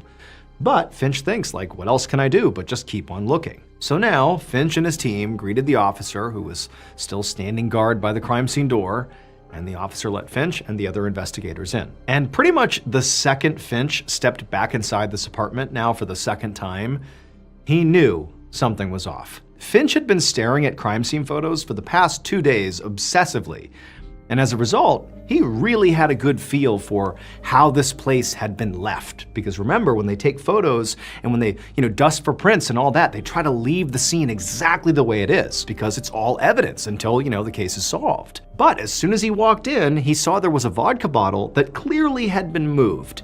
And his first thought is like, are you kidding me? Like, is this us? Are one of our techs moving stuff and not putting it back? Like, are we tampering with our own evidence? Or worse, has somebody somehow broken in here and like moved things around, without our own guards knowing about it? Like, what's going on here? And at the same time, Finch is faced with this new reality here. One of the other investigators pointed to the bedroom door, which was closed. And he said that he'd been here when the forensics team had left, and he was positive they had left that door open. And so Finch is like totally flabbergasted. He walks over to the door and he turns the doorknob and tries to open it, but clearly there is something blocking the door, like somebody put something on the other side of the door to keep it from opening up all the way. And so at this point, Finch and the other guys began basically ramming on this door until finally they were able to push it open just enough that they could look inside. And when they did, they find the missing third person, Attila Ban. He's lying face down on the bed, he was naked, and he was covered in blood. It would turn out the murders did take place during that party. The killer was there with Alice, Tibor, and Attila. And the killer, at some point during this party, after those other two guests had left, they saw Alice and Tibor kissing, and it drove them mad with jealousy. And they grabbed a knife, and for a short period, they went into an absolute frenzy, repeatedly stabbing Alice brutally until she was dead, and then turning their attention and stabbing Tibor twice in the heart. And so they had brutally killed these two in a total fit of rage. But the killer knew there were some loose ends inside of this apartment. And so very carefully, they slinked their way into the bedroom, and with that same knife they had just used to kill those two, they cut open the side of the mattress, and they crawled inside, and they waited.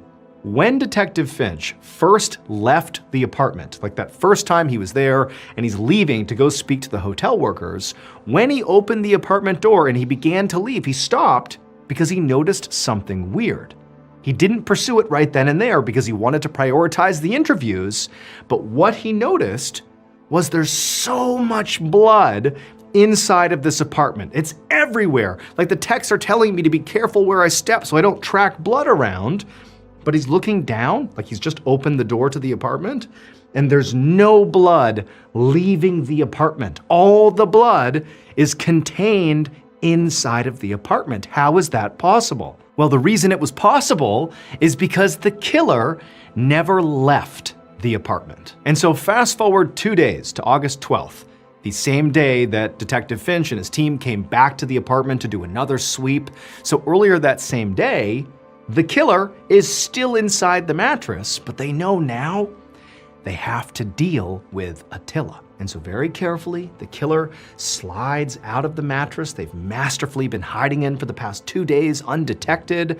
And for reasons not fully understood, they ended up moving some things in the apartment, like that vodka bottle that was moved. And then also they went back inside the bedroom with Attila and they barricaded the door shut with something heavy. So they're barricaded inside the very room they've been hiding in. And now it's time to deal with Attila. And so the killer gets on the mattress, and they take their own clothes off, and they cut their wrists. Because it turns out the killer was Attila. They are the same person. And Attila was madly in love with his roommate, Tibor. And at that party, when he saw Tibor kissing Alice, he knew that his love was unrequited.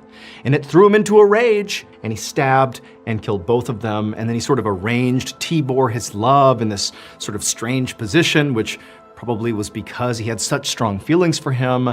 And then also when he attempted to take his own life 2 days later, when he staged his own death on the bed there, he sort of arranged himself in the same pose. But again, he didn't die. And so after Finch and his detectives broke into the room, they found Attila. They were able to get him to a hospital and treat him. And then once he was stable, he was arrested, found guilty of the murders, and sentenced to 26 years in prison.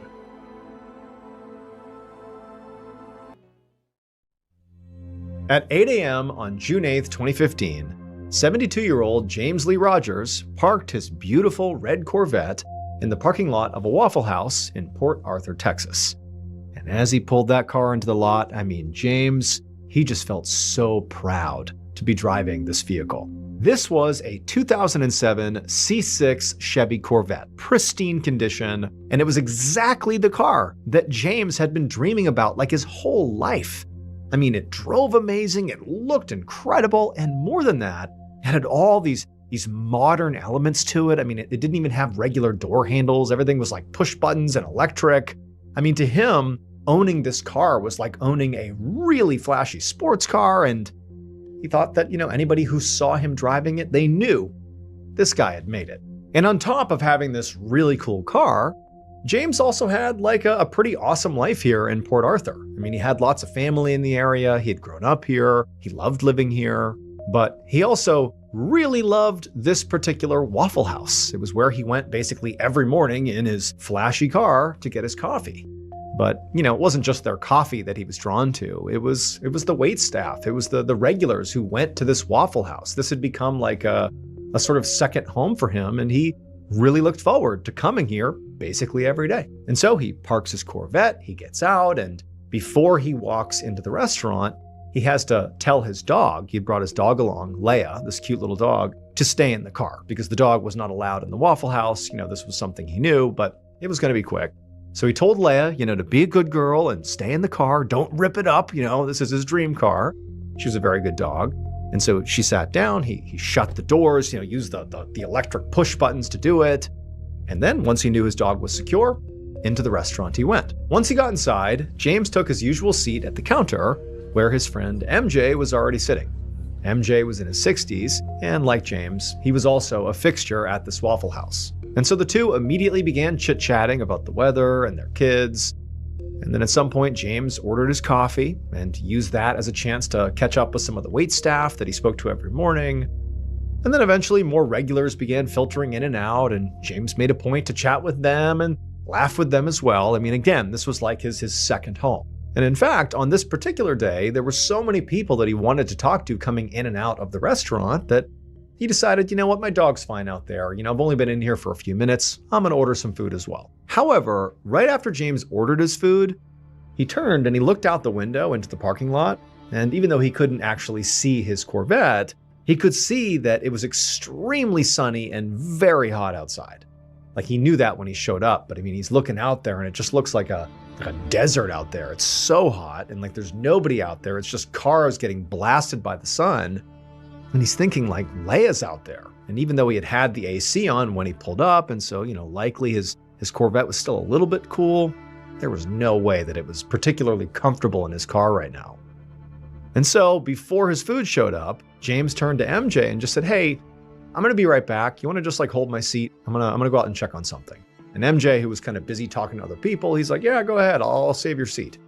And then James left the restaurant to go check on Leia. And so James, after leaving the Waffle House, he sort of ran around the corner out of view of where he had been sitting, and he went over to his beautiful dream car. And as soon as he walked up to the window, he could see that Leia was, very excited inside, happy to see James again. And, just for good measure, even though he now knew his dog's okay, he climbed inside the driver's seat and shut the door, and he turned around and he pet his dog, and he could tell the temperature inside the car was not that bad. And so he was only going to be in the restaurant for another 15, 20 minutes tops.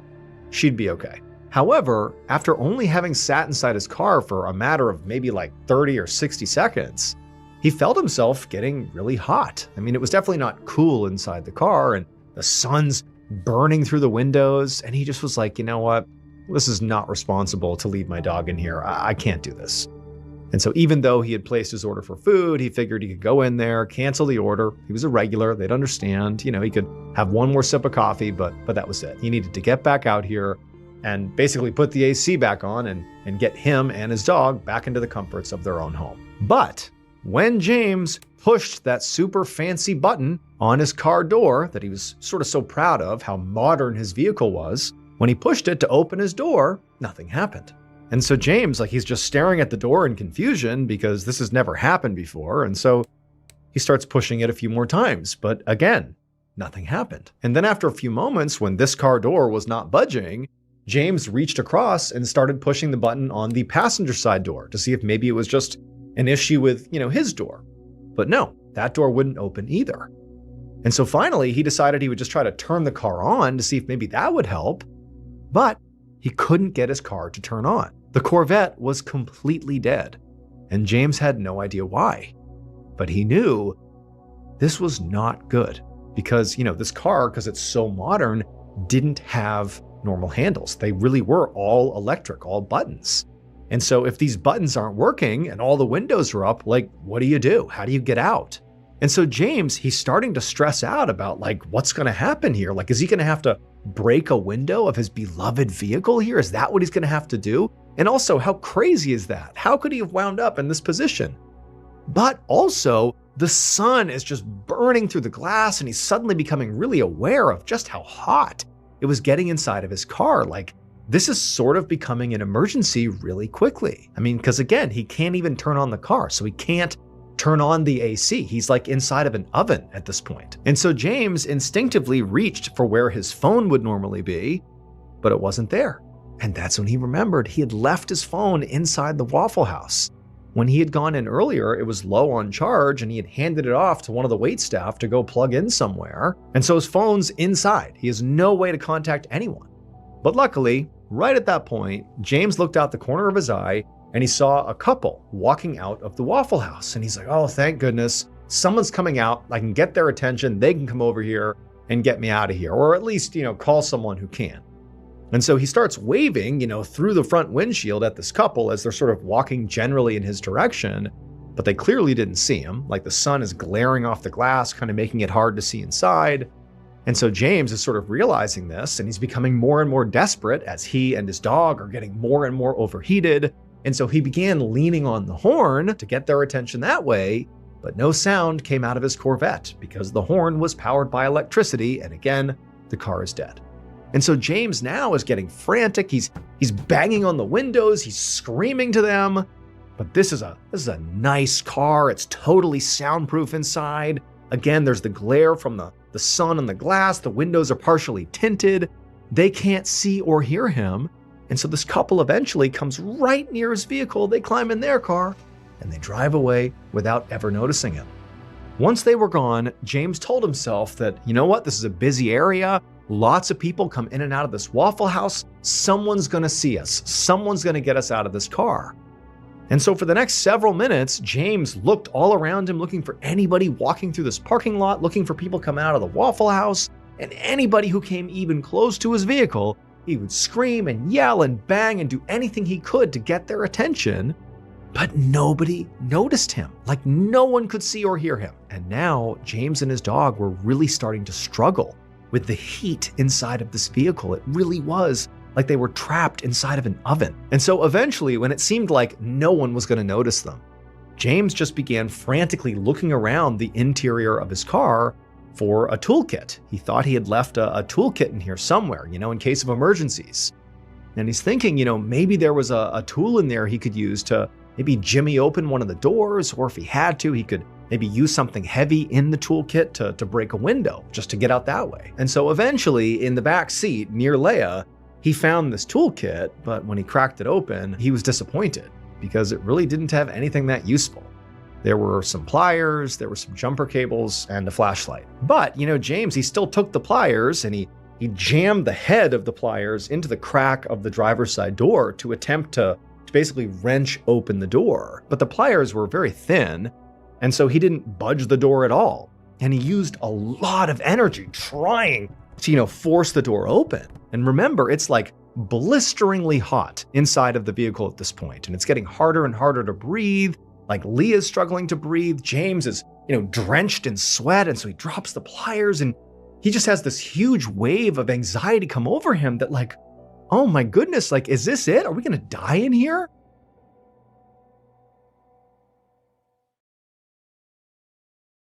And so as like this crushing reality is coming down on him, James has this adrenaline surge, and he leans back in his seat and he starts kicking as hard as he can against the glass with his feet to try to break open the windshield or kick open the driver's side window. But amazingly, despite all of his energy going into this, he didn't crack the window at all. Like it felt like he was kicking a concrete wall. There was no budge, nothing. And so again, after exerting even more energy and now sweating even more, and it's getting harder and harder to breathe, James took those pliers and he's really gassed, he can barely breathe, and he starts smashing the head of the pliers into the window. That didn't do anything. So it's like, I can't do anything to get out of this vehicle. And so James, he sort of just like lays back in the driver's seat, which he had reclined at this point, and he's panting, he can barely breathe, he's opened up his shirt a little bit, and he's looking back at his dog, and she's really struggling, and he's just like, I can't believe this is happening. And as he's laying there, he sort of looks towards the front of the car, and his eyes land on the glove box in front of the passenger seat. And it was like, oh my goodness, how could I forget? There's a manual inside of there. There has got to be instructions for what to do if your car dies. There's got to be a way to get out. Like, it's got to be in that manual. And so suddenly, having all this energy, James sat up, he opened up the glove box, and he pulled out this manual that he had never read before. I mean, he had no reason to, but he opened it up and he began looking through it, looking for, the section that would explain what to do in case of, total power outage and you're stuck inside the vehicle. But like, as he's looking at the pages, like his vision's swimming, it's so hot, he's so tired, and it's all this little text, it's hundreds and hundreds of pages, and like nothing explained the situation. It was like so not user-friendly. And so James, he's flipping through all these pages, and even just the act of turning the page was becoming so laborious, like he is just beginning to shut down. I mean, he's basically dying inside of an oven, and he can barely turn the page, and then before long, after about a quarter of the way through, it's like he couldn't see anymore, and he literally just like he couldn't turn the page anymore. He had no strength left. MJ, so James's buddy, the guy in his 60s who was also a regular at the Waffle House, he's inside the Waffle House, he's having his breakfast and his coffee. He knew James had stepped out, he was gonna be right back, and he did not come right back, but he figured no big deal, like, he probably got caught up with something, maybe he forgot that he had ordered food, but MJ, he's got all these reasons for why James has not come back to the restaurant.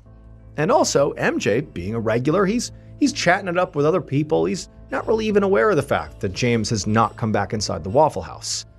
And eventually, after MJ had had his coffee and his food, he's getting ready to maybe make an exit himself when two employees come running in the front door of the Waffle House. And so everybody turns to these employees who clearly are sort of making a scene here, and they're like, what's going on? And the employees, they're like, we just saw James. He's asleep in his car and we can't open the doors. We slammed on the windows, but he's not reacting. At this point, MJ felt sick to his stomach because he suddenly realized when he looked at his watch, it had been 4 hours since James had gone outside saying he'd be right back. Now, MJ, he got caught up doing other things and he was in here all the time. He loved being here. Time flew when he was in here, but even he didn't understand how much time had passed.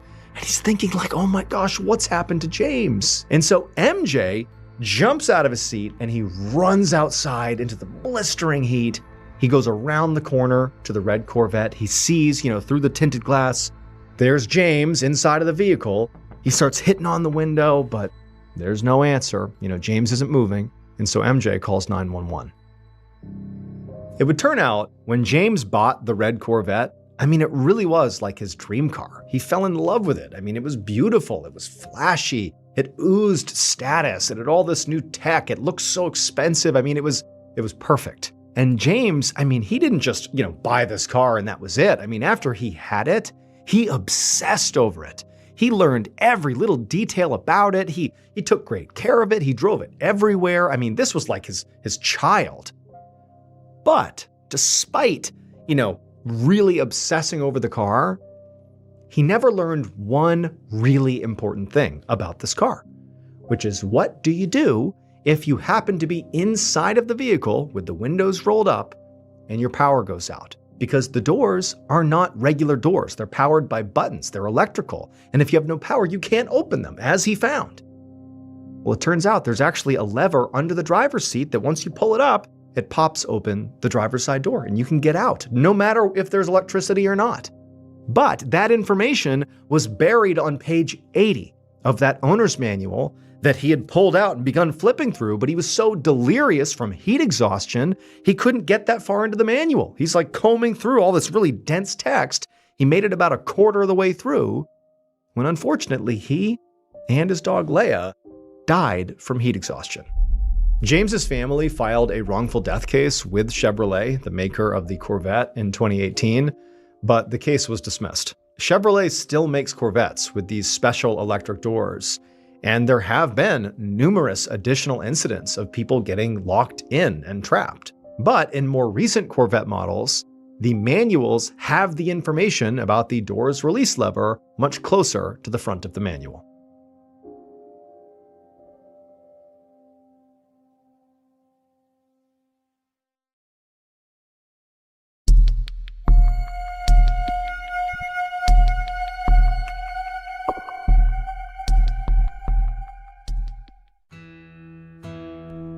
On the morning of August 20th, 1862, a 17-year-old farmhand named Jean Leroux carried his axe over to a stack of logs by a barn on a farm in Ottawa Township, Minnesota. As a farmhand, Jean was responsible for lots of different odd jobs, like splitting the firewood and feeding the animals and helping with the crops. Basically, Jean had to know every single inch of the farm and the woods that surrounded it, and how to take care of it all. But even though he was basically constantly busy, Jean still found his mind wandering to a place that was sort of difficult, which was he felt a lot of times pretty homesick. So Jean was actually from France, and he had left behind his whole family and his, previous life to come here to America, where there was supposed to be more opportunity. However, America was turning out to be a pretty violent place.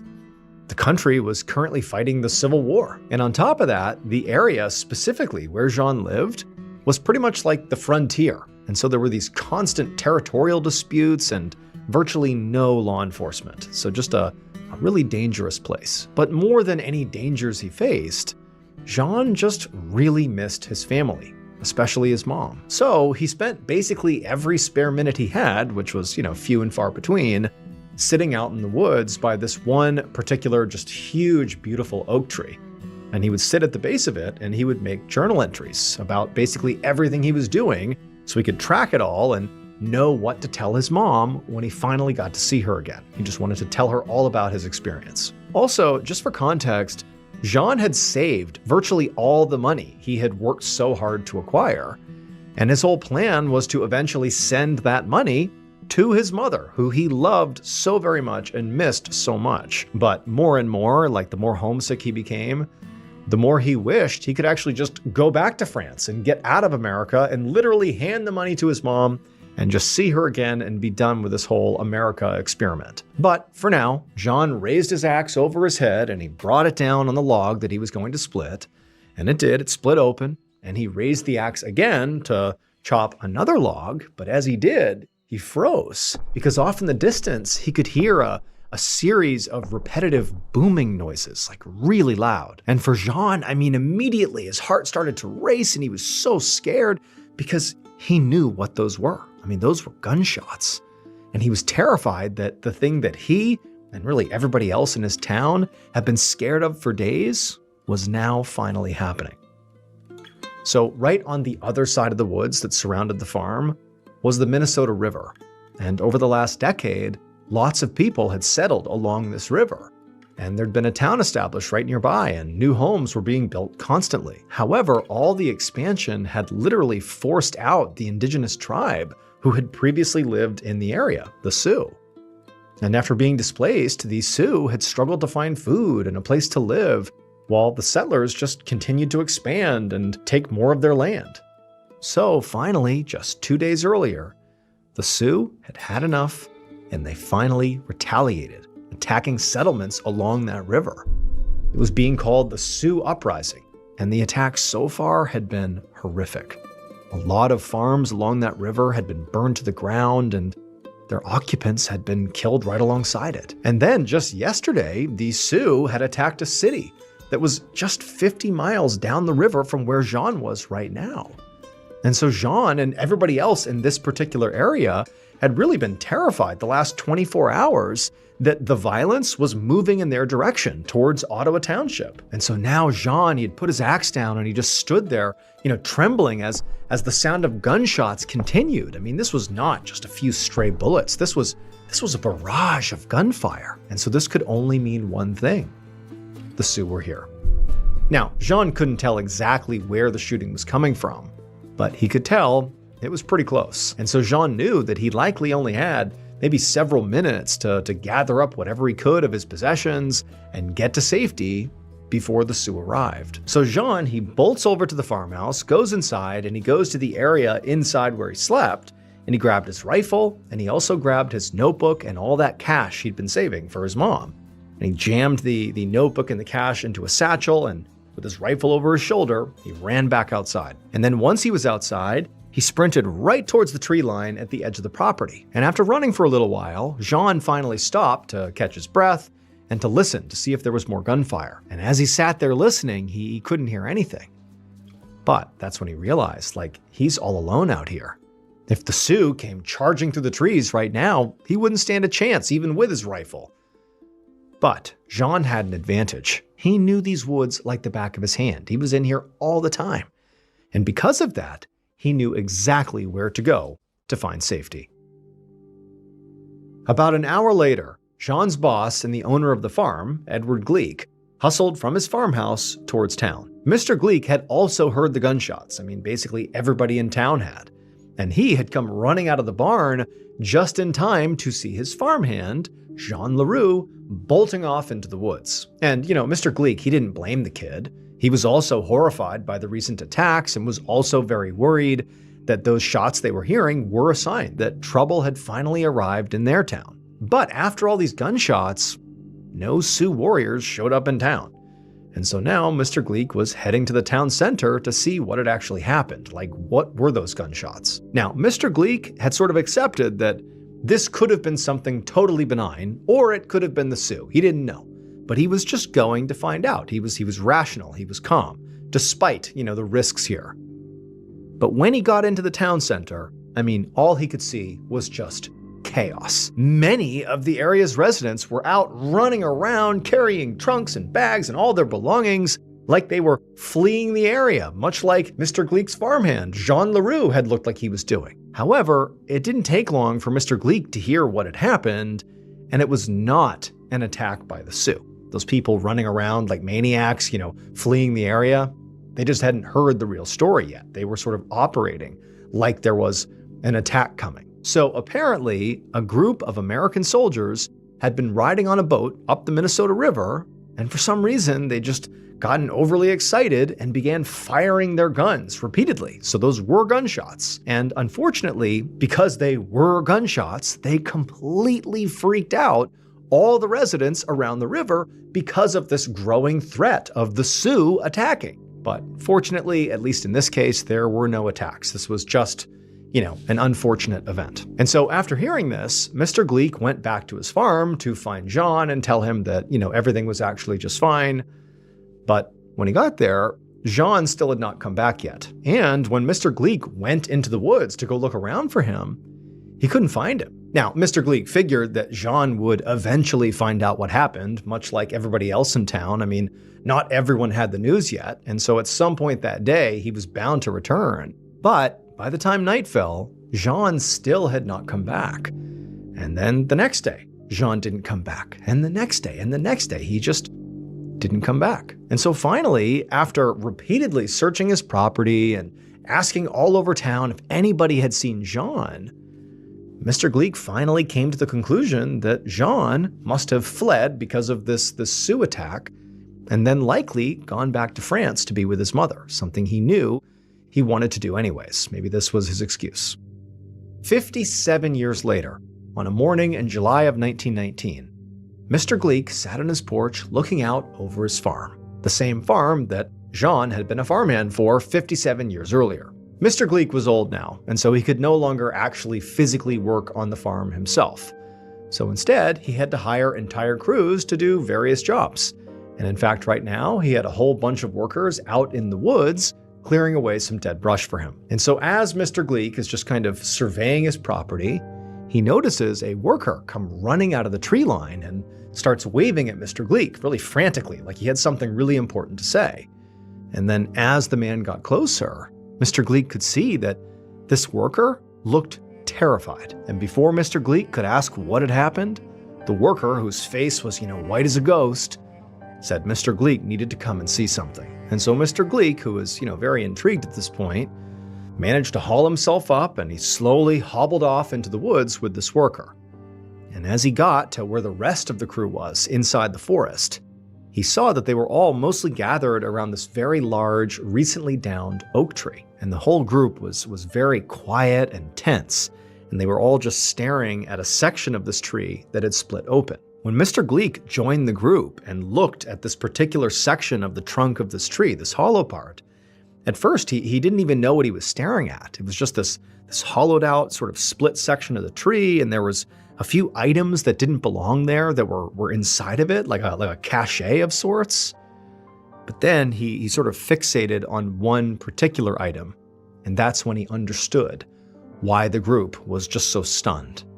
And as he stared and sort of took in what he was seeing, he suddenly became utterly horrified. It would turn out, when Jean ran off into the woods 57 years earlier, he used his intimate knowledge of the farmland and the surrounding woods to escape what he thought was a very dangerous situation. And he did that by hiding. Jean knew that oak tree where he would always go when he would write in his notebook happened to have a hollow trunk. And he figured he'd be just the right size to crawl inside of there and stay in there hidden until the Sioux were gone. And so Jean had made it to the tree, and he had wedged himself inside of there, totally out of view. And then unfortunately, he got stuck. From inside the trunk of the tree, Jean had managed to write one last letter to Mr. Gleek, saying that he couldn't get out, he was stuck. And if he did die here, to please give all his money to his mother in France. And so decades later, when Mr. Gleek's workers cut that big oak tree down, what they found inside of the hollow trunk was Jean's gun, his money, his notebook, and his mummified body.